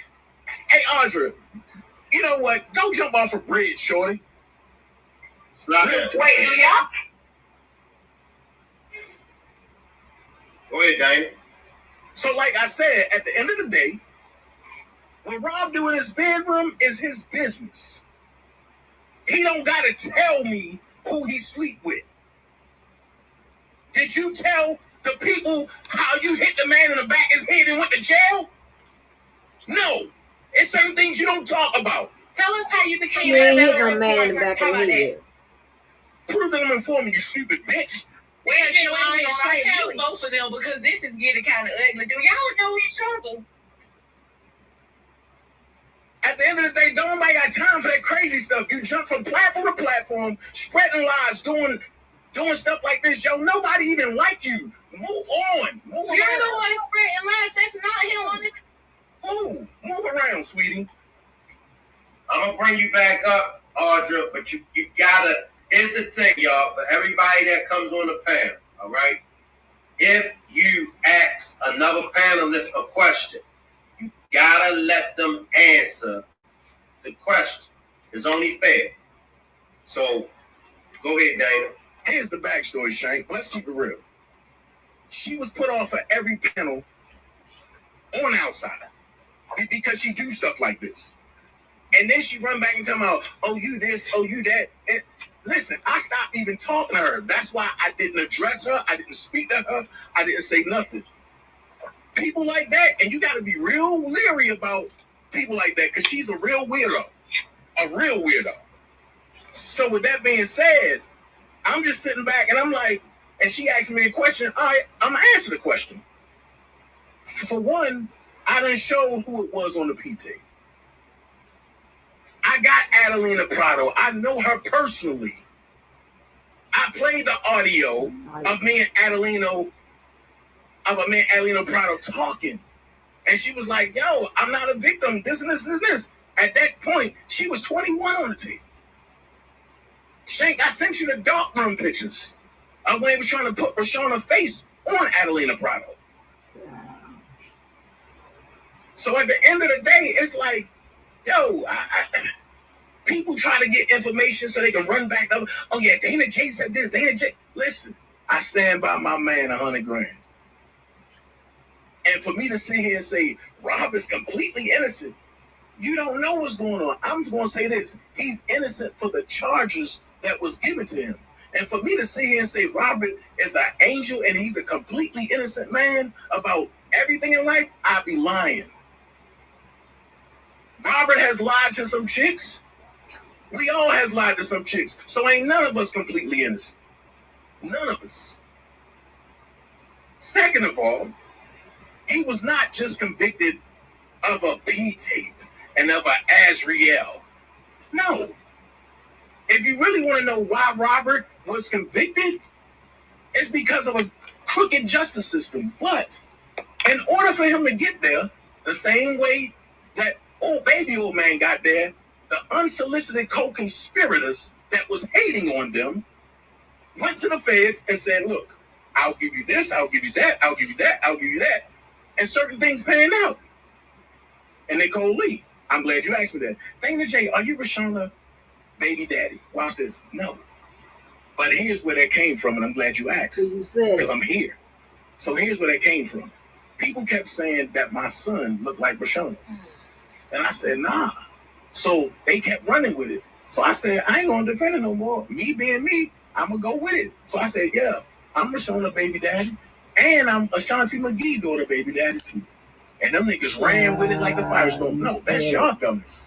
Because I told y'all no 3 times. Any other questions? I don't duck no smoke and no wreck. It's just certain people I do not talk to. And when you play with me, it is what it is. And I'm not going to let you come to my brother channel and play on my brother channel. I'm not going to let you do that. Because he wouldn't let nobody y'all do it. blood brothers?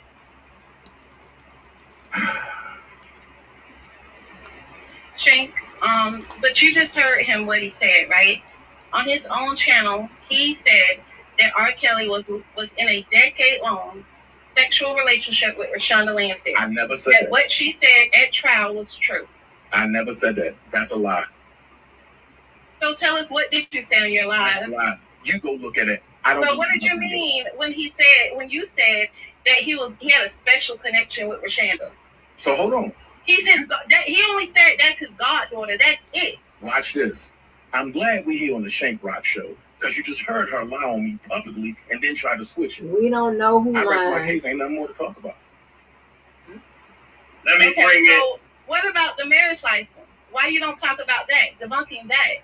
And because you came into the game late, I have destroyed in 2023, and no one pulled up that there had sued Cook County. No one pulled up the marriage license and looked at it, because you're a federal informant and you're out here to push a narrative. And you slip up and say the wrong things, and people like me are catching you and calling you out. Damn, I'm a federal informant. Dabowski kept going live talking about what you said. Damn, you wouldn't have nothing to say if you didn't say that Rashonda was in a 10-year relationship with R. Kelly. That means he groomed her. Is what you're trying to say. You work for the fans, shit, Shank. That's what Him, Infamous Sylvia, Larry McGee. Yes, they all are. Audr, I got other people on the panel. Let me bring Mel and Kiki in. Come on, Mel and Kiki. Okay. Oh, wow, this is a lot. Wow. I just have questions because I'm just listening to a lot of stuff, and I got lost back about 30 minutes ago. So, there's a lot of passion. Hey, there's a lot of passion here. And I just remember there's an Audrey that came in, and she began to introduce herself. and talked about, and she also talked about how she was a victim of the system, of a corrupt system, which it seems like we're dealing with now in two major cases that's going on, and God knows how many others that's not being televised. But I just want to ask Audrey, I think, and if I'm pronouncing your name incorrectly, I do apologize.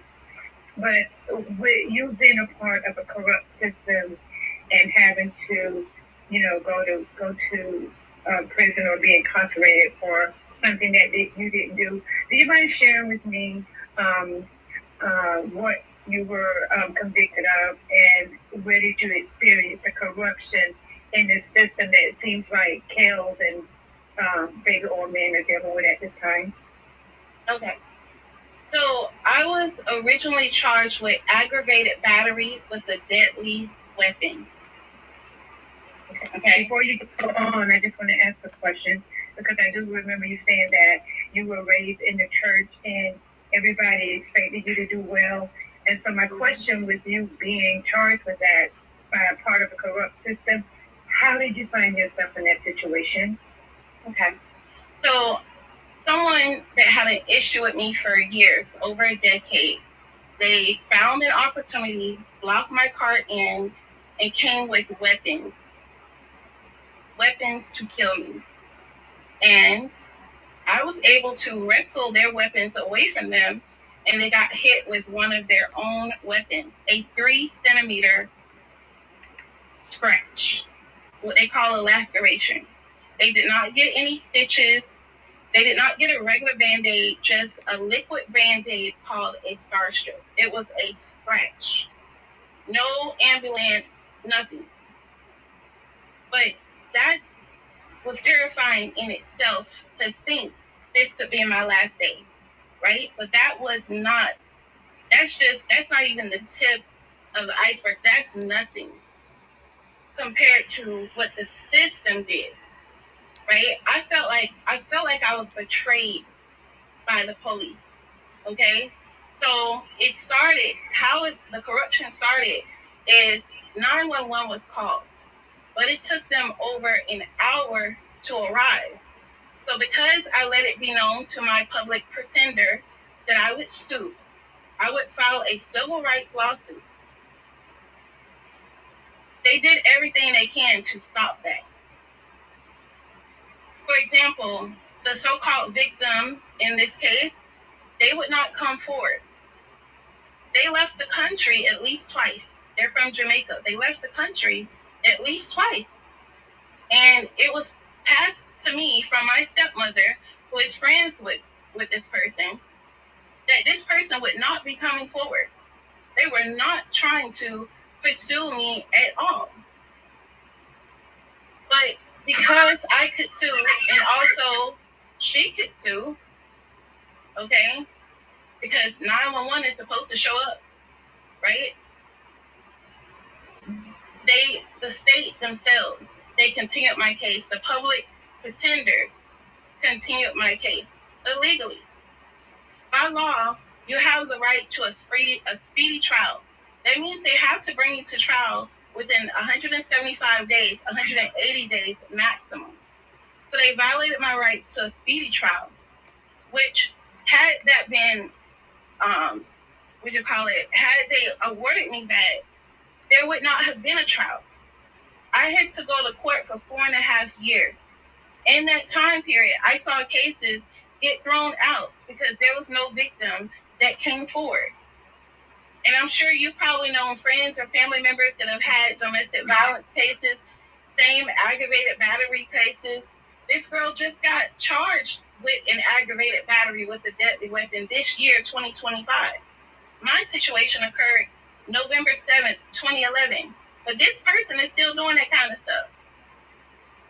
So when you have those cases, right, people oftentimes know you. And they will go to the prosecution and say, hey, I don't want to press charges. Hey, usually it's a baby mama, baby daddy type of thing. But usually those cases get dropped. Listen, I'm sorry. So she asked me a question, Dana. You've spoken enough. You lied on this man enough. Listen. What the reason I came up here is to tell you guys about the corruption in R. Kelly's case. But you now got her asking about my case. And you went to the So house. I'm trying to tell her the reason I'm here for the corruption. The corruption. You what? Because you pat on yourself, you touch kids like Infamous Sylvia, like Larry McGee, like Jaboski. I touch kids. Come on, that's the R. Kelly sector, right? Y'all are all pedos, right? Those people have never been proven to touch no kids. She is repeating shit Dana says. Hey, Audr, can I ask you a question? Damn, now yes, ma'am. Dana, wait a minute. Let me speak to her for a minute, okay?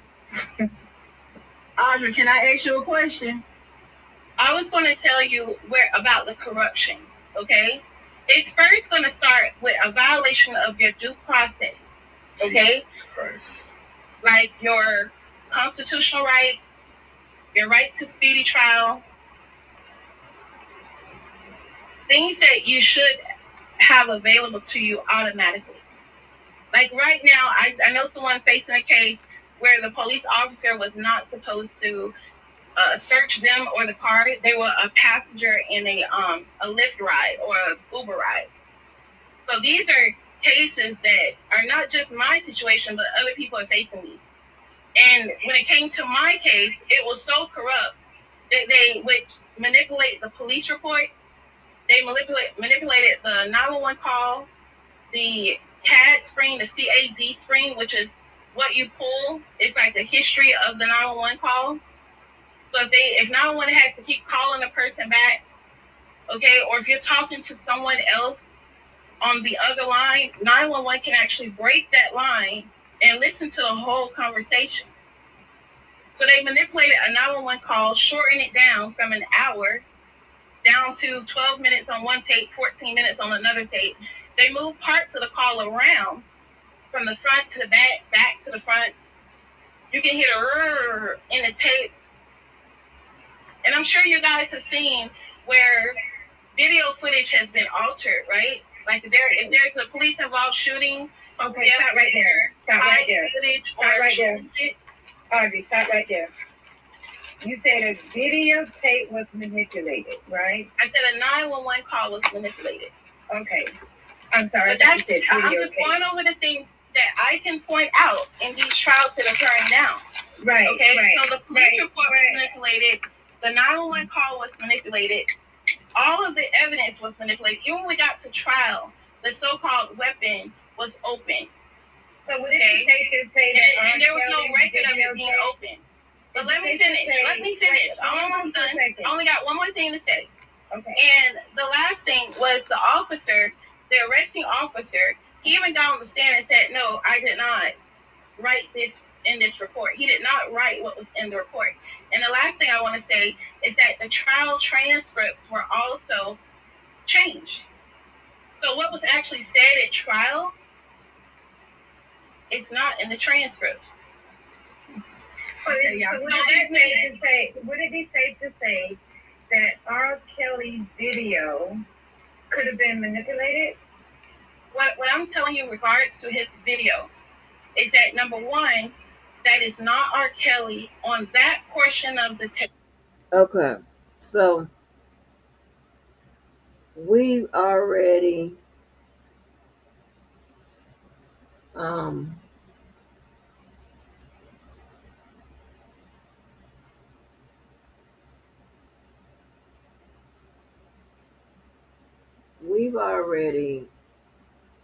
heard the attorney and what have you, right?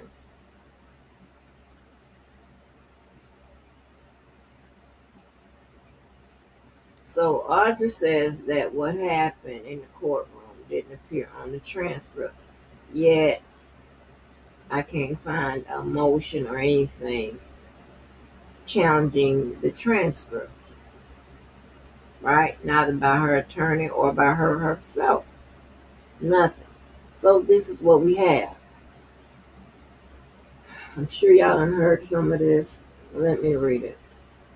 This is the prosecutor, Ms. Wilson. It says, "Thank you, Your Honor. If it please the court, Mr. Cohen. Ladies and gentlemen, good morning. In this case, you're going to hear evidence of a series of bad choices by several individuals that culminated in the defendant, Audr Mullins, striking her boyfriend's wife in the head with a shovel. Now, to understand what occurred in that incident, it's helpful to know some of the background of, for lack of better terms, the love triangle that took place in this case. This began with the relationship between Audrey Mullins, our defendant, and a man named Mike Taylor, going back many, many years. They had dated around high school age and early 20s age. And then eventually they parted ways, and Mike Taylor married Valentine Taylor, used to be Valentine Irving. Her middle name is Christine, and you'll hear people probably refer to her as Chris during the trial of Valentine Taylor or Chris Taylor. It's the same person. And Miss Mullins was very jealous of this relationship. She was not happy that Mike Taylor had married Valentine Taylor. Valentine was born and raised in the Bahamas, and at first she knew nothing about the previous relationship between Miss Mullins and Mr. Taylor. However, eventually they came to meet, and it became obvious that Miss Mullins was very jealous of this relationship, and she did not think much of Valentine Taylor, especially after Mr. and Mrs. Taylor began having children. Now remember, she's always calling people baby mamas and going and saying this, that, and the third, whatever. Woo, child.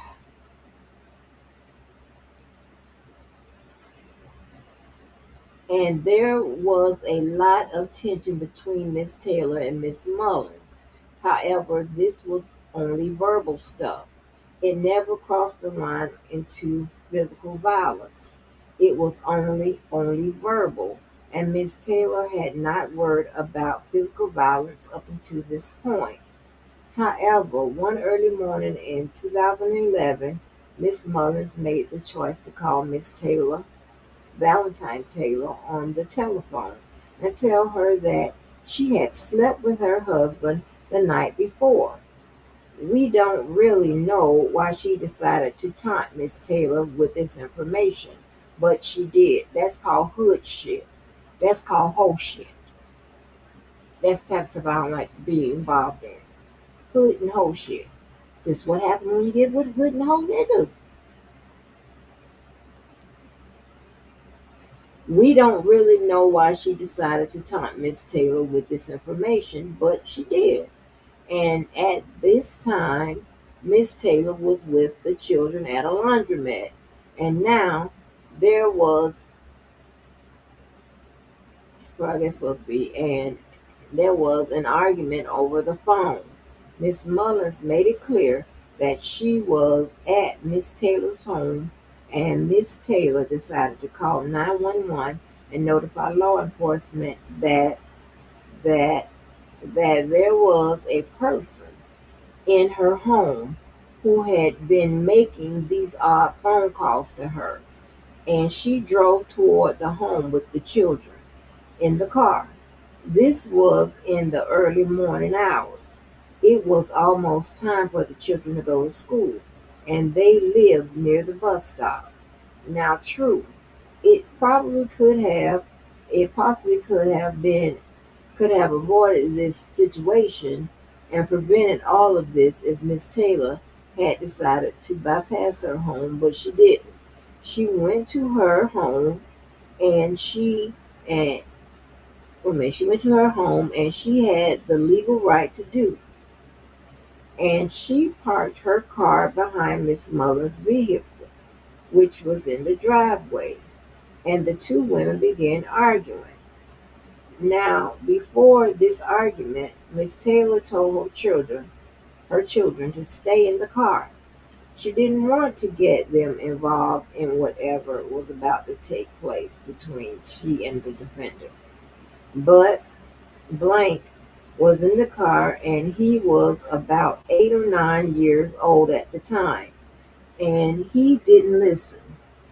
And as young boys may have a tendency to do, he wanted to stick up for and get involved in this argument. And he picked up a shovel and he had this shovel in his hand. And then the defendant, Miss Mullins, took the shovel from and she struck Miss Valentine Taylor in the head with it. And she had a gash on her forehead which was bleeding but she retreated a little bit and she had picked up one of those T-shaped bars that you use to turn the main water sewer off at a house. And she had that. That was in the bed. That was in the bed of Mr. Taylor's truck. He had a lot of tools back there. She picked that up and she was ready to defend herself, but she didn't charge at Miss Mullins. She didn't come towards Miss Mullins. Miss Mullins had already hit her with the shovel, and she just made it clear that she was ready to defend herself if Miss Mullins was going to come at her anymore. And she even said, "I don't want to hit you. I'm not going to hit you." She didn't want to do that. She knew that the police were on the way. Her children were there watching. And she made it clear that she was not going to hit Miss Mullins unless Miss Mullins came to her. And fortunately, law enforcement got there before any further violence took place in that situation. And law enforcement arrived on the scene with no agenda. They came to a disturbance call when they had gotten the call from Mrs. Taylor.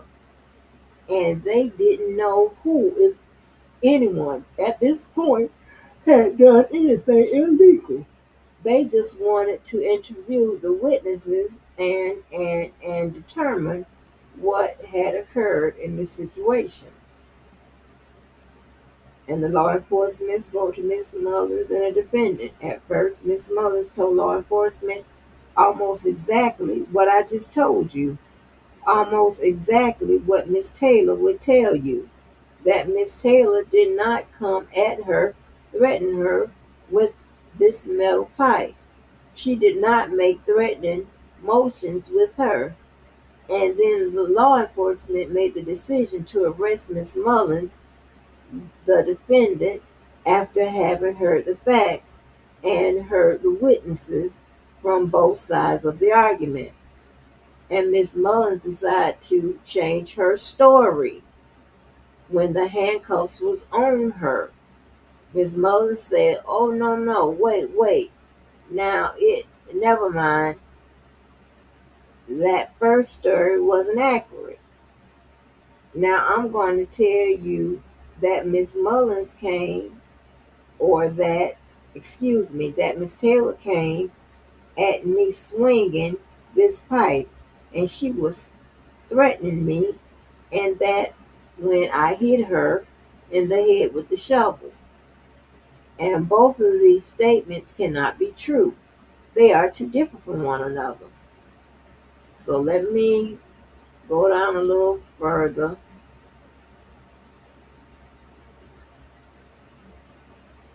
Oh, okay, so I asked you to consider these statements when they come out, and Miss Taylor's testimony and all the other evidence in the case. I believe at the end of the trial, with His Honor instructs you on the law that if you apply the facts to, you'll find that Miss Mullins guilty of aggravated battery. Thank you very much. Mr. Cohen, Your Honor, if I may proceed, you may. Counsel, everything you just heard actually works both ways. It's not just the wife who gets upset when someone is having a relationship with the husband, it's both people. And in this case, it was Miss Taylor who blocked Miss Mullins in her driveway, preventing Miss Mullins from leaving. It was Miss Taylor who grabbed a rod, which led to her having a gash in her head. What the evidence will show in this trial is that there's a lack of intent. We can't go into the legal argument now, but we will later on. But what the evidence will show is that was no intent for Miss Mullins to hit, strike, or cause injury to Miss Taylor. Mr. Wilson, call your first witness. Oh, okay, well, that was it.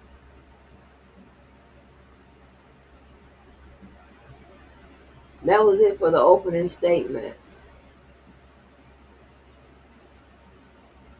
Um,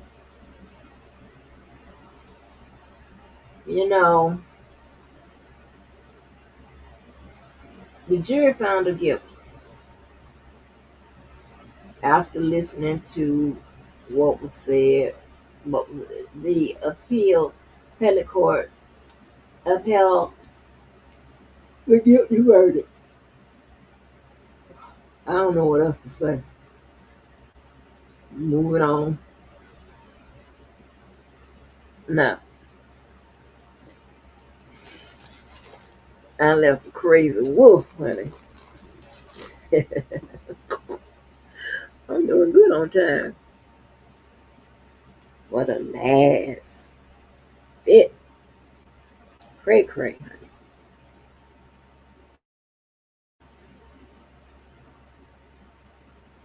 Hold on.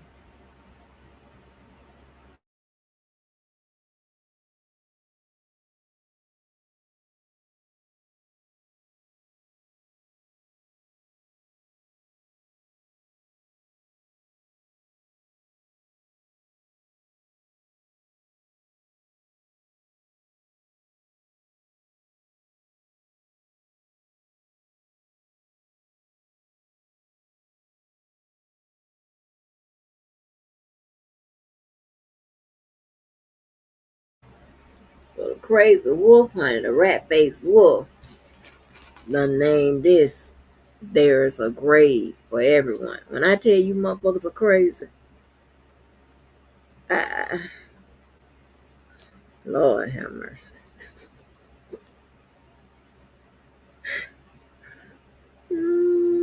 Shit.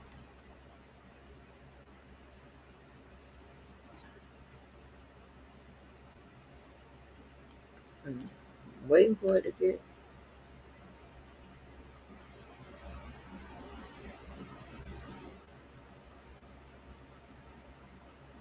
going, honey. Get going.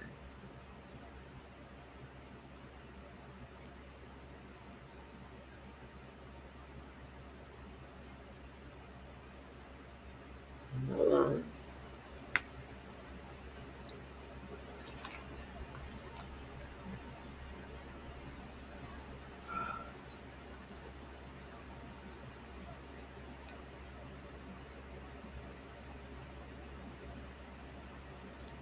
It's coming, honey. It's coming. Mm.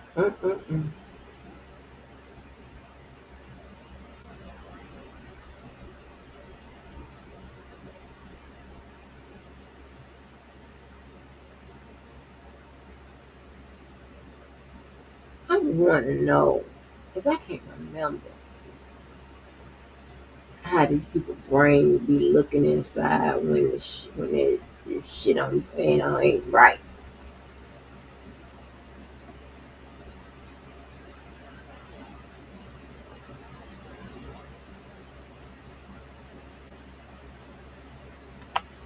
Is it down low?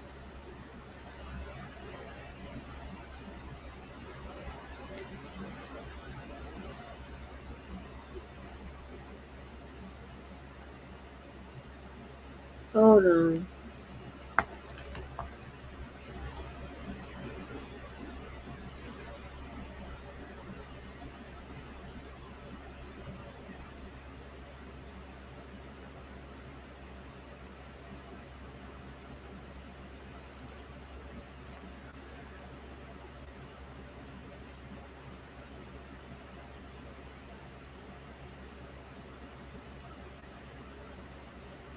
Oh, this damn thing ain't moving.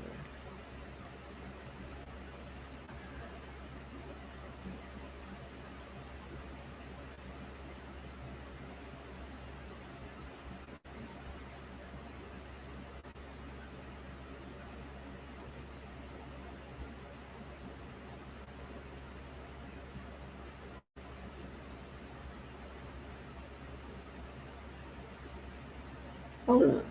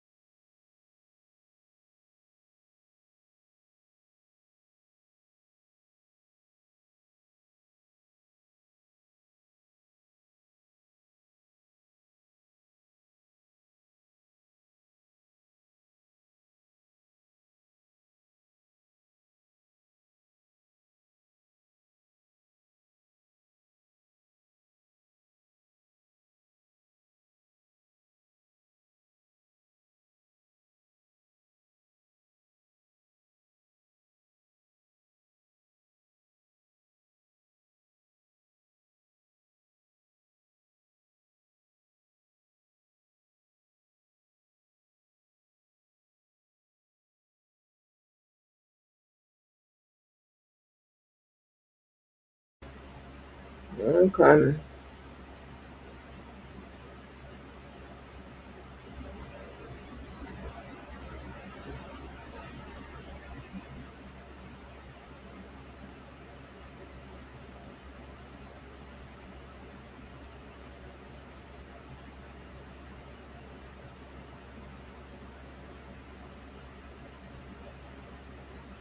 Where did I put it?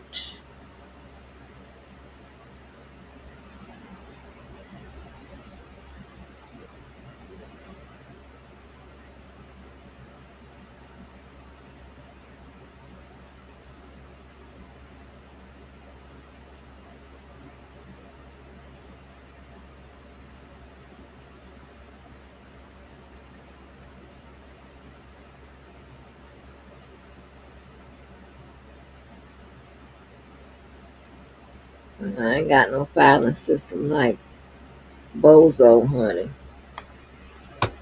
I ain't got that. Give me a minute.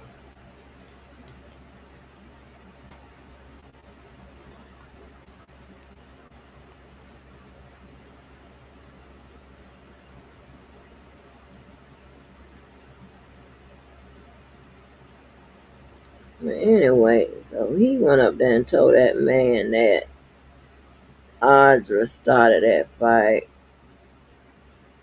Which one the truth? He started that fight. Audra done told so many versions of her story. The first time she came out, she had like she was the one that was defending herself. And the people did block the call in. That's the only thing I can see consistent. But if she was trying to leave, then she might have a leg to stand on with self defense. She wasn't trying to leave. She was trying to beat that woman's ass over that dude that she be using that man's last name, child. Crazy shit. It's some lifetime movie. And then LaBelle talking about you call us all crazy. No, I don't call all y'all that. Just the one who show those symptoms. If you're slow, you're slow. The hell they got to do with me?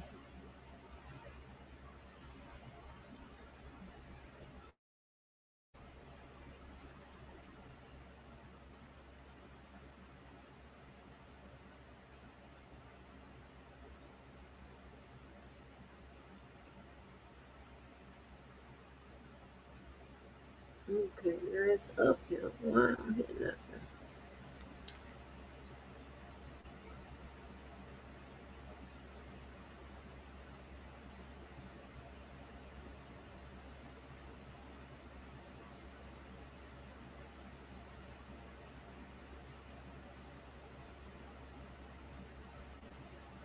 Oh, you can't control what's the name? And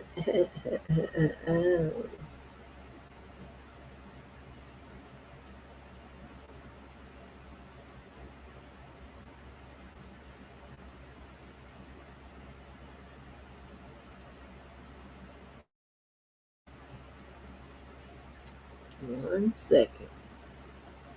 Here we go.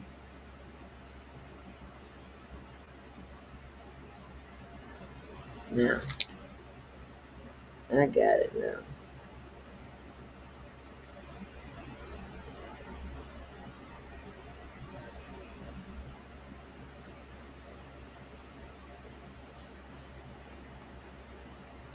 I'm talking about, I don't know if sometimes they don't take the medicine all the time, or they go off the medicine, or I got it now.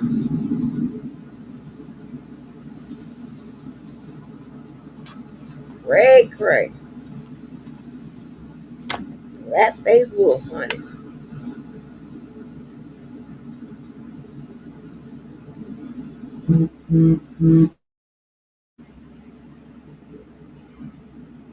She's so damn crazy to me. Ooh, shit. Bitch gonna be fighting none of these crazy motherfuckers. I'm gonna have to put them down, y'all. See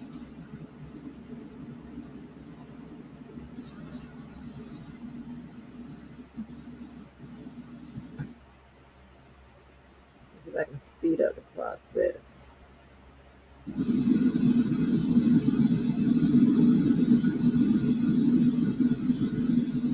Ooh, come on, rat face wolf.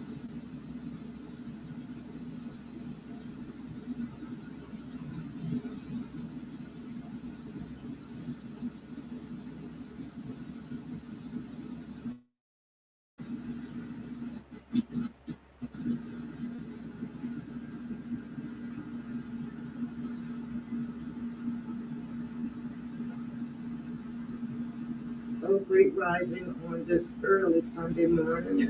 Happy Sunday to everybody. All is well out there.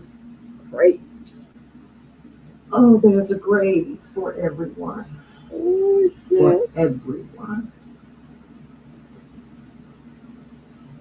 Poetry by the rat face wolf. Won't you snap it up for us? Snap it up. There's a grave for everyone. And that's some shit to tell the people on the Sunday damn morning. Motherfucker crazy. The only choice you get to make about that grave, you did yourself in a verbalizing way, is to know when to shut the fuck up.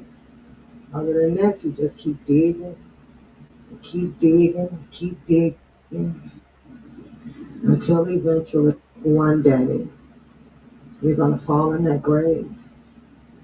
In a verbalizing way. This is how we know you're a dropout. This is how we know you're a dropout. Word choice. Those that didn't care, loved you, is gonna stay home and sit and watch it. And those that did is gonna come by and pay their respects, but probably glad that your ass is gone. Some buy flowers, some don't. You get to write the obituary about how of a great person you were and all of the people that loved you and who you gonna leave behind.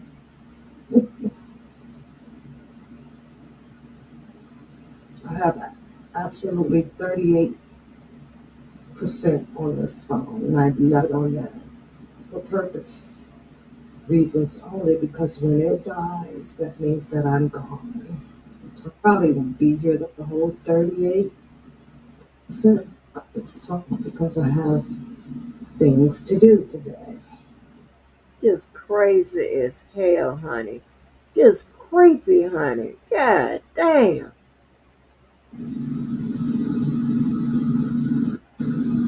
I have been really tied up in quite a few projects going on here in my personal life that I plan on finishing before a certain deadline that I prepared myself to finish on. In between time and rest time, I will click on certain shit that's going on around YouTube just to hear certain shit that's going on around YouTube. Some stuff I will address, some stuff I don't address. However, with me addressing it and not addressing it, I can clearly tell the tweets how much I don't give a fuck. A lot of people seem to not let that part sink in. I really don't. Hi, Shazad. Good morning to you. I'm fine. Thank you for asking. I appreciate that. I am fine. Sitting out back, enjoying some strawberry milk with butter. I am from the state of Wisconsin. I do not live in Milwaukee. I'm going to clear that up so that at least when that's coming out of people's mouths, that they can kind of get that right. Am I near Milwaukee? Absolutely. But according to the map in my zip code, I do not reside in Milwaukee. You know, I always tell people that what makes a joke funny or even your presumption interesting, make it a fact. Make it a fact. And it's funny. Then it becomes more interesting to kind of listen to. Take you on Other than that, if it's bullshit, let it fly, I guess they say. Indulge themselves in the R. Kelly situation. I go around everywhere just to hear different conceptions of things pertaining to people context, dialogues and shit.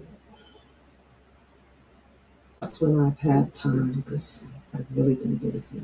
But I stopped and listened briefly to one. I don't know. There's a new deputy, not a sheriff, a deputy. Seemed to have fallen from under the umbrella of Dana J. I'll say the name, but somehow book was just stuck. It was up, it stuck. And that's it, and that's all. And I heard the dialogue between Audr and several other ladies on the channel, including Booker. Right? Shout out to that shit guy because he just sat back because, trying to figure out what the hell is really going on. And that's usually what you should do when you're kind of coming into the game. Once again, our Kelly attorney dropped a motion trying to gain the release of R. Kelly. This go round, it happens to be on the premises of an alleged medication overdose.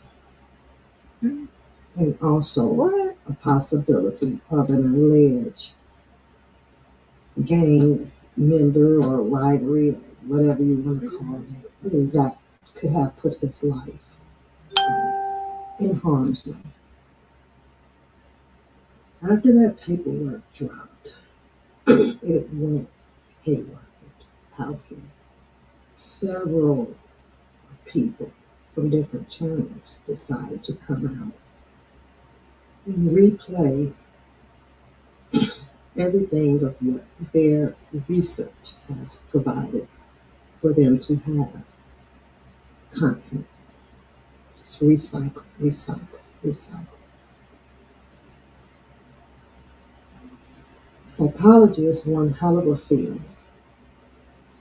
You have to try to, know the mind, study the mind, the body language of people. And once you have the other people that goes to school for all of this, they are taught in a professional way to earn a degree to diagnose you on certain psychological issues of a person. We all know the pretext of that psych. And they had that psycho on it, just analyzing. I've sat back and I've done such in my own manner to obtain my own perception of people, and other people has the right, as well as I do, to have your perception about me. Good morning, Frankie love. Good morning. Happy blessed Sunday. Sorry about that. My brother called to say good morning.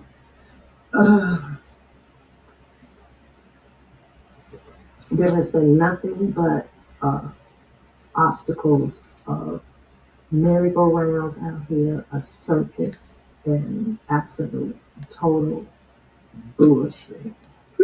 Period.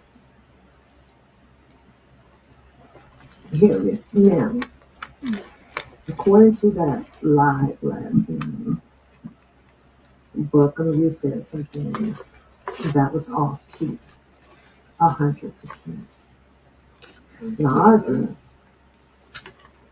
in your text that you sent me, you said something that is totally off key. See, I don't have to explain to people the level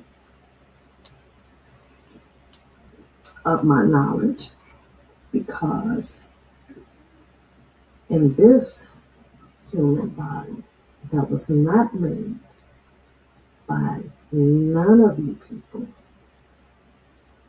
I get to make decisions on what I choose to make decisions on. If I choose to not understand what the fuck y'all are saying, that is my choice. If I choose to put out what the fuck I want to say to whereas you don't understand it, that's your problem, not mine. I get it that a lot of people thinks that one papoose appears to be less knowledgeable than the ones that speaks out. And I'm here speaking to you all that is generally done on purpose. See, baby, you have already used that before, that you're acting dumb on purpose. No, you're not. You're acting dumb because you're dumb. You're dumb. Ain't no way to flip it, rub it down. You're dumb. And you cannot even prove that you're anything other than dumb. Now, let me explain something to you, right? A skill set. Anybody can be taught a skill set, because she likes to push up, oh, I do this at work, I do it, which she is embellishing, okay? She doesn't use case law and all this extra shit. Anybody that's ever been in a union, anybody that knows. And there's a special skill set that you got to have to even know how to apply case law. Okay? And that's something that they teach you. Where they teach you that? Oh, you got to be a very, very, very, very, very smart cookie to know how to finagle that goddamn case law. So I don't want to hear none of that. That was the first mistake. But this motherfucker's lying. You know, goddamn, you wouldn't need no, at your level in the union, wouldn't need no goddamn case law. I'm lying. You ain't playing dumb. You are dumb. Everyone knows that. Fictitious and you sat up there and showed us you don't know how to read the motherfucking dictionary and all that extra shit. Child, bye. No motherfucking actress. This you. You slow. You a dropout. And like we expect, I mean, you doing okay. Anybody can hold a job for a long time. Anybody, there's nothing special about that.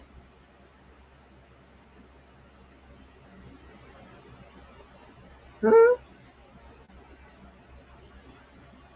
Girl, it's called core competencies, honey. We hear them. You lack them. Don't worry about it. Let's keep going. Guys had a plan to mix every measurement that you can find to entangle the people heads out here to become something that you was reaching to become, I guess, or to gain monetary with manufacturing throughout the research that you found and to place in your goofy ass stories pertaining to an R. Kelly or any other constituent that clicked on a microphone and decided to just speak. You know, this is what y'all do. Good morning, Lady Libra. Good morning. That's not me at all. One thing for sure, and two things for certain is throughout all of this research and all of you guys back and forth, and this person did this and this person did that. None of you motherfuckers can place one pap at a crime scene of doing absolutely nothing with these goofy ass people. These are adults out here that chose to walk this life of depositions and investigations and researches and develop stories behind them. Depositions. In depositions? Huh? Oh my God. And present them to you. It's only up to you to do your own and dissect and believe what you want and not believe what you want, and to fathom up whether if you feel like an R. Kelly should be free or not. I've done that a long time ago, so I don't have to keep indulging myself in the arena with goofies. That's not what I do. I stand, I stood, I walked, I shouted for R. Kelly.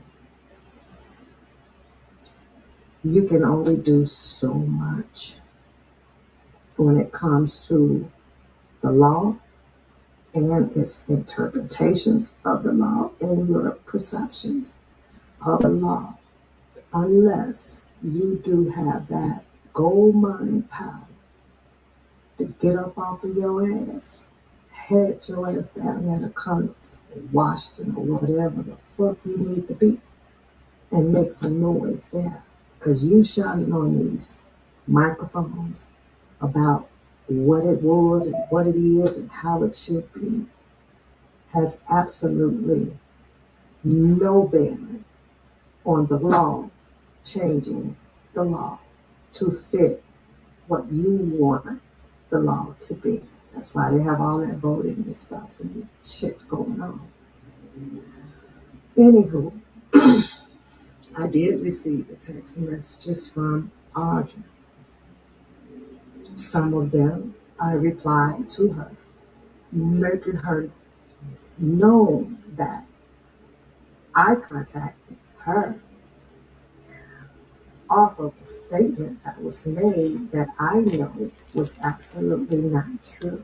I don't know a goddamn Cash Jones. And had the math been mathing, Cash Jones literally didn't even come out, whoever that fake person is or whatever the person came from, blah, blah, blah, whether she got tied in with a Don Russell or Infamous Sylvia or who else she spoke to, or a prima donna or who else she should speak to. She was everywhere out here, but that was after we had left downtown. That math didn't math at all. And since Audr was the one on that panel up there with Scooby-Doo, Audr was the one that I felt that I wanted to call.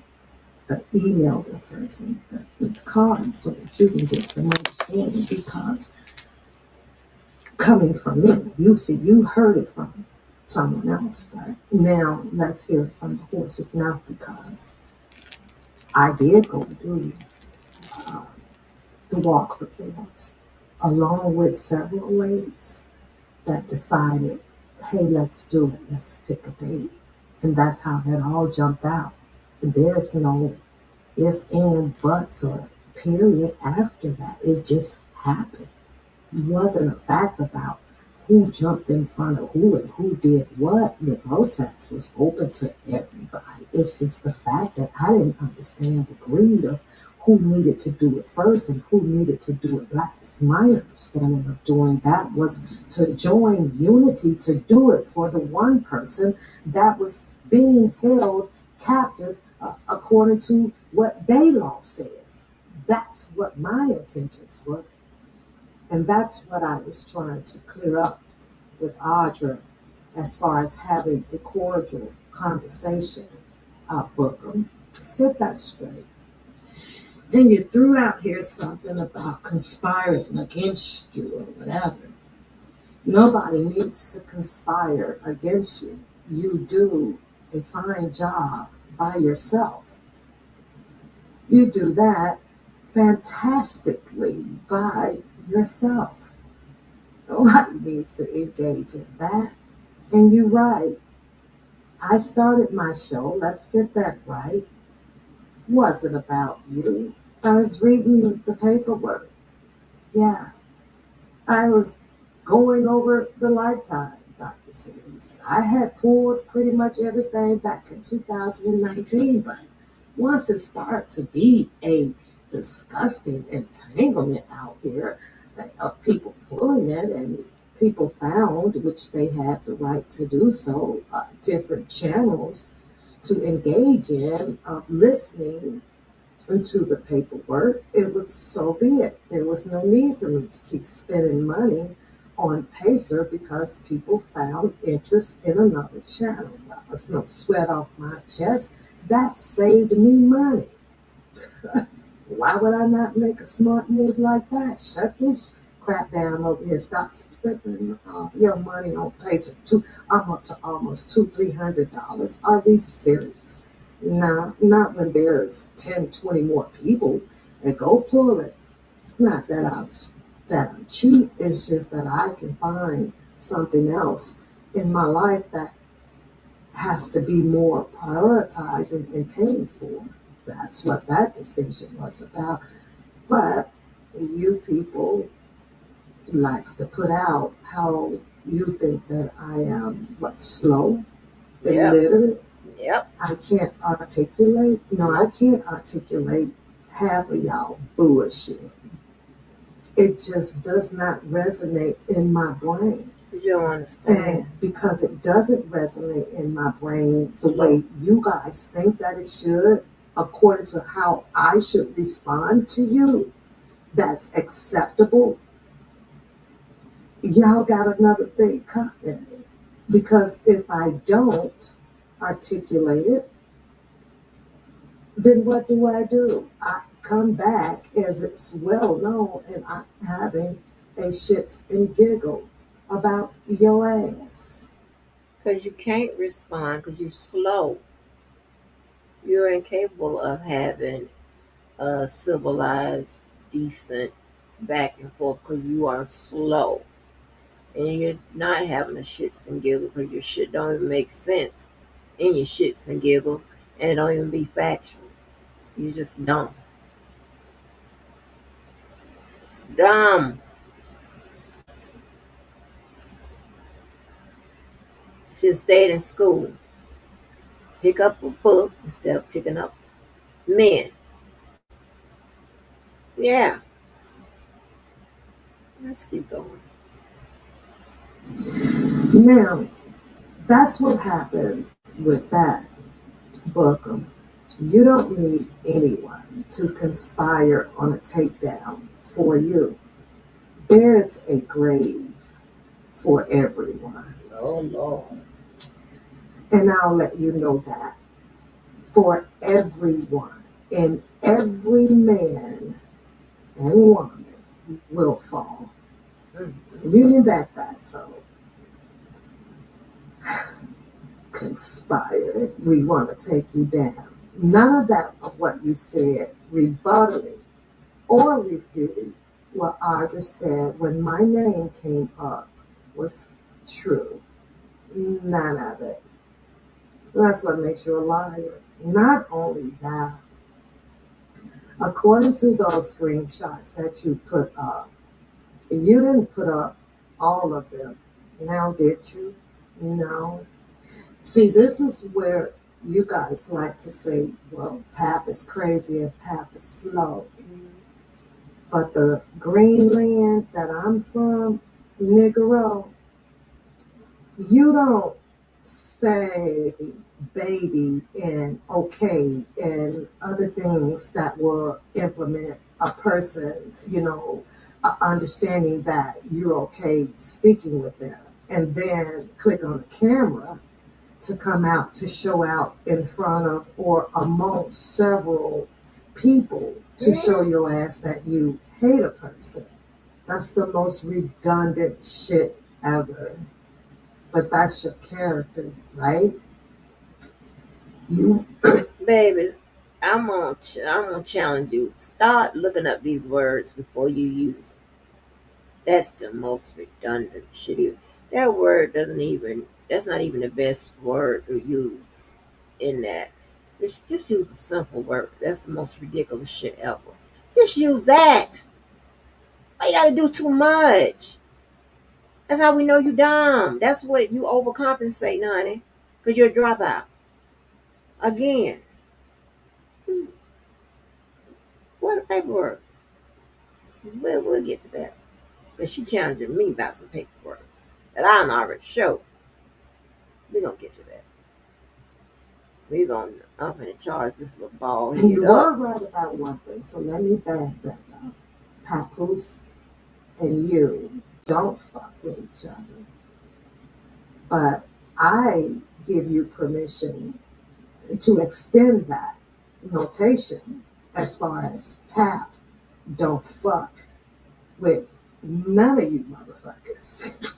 You could have added that on. None. Crazy child. Not a single one. Not even based on a gold, platinum motherfucking invite. Y'all despicable, disgusting, and hideous. To be out here after someone got sentenced the amount of years on his life pertaining to people taking the stand in which none of us really, really knows the 100% fact, just your prediction based off of storylines of what is actually true and what is not true. But I'm going to say this to you, Brooklyn boy. You're so wanna be freaking clever. See, in the psych world, you literally have to watch trying to prosecute and defend at the same damn time. Your mouth runs so much, you trip over your fucking tongue. Now, whether you mean to or not, you do it. Why in the hell would you interject in the psych world?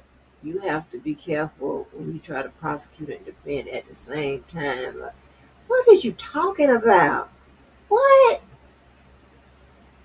Let me say it right. What are you talking about? That's the overcompensation. There's a numerous amount of things that none of you motherfuckers should be trying to talk about just to try to prove a point against another person. It brings out an element that which the prosecutors went back in fucking hell to try to prove on R. Kelly. But you guys can't refrain from doing so because you don't know whether if you are in a fight or actually going crazy. That's all. I understand, Audr, and trust me, I never would put myself in a position to argue against what your perception is about freeing R. Kelly or your fight. But let's make this perfectly clear. I don't give a fuck about your fight for R. Kelly, his fight for R. Kelly, they fight for R. Kelly. I only gave a fuck about how my stance for R. Kelly was. And that's why what you guys do does not worry me at all. It's what I do in knowing what I did. If it was in a position that it was wrongfully said or wrongfully done, that I would address me and correct me. You don't fuck about y'all arguments about R. Kelly because in reality, I'm aware of what happened to him. I'm aware of where he is positioned at. I'm aware of the fights that his attorney indulged in. I'm aware of all of that. But that's beyond my fight. I've always sat back, Audr, and said, I've done my part, especially after the Buffale shit started to come out. And when you start seeing people catering to the man, a man or a woman, making them feel like they're the ones that should have all the attention and deserves to be on a pedestal just for pulling a piece of document and reading it and Uh-oh. You go my ass. Lord, I'm about to put me on no pedestal. Oh, Lord. Or know that it did anybody. Like, this is in our head. Crazy. and debating over it, then y'all go the fuck head on. Go walk the fucking red carpet to that nigga over there, book him, who can't offer y'all a motherfucking thing or free R. Kelly. Period. So if any of you guys understood the law and that nigga does not wear a fucking badge on his sleeve, then all of y'all are fucking lost. I was disappointed for a minute, maybe, what is that, minute and a half, 80 seconds. No, 60 and 30, 90 seconds, for a minute and a half. Mhm. That you actually was responding to something that you had already figured out, manufactured up to have your decision on who this person is. You going back and forth with these people are going to help and do nothing. They can't wait to chop and screw you out. They can't wait. Now, I'll ask you, have you seen me sitting over here for any of these people to click on me? Do you know that people hear you most best when you're just talking and they're not there? Because they'll get the message and they'll respond to the air. You're gonna have to respond back to, especially when you know what you said is right. But I am here to tell you though, there ain't nothing slow about papoose. And I do not, as I text you, ever mention anything about a damn lynch mob. Why would I mention something about something I don't know about? I don't give a fuck if they got a lynch mob. So that one there, come on, Audr. I'm saying to myself, that wasn't cool. Now, I can tell you how this life goes over here, not only with YouTube, but mostly in my real life. I don't do second and third motherfucking chances. Lies. If I sat and I had a cordial conversation with you, I pretty much expected that you were also on that level. Understand me? I don't do second and third chances because if you said it once or did it once, you would do it again. And I won't give that a reason for that to happen. That's that grown lady shit, right? Right. I was a little disappointed. But it is what it is. I understand that you're out here trying to do what you do, you know? And the crazy thing about it though, Audr, you ain't doing nothing that none of them have done. See, I'll give you that. And that's why I find you quite interesting when you do speak with the type of questions that you do have. Now, as far as you pointing whether if people are federal informants and this and that shit, I don't give a fuck about that. I really don't. See, because if you're gonna say that they all are, then I think it's important for you to take that extra mile and maybe find the government, a person, whoever it was, that made them government informants. That would be the person to take that correct. The head nigga in charge. Not the minions. The minions are just only following orders according to your stance of everybody being a federal informant.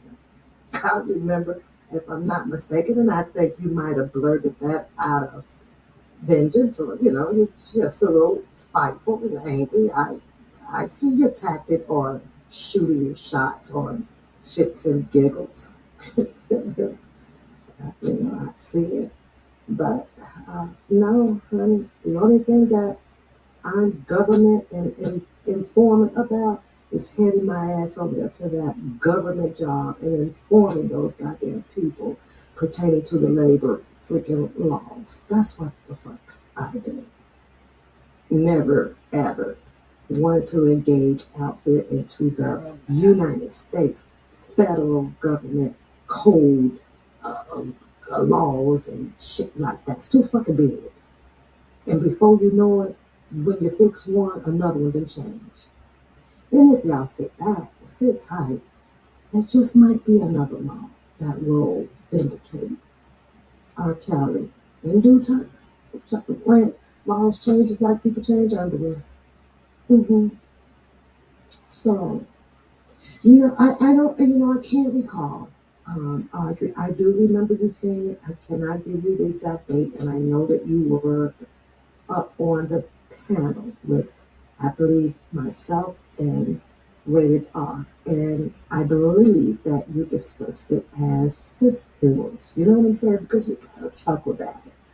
But I never said anything. I blew that shit out because I know what I am and I know what it's going to take for you and plenty other people to prove what you may think that I am. But no, honey, I go to work every fucking day. I work for the government, but in a different shape, form, and fashion. Link belongs. How many fucking percent I'm on?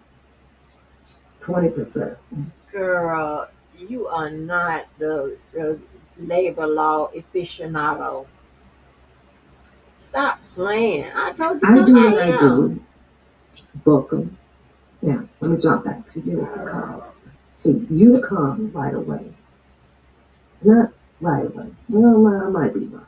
There might be some people that could correct that because when I started following this case, like I said, it was by my mom. She informed me when I was at work in shock, like, because she's a Kelly fan too, as old as she is, but not like the most out here. She just really adored his music, bought all of his fucking albums when they were released. So she called and she says, "Oh my God, Jack, it's something that's going on, with R. Kelly again. I thought that he just had a trial, not, blah, blah, blah." And I said, "Oh, well, let me catch it and see," which I did.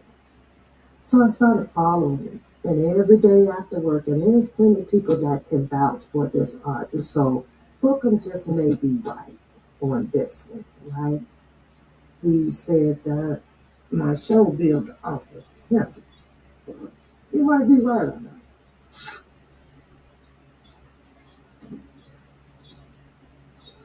And when R. Kelly information dropped, I started looking around YouTube, right?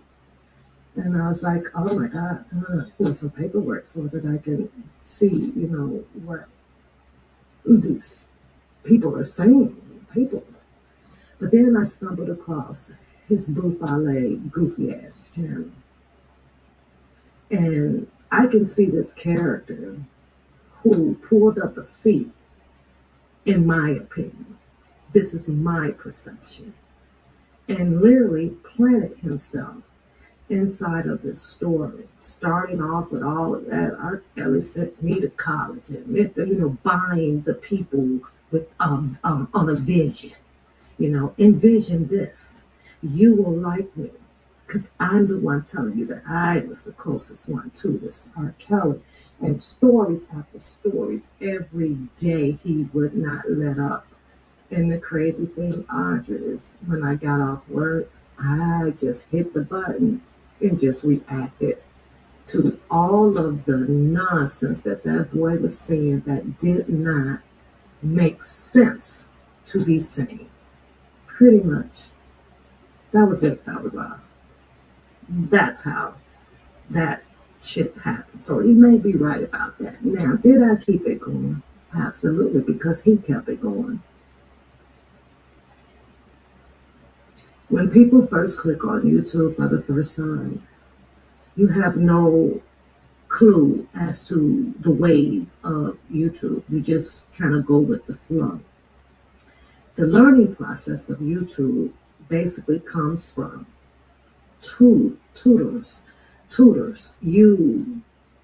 tutorial videos, right? And I chose him. And I watched him go around and around and around and be all on this. And I watched the Facebook thing and I was like, who in the hell? And why is this guy doing and saying all this? R. Kelly is in deeply, trouble right now. There's a magnitude of people coming out saying this, saying that.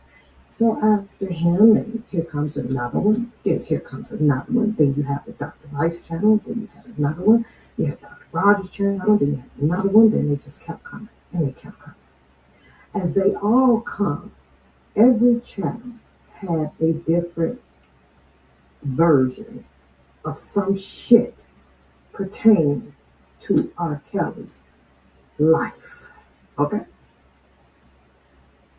So then I would leave him alone and jump to another one and react to another one and react to another one.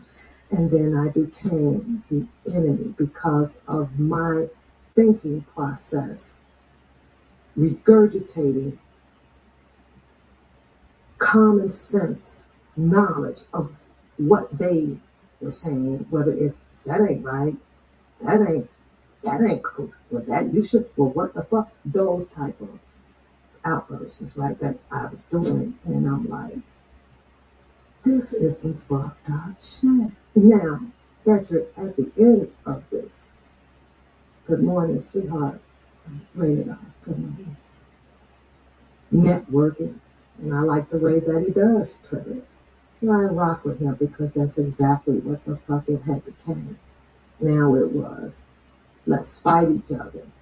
You know, let's put together this funky ass plan out here, and everybody's on everybody's panel and discussion after discussion. And it's like, oh my God, right? And it became about the views. And once people who were brand new to the YouTube understood the fact that once you get over that 1,000 hump and you could keep going and be consistent, the better your check would be. So a lot of people who did not have a fucking job chose YouTube as a job. This is what they know. But this too shall pass. It won't be around forever. Right? During that process, I watched Bookham over and over and over and over and over. Gain the interest of a lot of people who just sat there twiddling their thumbs and allowing a lot of bull come out his mouth and it be okay. I'll even say this about Kaleidoscope, right? Even though she does tag him in that picture, she's very well aware of what actions or what character he might have played in this circle of R. Kelly situation, right? However, if you can find a dummy to help push your theory out here in YouTube, then why would she leave him and blow him up underneath the carpet? That's just my perception of it. And it is what it is. And I said that shit. There's nothing that Kaleidoscope or Bookham or anybody else can do to me other than type backwards ass words and cap words and given to its motherfucking given on goddamn screen that I don't give a fuck about. But why would she? See, I know you know the cliche, one hand washes the other. And if you can't see beyond that, then, oh well. A whole lot of shit that was not discussed or argued in the court of law literally is out here being argued for what?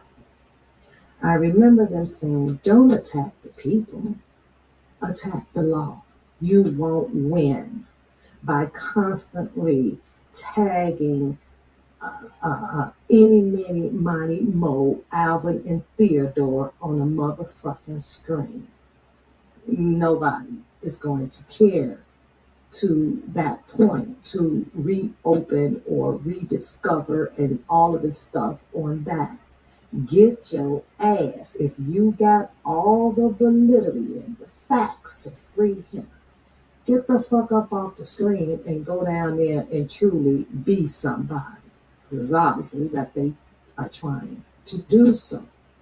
But keep in mind, going down there to the right people to give all of your factual information based on your discovery that you found ain't gonna really give you that pretty dime that you're able to make out here on the screen.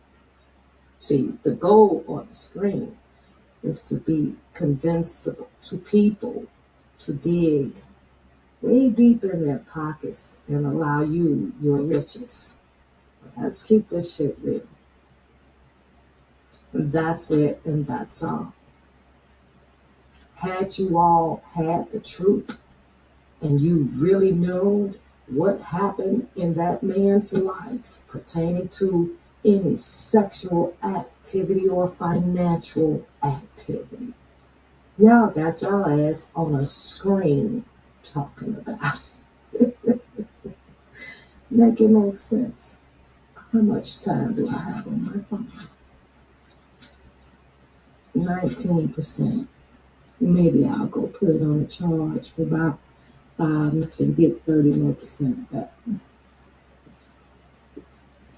But these people have been dug in a grave of disparity, a grave of non-trustworthy ass people, a grave of people that is only looking for and trying to thrive off of the coins that they make in the present. Yeah, I understand you like to argue or make your point with them. I do.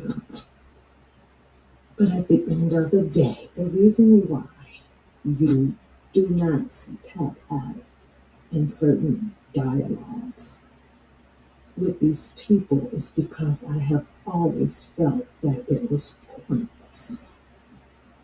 It was pointless. They already developed their separation of, I guess I want to call it a gang, but a communicable gang. Let's do that. Now, this boy has said that he's going to instruct his people to ban you from everywhere.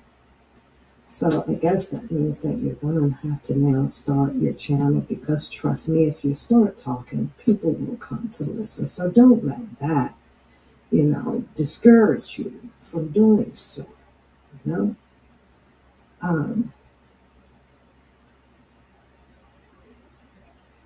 Book them.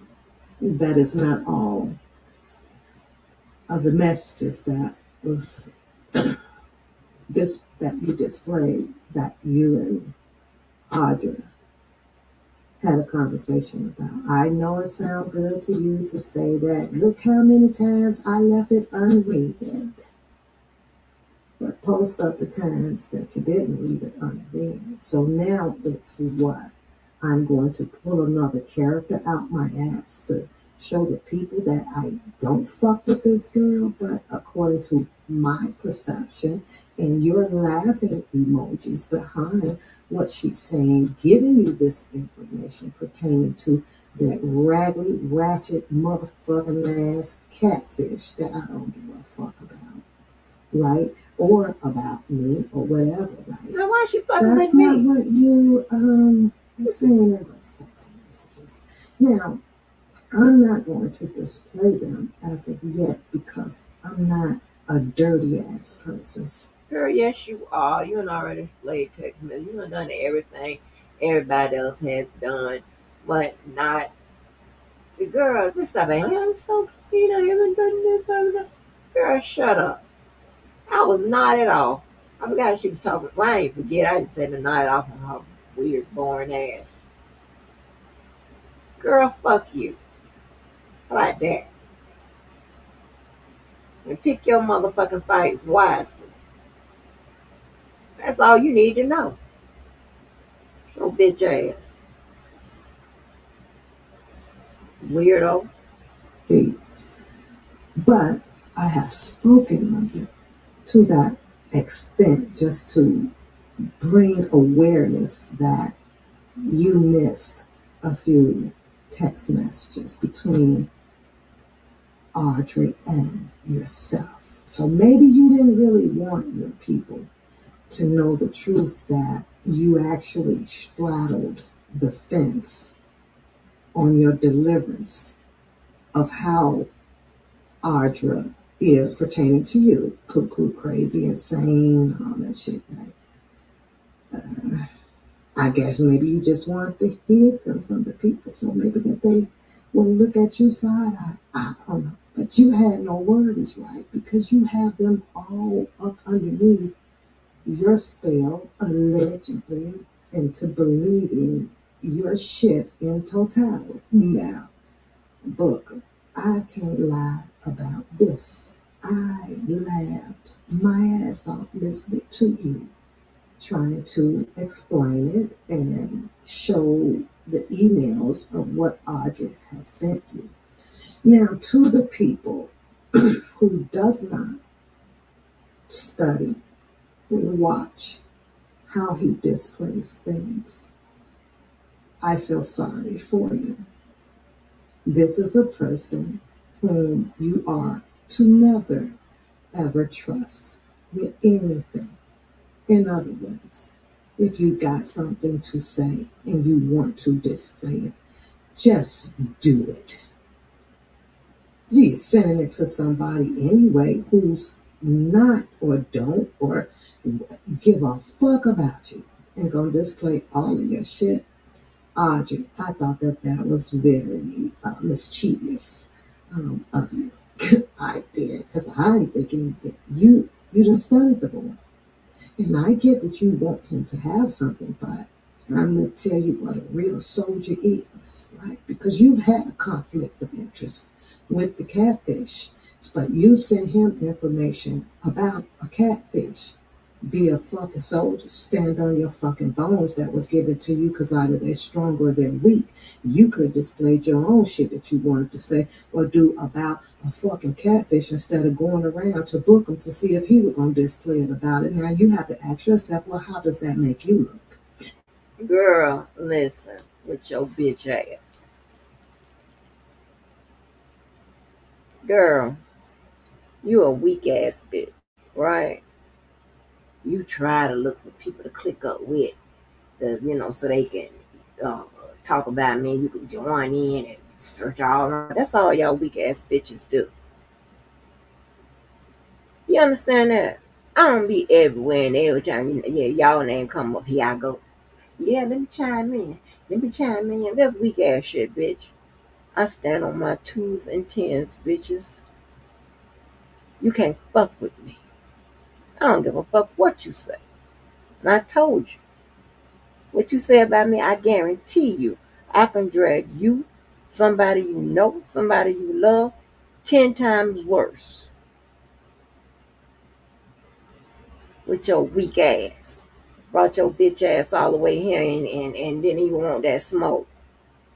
Should have told me where you was. Girl, I would have, girl. Oh, I would have,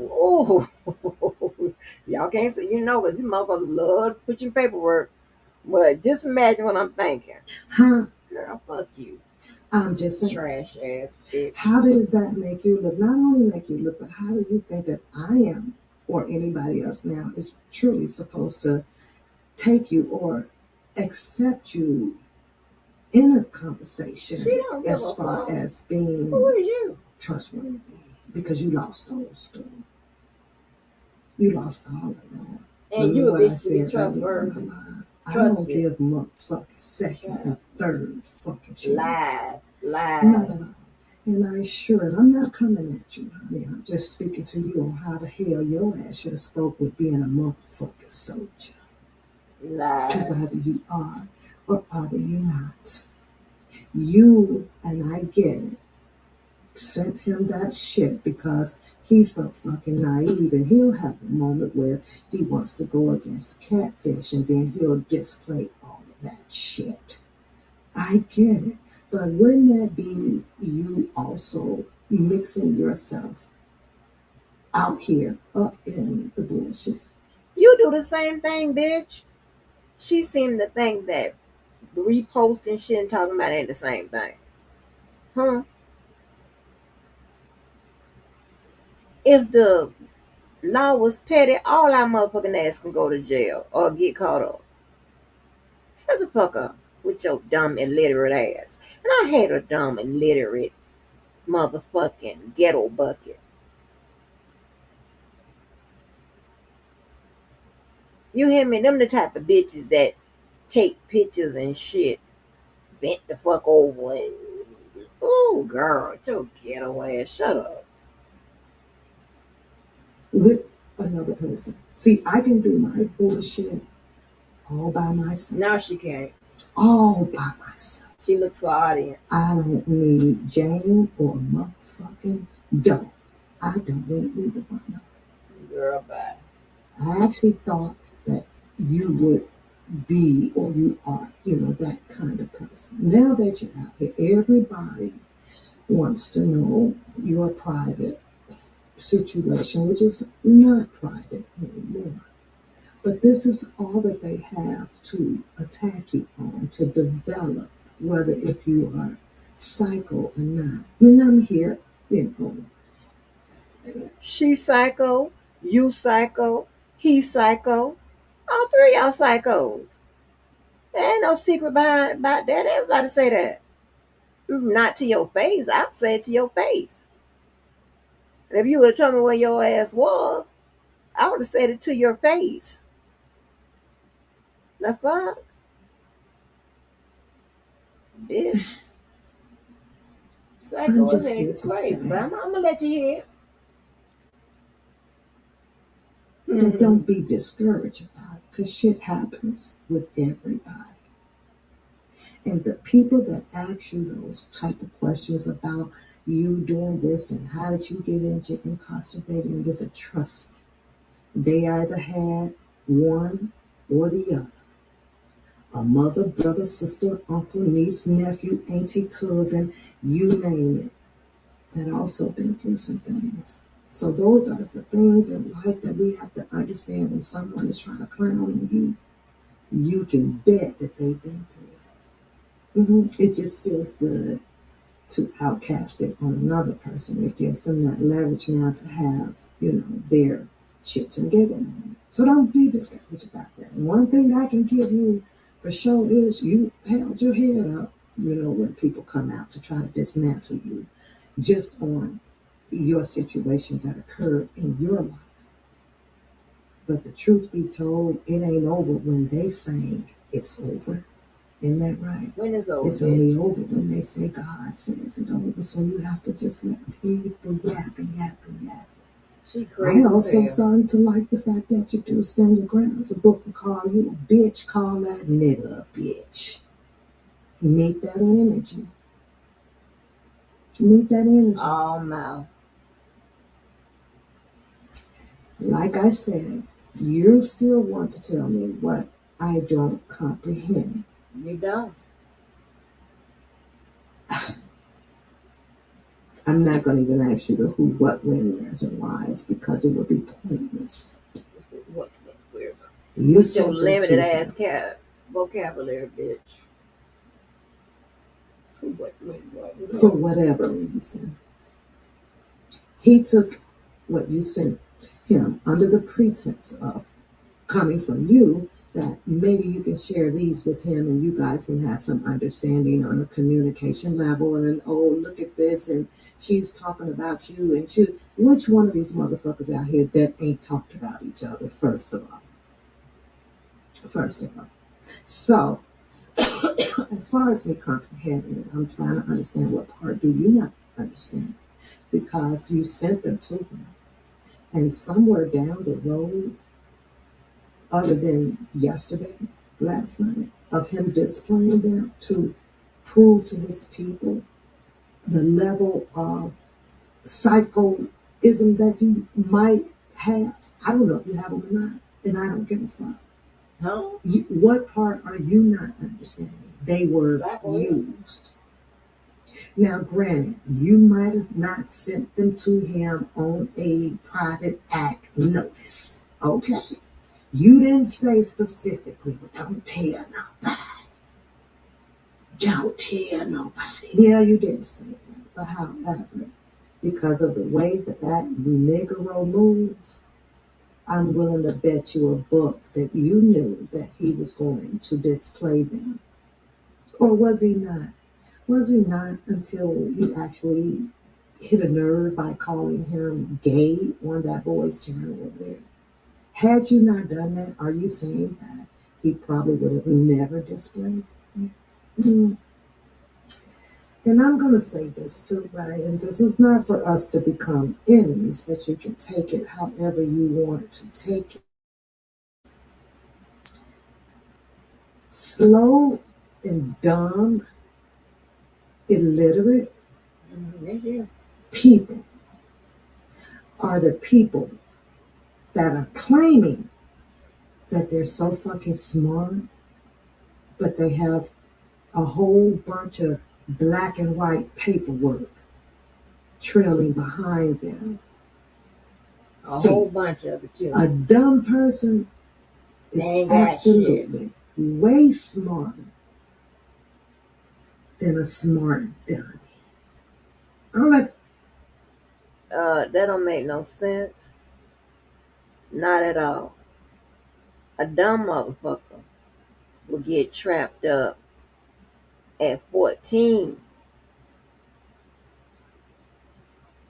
drop out of school, and be on this motherfucker. Not a bit of sense. Jealous at the motherfucking world. Not understanding nothing. Talking to a bunch of crazy motherfuckers as if they make sense. Yeah.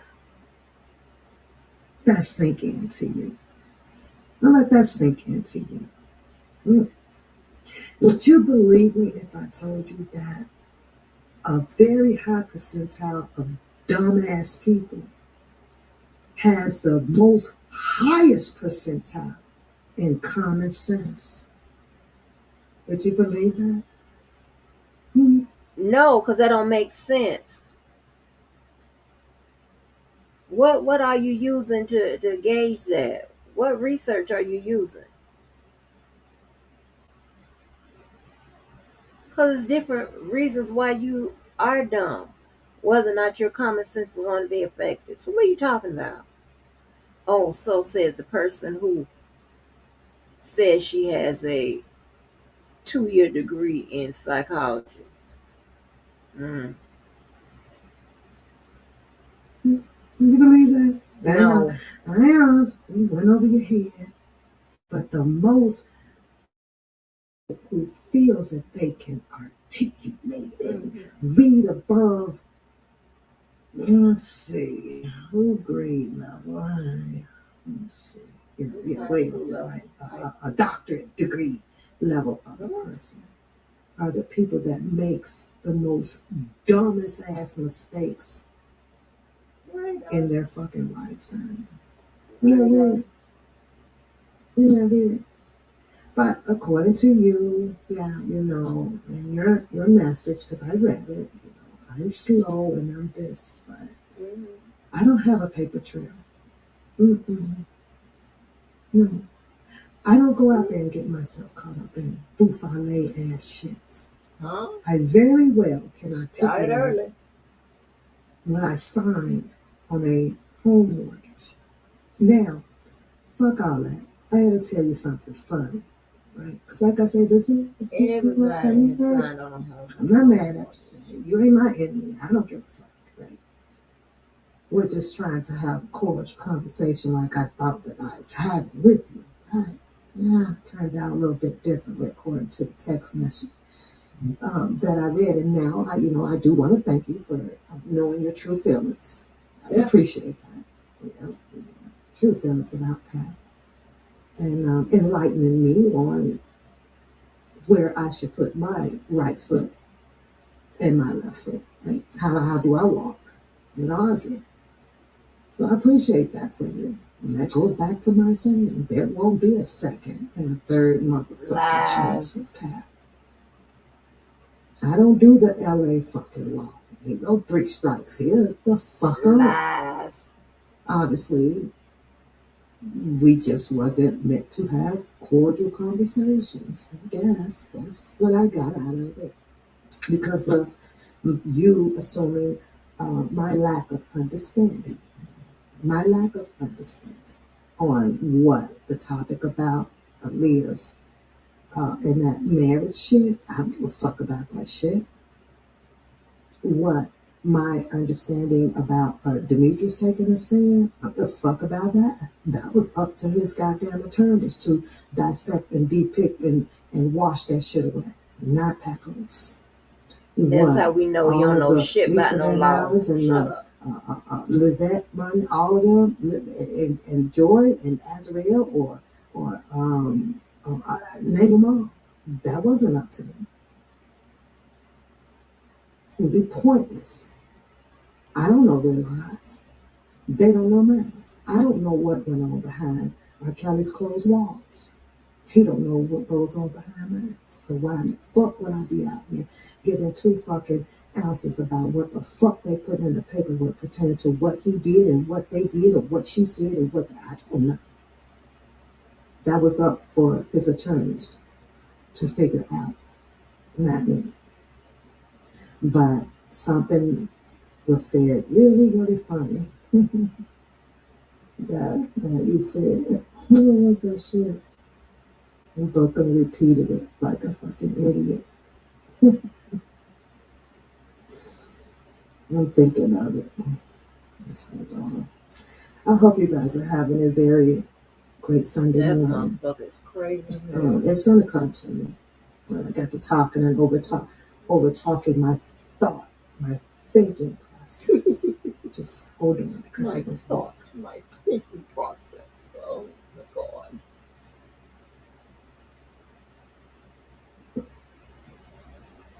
Maybe back to me. I don't know. But one thing for sure, though, I've never been out here entangled in any of these people crap that they are doing. You know, I just sat over here and rebutted off of it. And because I was rebuttaling or reacting to a lot of stuff that a lot of channels were doing, they became a little bit angry with me. They became, distorted. Oh, why is she saying that? And she doing, and that's wrong, and the path is this, and the path is that. Yeah, they didn't like what I was saying. That's all.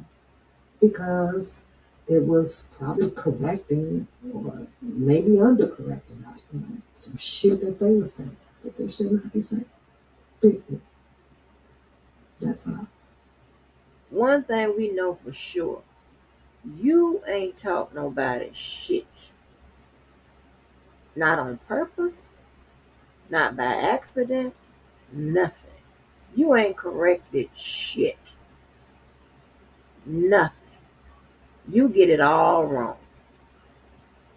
All the shit I read. You act like you ain't read shit. Remember I tell you to break down the motherfucking paperwork? Just read it. You can't do shit. Okay? You are slow. And within you're mixing up when somebody call you slow, you thinking somebody calling you slow, but you're not capable of going to work or whatever. They give handicapped people jobs, bitch, that's slow and delayed. They have programs for that.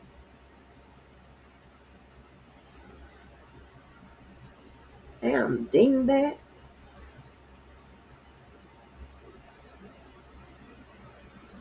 But, you keep doing what you're doing, hopping on those panels, especially on those people who are not trying to hear the goddamn thing of what you're saying. Most people want to know where you come from.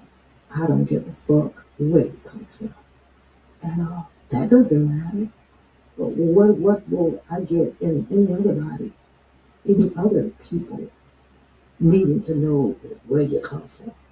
Because you can ask the same question back to 2019 and 20 and 21 when they started hitting the goddamn YouTube. Where you come from? Well, I just popped on here just like the rest of you other motherfuckers. That's my answer. That's my answer. But,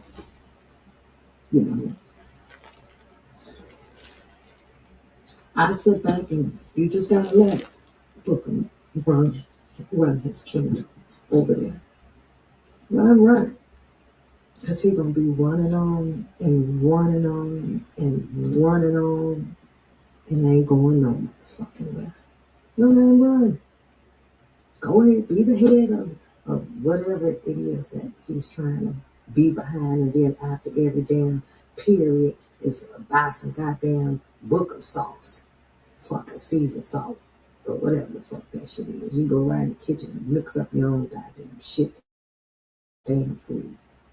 But I get it. That's his hustle. I'm not knocking his hustle. If you want to taste of some goddamn Dana sauce where he mixing in some goddamn paprika with a fucking boiled egg and shaking this shit up till it's liquid dry, I don't give a fuck. Mm-hmm. If you want to go over there and buy shoes, that's his fucking hustle. Everybody got a hustle, so I ain't shitting on that. It's just the fact that every time he do something about the damn R. Kelly and make a little motion out here, that's when he wants to turn back up his motherfucking candy store. The fuck? Because that's when he got the most people in there. Knock, knock. Knock, knock. It's time to sell.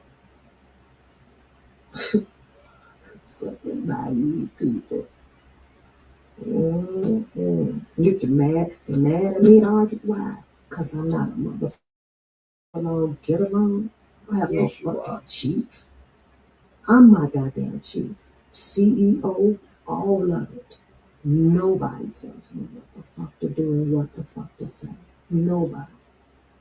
Other than me listening to half of the shit that this man says here. And that's just out of respect and how fucking relationship goes.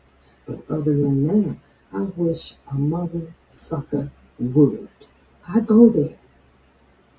My mouth is just like half of the other people out here, with some exceptions. I know how to humble myself. I know how to go and start back believing and trailing the real life. A lot of these people can't turn that shit off at all. Now, don't get the conversation misconstrued, even though you may think that I'm slow as fuck and have a lack of understanding, all of that shit. I still rock with you. I like to fight. I just won't rock with you to that extent anymore, thinking that I can clear something up with you, and thought that since you were on the panel that, hey, you might want to hear both sides of the story, but turns out that I may have misjudged you. You ain't ready for that. No, you wasn't ready for that conversation. But, and I'm just talking because I'm trying to remember what the fuck I wanted to say that was funny about what Booker said or some bullshit. I can't even think of it. Man, I can't think of it. I have to go back and watch the damn replay on that shit about the dude that you got a whole new guy out there starting stuff all over, and, this or that. And what did Booker say? Well, ain't I need you sitting on his channel because him and that guy been rocking for, what, he say close to 30 years? Right then and there, out of exit. Which means he's telling you straight up front, you can say whatever the fuck you want to say on here. It could have went two ways. Let's look at it at a psychological view, right? Could have went two ways. Either that guy, out of the 30 years, had no idea that he was probably dealing with someone of Bookham's character to a certain caliber, or he now dares like he does, right? See, he put that dare shit out here. He gonna throw out here all of his expectations first and his demands first for the person who has been rocking with him to pick up on it.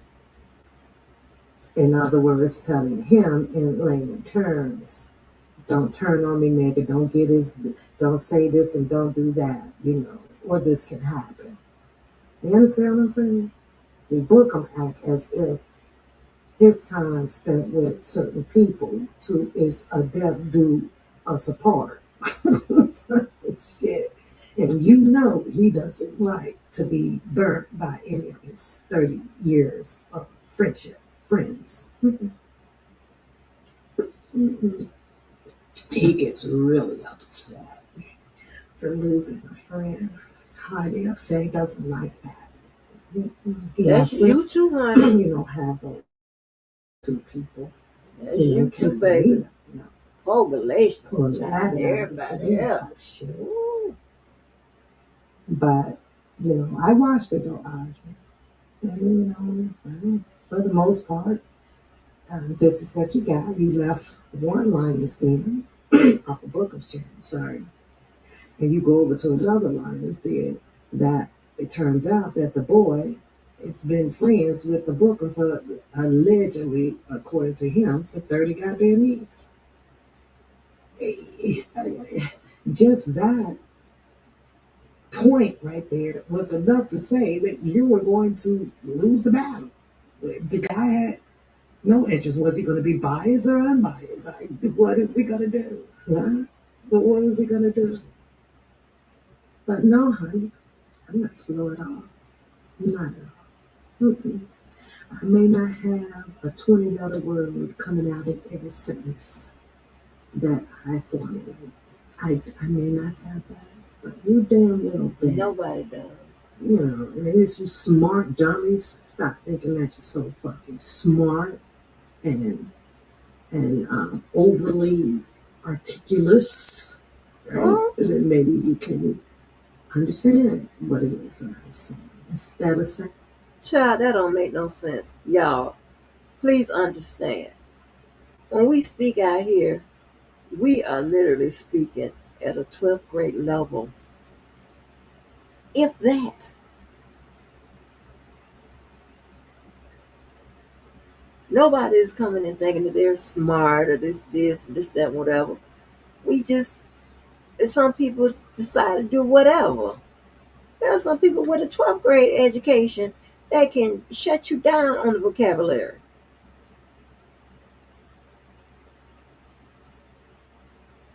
When you are delayed, okay, either from birth to a certain point, or you get delayed because you would drop out or whatever, it just shows. Go and do that. Like, who you fooling? You ain't fooling nobody but yourself.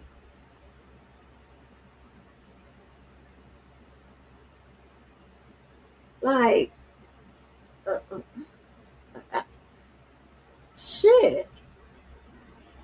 What smart people do, they don't attempt to overcompensate or attempt to act like they're smarter than what they are, because you get called on, right? This lady out here prancing around talking about she got a 2-year psychology degree, and I deal with the labor laws, with the case law. Okay, show it. Say something. Ain't said shit yet. Like I thought. Shut the fuck up. ain't that, oh my God, she's dumb as fuck. No, the shit that y'all have said and are doing is dumb as fuck. That's what's dumb. How would you know you dumb? You don't know we doing good or bad. Motherfuckers wants to be a chief of this, a chief of that. Go do that. You can't go over there. Don't hear this like I don't give a fuck about this. Now you get the fuck out of here. Overly grown ass people. Didn't even listen to your mama telling y'all to come inside at 16 and 17. Apparently you didn't at 14. Apparently you did. Up against the wall and breaking dishes and shit. And now you on a fucking network listening to another grown ass nigga telling you what the fuck to do. The fuck? Apparently you didn't either, if they even gave you them instructions. Apparently you didn't listen either. We know you got evidence that you ain't listened to shit. You had other shit on your mind.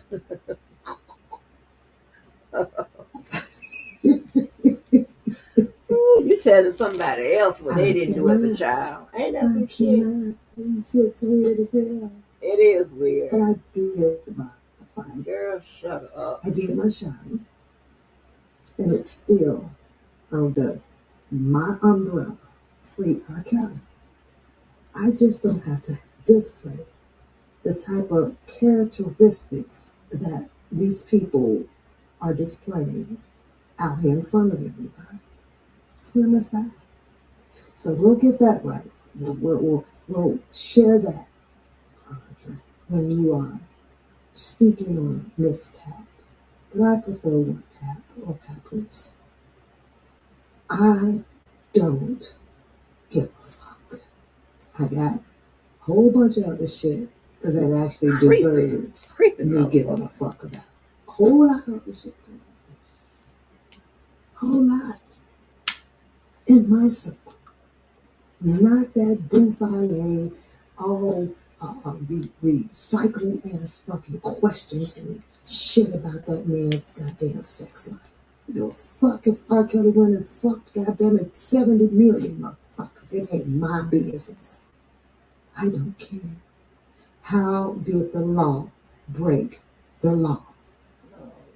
Nothing to go and attack what's the name of slept with her, as the kaleidoscope says, this other thing that she puts up, and I'm going to touch on that too about this whole goddamn Don Russell shit. No, I was not implying. I guess let me clear that up. I was not implying, kaleidoscope, that Bookham is the reason that Don Russell got that charge. I'm aware of the charge of him calling that nuisance, I guess that's how you pronounce it, I'm not quite sure, house over there. And I'm aware of that, him making that phone call. He said that he did. But that's what the paperwork said. This is what his charges were. It didn't say, I think it said proportionally a little bit about him knowing of an R. Kelly, and the government, the law put in there the presumptions that possibly that order was carried out by an R. Kelly. You all ran with the propaganda. You all did. That, he got R. Kelly in trouble because of this or this or this or that. And the truth of the matter is, like I put up on my wall, none of you son of a bitches know exactly what R. Kelly and a Don Russell communication were about. Yeah, Bookham tried to tell you as if he was sitting his dusty ass up in the presidential seat, up in that man's fucking studio or whatever the fuck they were commingling at. Not at the basketball gym. He met Don Russell, as he says, at the basketball gym, throwing you guys some motherfucking goofy ass story about a basketball game. Now, I asked myself, don't kaleidoscope, because I know you like to take Bookham out of the fucking equation. You don't think by any chance, since you all like to do propaganda and conspiracy theories, that maybe Bookham and Don, see, this is one, and this is hypothetically speaking, because I don't know and don't give a fuck. Since Bookham was down there with Don, laughing, hee and ha-ha, shooting basketball, and he got upset, he was going to take his ride, and the points was doing it this, he had a fabulous good time with the Don Russell then. But then R. Kelly gets locked up, and now it's a fucker. Don and Don did this and Don did that, but we don't know exactly how commingling was he with the Don. You don't know that, do you? We don't know for alleged theory whether if Bookham was either part of the phone calls or not with the cash jars and the Don. Nobody knows this shit. Because you have to be there to know it. Other than that, the only evidence that you have is to rely on the fucking stories that is put out here. And so that's where comprehension skills come in, right? Because there all the time you're not going to have, if it's A, B, and C, all the time you're not going to have B, right? That's where comprehension skills come in, right? And you need comprehension skills to deal with any type of law. That's why I know all she does is hear this person's side, take in here and get that side. They do whatever. And if it has to be escalated to whomever or whatever.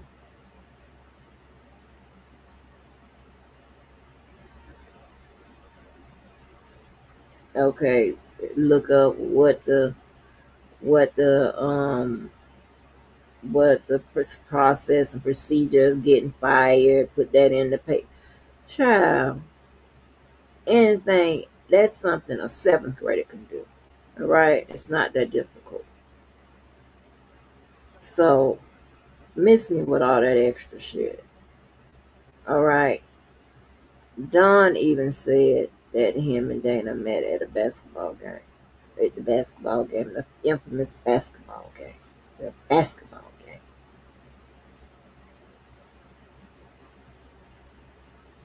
That's it, that's all. And you say do your research.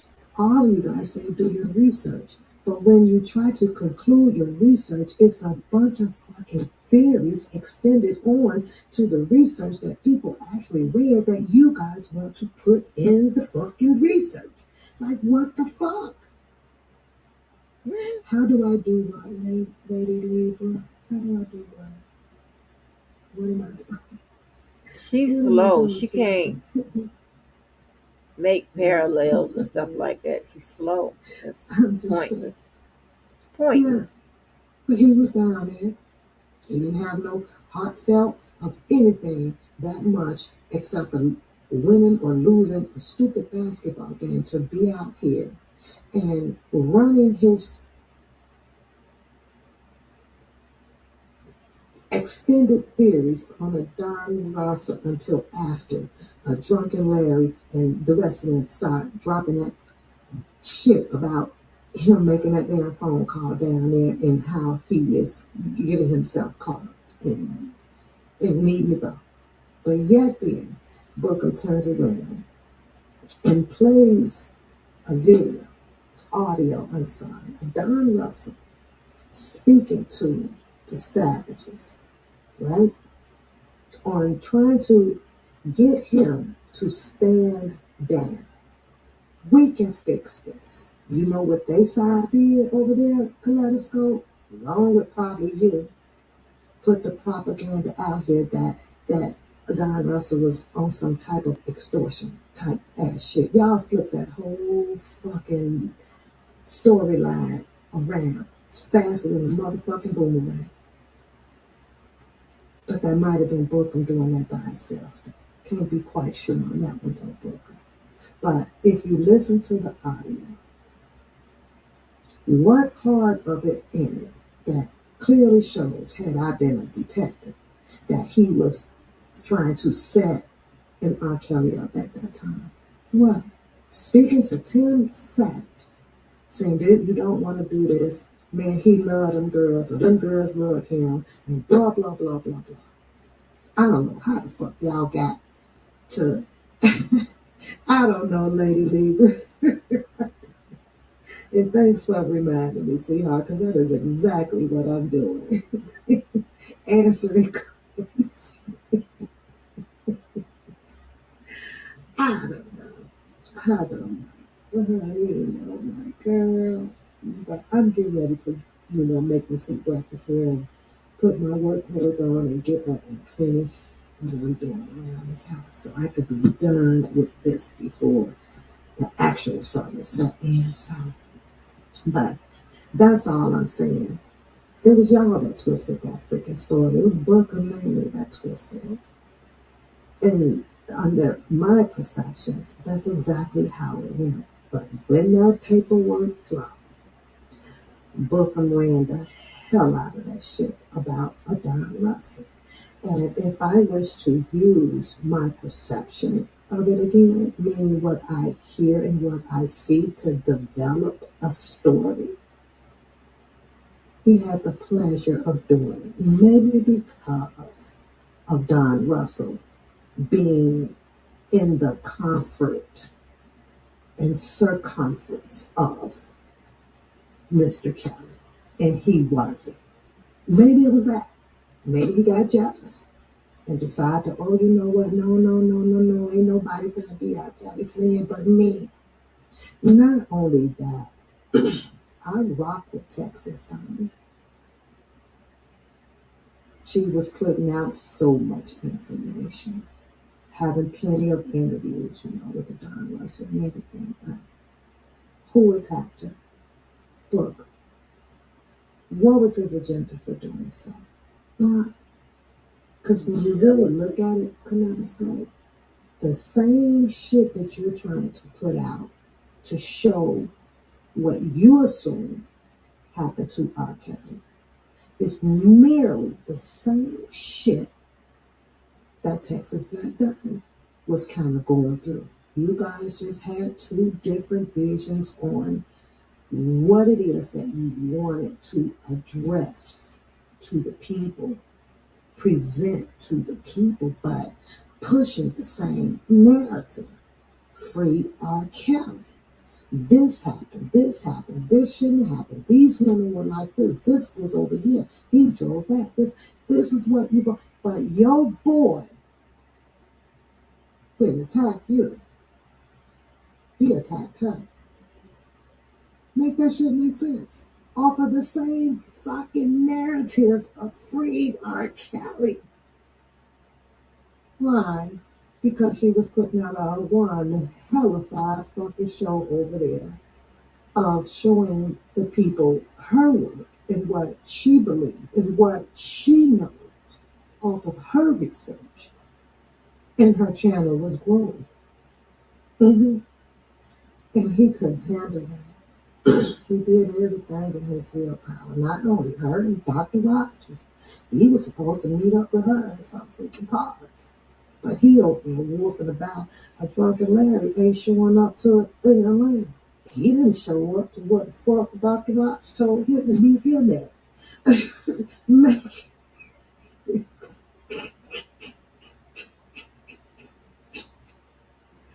Man, I've said enough. Thank you, Lady Libra. How do I address this craziness?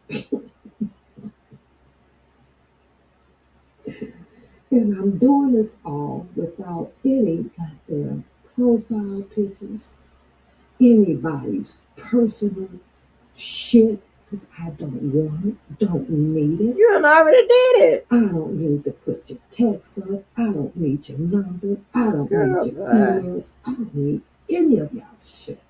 Girl, bye. That shit just flow free, just like what I'm doing. Girl, bye. You wish. That's it, and that's all. Audr, we cool. We just have limits now. We just have limits. I didn't come into a conversation and getting to know you. Let's put this on the record. For you to be in my ear on a backstabbing clause against anybody that you don't like. That's your point. It's your situation, not mine. That's not why my ear is open. And it's vice versa. I didn't call you to be putting in your ear any of the bullshit. Well, I don't have a problem with any of these people. These people made it a problem about me doing what the fuck I do. Right? But I don't have the ear for that because I don't need you for that. I have this microphone that I can speak on. I don't need a third party transferring any motherfucking thing that I have said. I can say it with no problem. None. You said, yeah, that's a good question. Did he? But according to the way the story switched up out here about him, Everybody now is led to believe what they master's saying. So it is what it is. One thing for sure, two things for certain. All of this will and shall pass. When time comes, you will know the truth. R. Kelly show y'all the truth. You'll see who he's fucking with. You'll see who he's talking to. You'll see it all. He'll be out here. He's going to get out. It's just a timing situation. He will be released. He's just got to continue his fight. And when you fighting this hard, somewhere there's a loop. Somewhere. And he's going to be able to hook on to that one. And find his freedom. It is what it is. It's a fucked up damn shame, even from the start, that everybody got to speak to his attorneys and this and this. All this shit been fucked up from the beginning. Like, who you talking to? Who did I know? You fired. No, you fired. You fired. You fired. All of them were fired. But, that's it and that's all. I hope y'all have a great Sunday. And I'm just to go and move around. I finished my tea. I'm going to go and make me a bagel, sausages. Sausages. That bitch don't like the way I say sausage. So don't, because it's sausage. But dumb people, Audrey, they don't do probably, what I do. I'm so dumb. I'm able to manage a pretty nice, lifestyle. I'm pretty much able to manage that. Mostly all laws. I do speed. Sometimes on Fridays, I love to speed in my car. When I get a chance, if my daughter's home, because of course, I wouldn't let her go and purchase a car and get herself in debt right away. So I let her take my car. But See, this is crazy chit chat. This is crazy talk. What the fuck? What? Loony. Okay. I jump in it when I feel like it. And a whole lot of the things that I'm able to do. I am not a law major. I didn't go to school to study law. But what I can do, Audrey, is go downstairs because there's law books down there and easily look up something for me to have the understanding of the context that is being put out.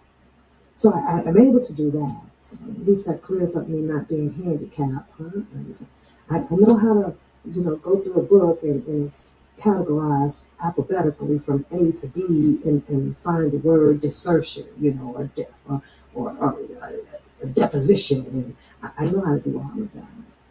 So does the average fourth grader.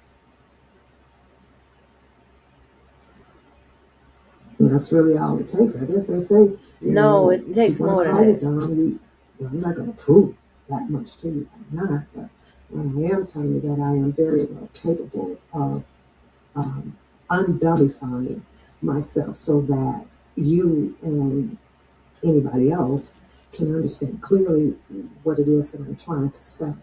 And trust me, I understand everything that you say and everybody else. Lies. I just get to choose how I want to respond to it. Mm-hmm. So you can call it maybe that I do a little bit of bullfighting shit to confuse you motherfuckers. No, you don't. You are confused. Get you off of your track. No, you don't. Run you out of motherfucking gas. No, you don't. But not over here. Mm-mm. I be sitting back, patting my back, saying, job well done. That's what you want to think. Come in my real world. Girl, and take your job. You will see totally fucking different. You are still an entry-level employee. I carry a backpack on my sleeve every fucking day, and ain't nothing in there but knowledge. Because you're trying to catch up. With you, because I talk to you at work, sitting, doing a case log, reading the case log and doing the case file. Why you won't tell us about the case law? Well, tell us about the case law and all of that. You ain't got to use and the names and all. Just tell us about the case law. Okay, how you use it? That's all I'm asking. Huh? How it works? How it works? Just tell me how it works. I mean, really, I just sat up there at my desk. Oh, matter of fact, I forgot to tell you that I actually won that case, so now they have to pay that guy $2,097. Yeah, I won that. Wow. Mm-hmm. That was easy peasy. See, but that's what I do. So we don't know that take for what sure. I do, what I know that I can do, and step into a lane of where I know that I'm not quite knowledgeable at. I'm going to argue with an attorney. Yeah, so you need to stop telling motherfuckers that's not in your lane what they can and cannot do, who they are and who they are not. That's what you should do. You have to offer some proof. And before I go, let me say this. Dumb. All of these motherfuckers out here, and can't not one of them show you a fucking law degree. Not one. Already done made a video, already done showed it all. Bitch, you done took screenshots, clip. Stop lying. This is a lying ass little motherfucker. You hear me? A liar. You can't show no motherfucking degree. You can't show no high school motherfucking diploma with a high school on there. It says certificate of completion, bitch. That means it's a GED. It's an alternate form of graduation. Fuck up. They can't show you no professionalism up in a fucking law firm or even a private independent firm of themselves. Never worked in one. Interned in one. Never worked in one. Dumb. None of them. But yet then they will sit their asses out here and undermine a fucking person who has taken a law bar, who has raised their hand to the oath of becoming an attorney and litigating fucking cases. But they sit out here and they tell you how they dumb at writing this and they dumb at writing that with using strategy as an obsolete fucking word. Everybody has a fucking strategy. So you know goddamn well she don't do what she says at work. You know goddamn well. Let's keep hearing back from this dumb. I ain't gonna help you out. For example, let me give you one. Before I conclude my case that I was telling you that I was looking at, right? I have one power punch of a question because I have to go do a Q&A on a step 2 designee off of a review and a concurring. Okay. I held that question in my back pocket. It's my last one.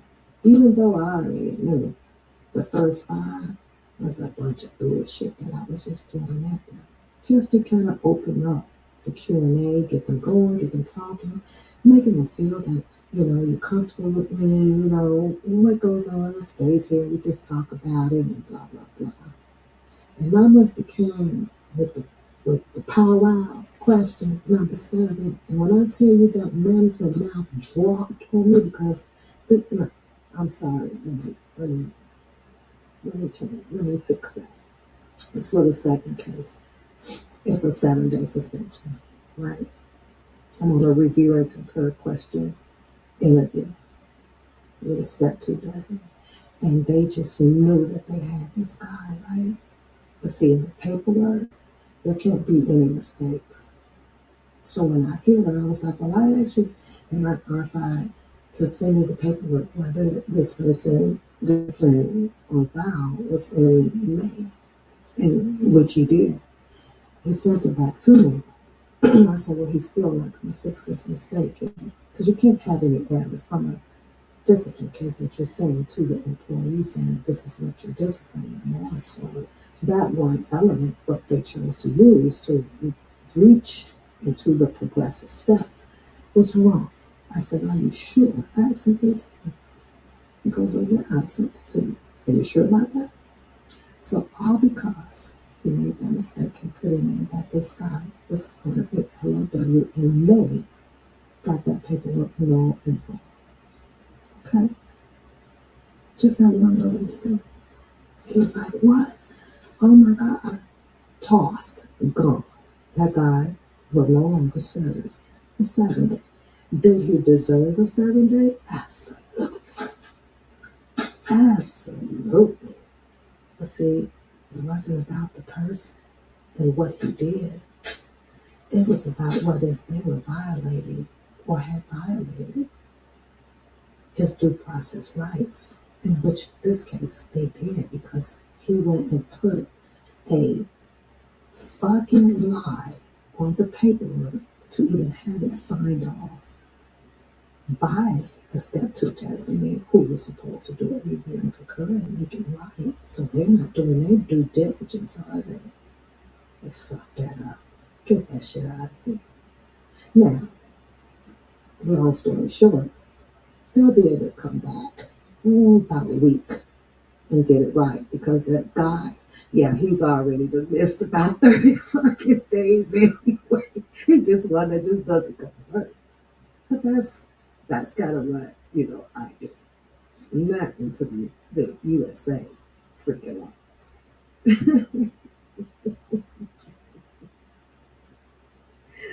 So, I don't know, Audrey. I don't know. So you're not using the USA laws, which labor laws are part of USA. What you need case law for? What you need case law for? To determine whether or not they follow process and procedure at work when firing somebody, suspending them, whatever. Just about everybody done been a part of a union before, right? Alright. Oh, Lord help me. But she said that she plays dumb. But now she's all of a sudden not playing dumb. This is a lying ass motherfucker. I'm telling you. She is in the running for the second most lying person out here. She's in the running. Everybody gets that one chance. And that one chance has to count. Have to make it count. Especially if you have a strong intuition. You know what I mean? About people. And I kind of have that discernment. I do. And I'm like, well, I'm giving the benefit of the doubt. She's speaking her truth. This is her perception. This is her opinions. This is what she's gathered out of her information. She should be speaking. You have that right. But then with me, I'm thinking, well, I can have a cordial conversation with this person. Am I? Right? But that's that one time. Then what happened anymore? No. Child, please. Don't throw it out there and it's not accurate and then try to defend it. No.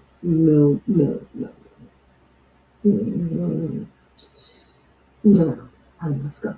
Y'all have a beautiful day. And I will see y'all around. Hey, hit the like, subscribe to the channel. Don't forget to come back, sit and ride with W&Ck Bruce over here on the W&Ck channel. Appreciate you guys. Bye. I ain't quite sure. I don't know if it's bipolar. It's not bipolar because it's not. I don't know what it is. I don't know what it is. That's beyond my. I tell you, that's beyond my scope. Of what I learned, I don't know. I don't know what it is. I might try to find out what it is, but I don't know.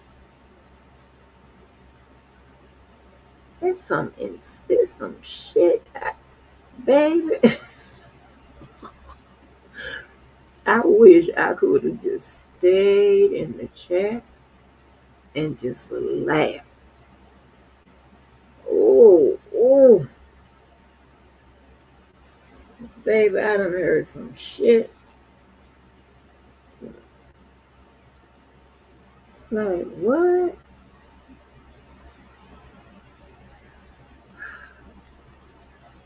I don't hang with them, baby. I don't run with them. I don't run with the loose monkeys and lions and wolves and Deadpools and all. I don't run with them type of motherfuckers.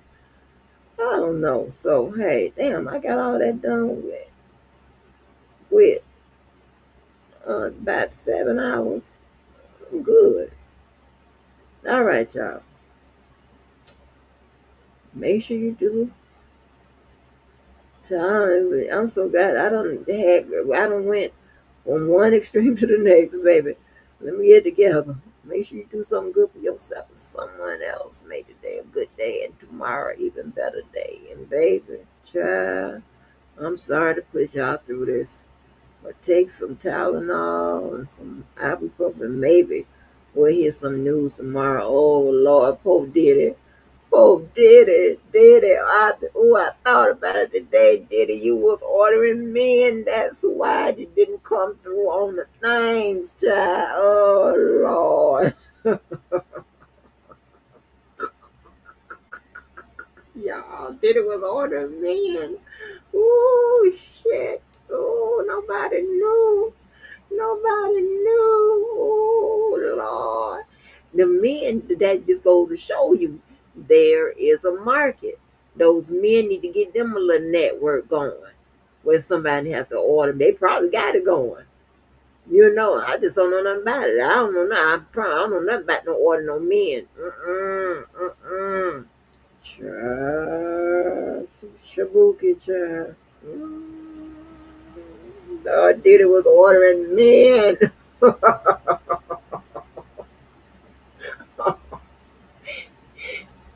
Y'all, that shit was so funny. Shit hit me like, I'm like, wonder why everybody's so careful and cautious. And I kept asking myself, I asked myself out on the line, so I wonder, were they using prostitutes? Or was the girls online turning to, I know they was already so-called tricking, if you want to call it that. So that ain't nothing new. Like, what happened? What? This is before they start naming the men. Ooh, they was ordering man child for prostitution. Oh, did it? Because those handlers and stuff that be handling that type of activity, I don't know nothing about it. I'm just saying. They ain't never ordering up no men. It's because it's men looking for women, not no men. Child, did it. Oh, Lord. Help me, Jesus, y'all. Child, we out of here, honey.